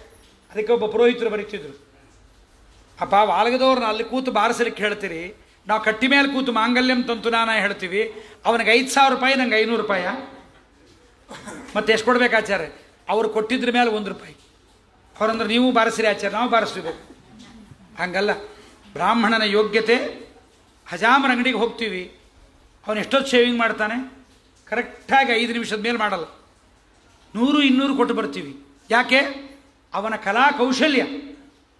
ಅಲ್ಲಿ ಟೈಮು ಕೆಲಸ ಮಾಡಿದ್ದಲ್ಲ, ಕೌಶಲ್ಯಕ್ಕೆ ದುಡ್ಡು. ಬ್ಯೂಟಿ ಪಾರ್ಲರ್ಗೆ ಹೋಗಿ ಎಷ್ಟೊತ್ತು ಕೂತಿರ್ತೀವಿ ರೀ, ಮೌ ಮಾಡ್ಕೊಂಡಿದ್ದಿಲ್ಲ, ಮಣಿ ಕಿತ್ಕೊಂಡು ಉಬ್ಬು ಕಿತ್ಕೊಂಡು ಪಠಾರ್ ಅಂತ ಕೇಳ್ತಾಳೆ ಅವಳು ಹಾಕಿ. ಹೋಗ ಅದು ನೋವು ಮಾಡಿಕೊಂಡು ಒಂದು ಹುಬ್ಬು ಕಿತ್ತರೆ 2000 ರೂಪಾಯಿ. ಒಂದು ನೈಲ್ ಪಾಲಿಷ್ ಮಾಡಿದರೆ ಅದಕ್ಕೆ ಒಂದೊಂದು ನೈಲಿಗೆ ಒಂದೊಂದು ಕಲರು, ಇದಕ್ಕೆ ರೆಡ್ಡು, ಇದಕ್ಕೆ ಗ್ರೀನು. ಅದು ರೈಲ್ವೆ ಸ್ಟೇಷನ್ ಇದ್ದಂಗೆ ಇರ್ತಾವೆ ಎಲ್ಲ. ಶೂರ್ಪಣಖಿಯರು ಅದಕ್ಕೆ ರೊಕ್ಕ ಕೊಡ್ತಾರೆ. ಅದಕ್ಕೆ ಬ್ರಾಹ್ಮಣರಿಗೆ ಹೆಚ್ಚು ವಿನಿಯೋಗ ಮಾಡಬೇಕು. ಇಲ್ಲಿ ಯಾರನ್ನೂ ಕ್ರಿಟಿಸೈಸ್ ಮಾಡಲಿಕ್ಕಲ್ಲ ನಾನು ಹೇಳ್ತಾ ಇರೋದು. ಬ್ರಾಹ್ಮಣ ಮುಖದಲ್ಲಿ ಎಷ್ಟು ನಾವು ವಿನಿಯೋಗ ಮಾಡ್ತೇವೆ, ನೀವು ಪಿತೃದೇವತೆಗಳ ಶ್ರಾದ್ದಕ್ಕೆ ಎಷ್ಟು ವಿನಿಯೋಗ ಮಾಡ್ತೀರಿ, ನೀವು ಪಿತೃಗಳನ್ನು ಏನು ಕೇಳ್ತೀರಿ, 1 ವರ್ಷದ ಒಳಗಾಗಿ ಅವರದನ್ನು ಅನುಗ್ರಹ ಮಾಡ್ತಾರೆ. ಅಂತಹ ಪಿತೃದೇವತೆಗಳ ಬಗ್ಗೆ ಭೀಷ್ಮರು ಧರ್ಮರಾಜನಿಗೆ, ಮಾರ್ಕಂಡೇಯರಿಗೆ ಸನತ್ಕುಮಾರರು, ಜನಮೇಜಯ ರಾಜನಿಗೆ ವೈಶಂಪಾಯನರು, ಸೂತರು ಶೌನಕಾದಿಗಳಿಗೆ ಹೇಳಿದರು ಎಂಬಲಿಗೆ ಶ್ರೀಕೃಷ್ಣಾರ್ಪಣಮಸ್ತು. ಹರೇ ನಮಃ. ಕಾಯೇನ ವಾಚ ಮನಸ್ಸೇಂದ್ರಿಯರ್ವ ಬುದ್ಧ್ಯಾತ್ಮನ ವಾ ಅನುಸೃತ ಸ್ವಭಾವಂ ಕರೋಮೇದ್ಯ ಸಕಲಂ ಪರಸ್ಮೈ. ಸೇವ್ ಮಾಡಬೇಕು.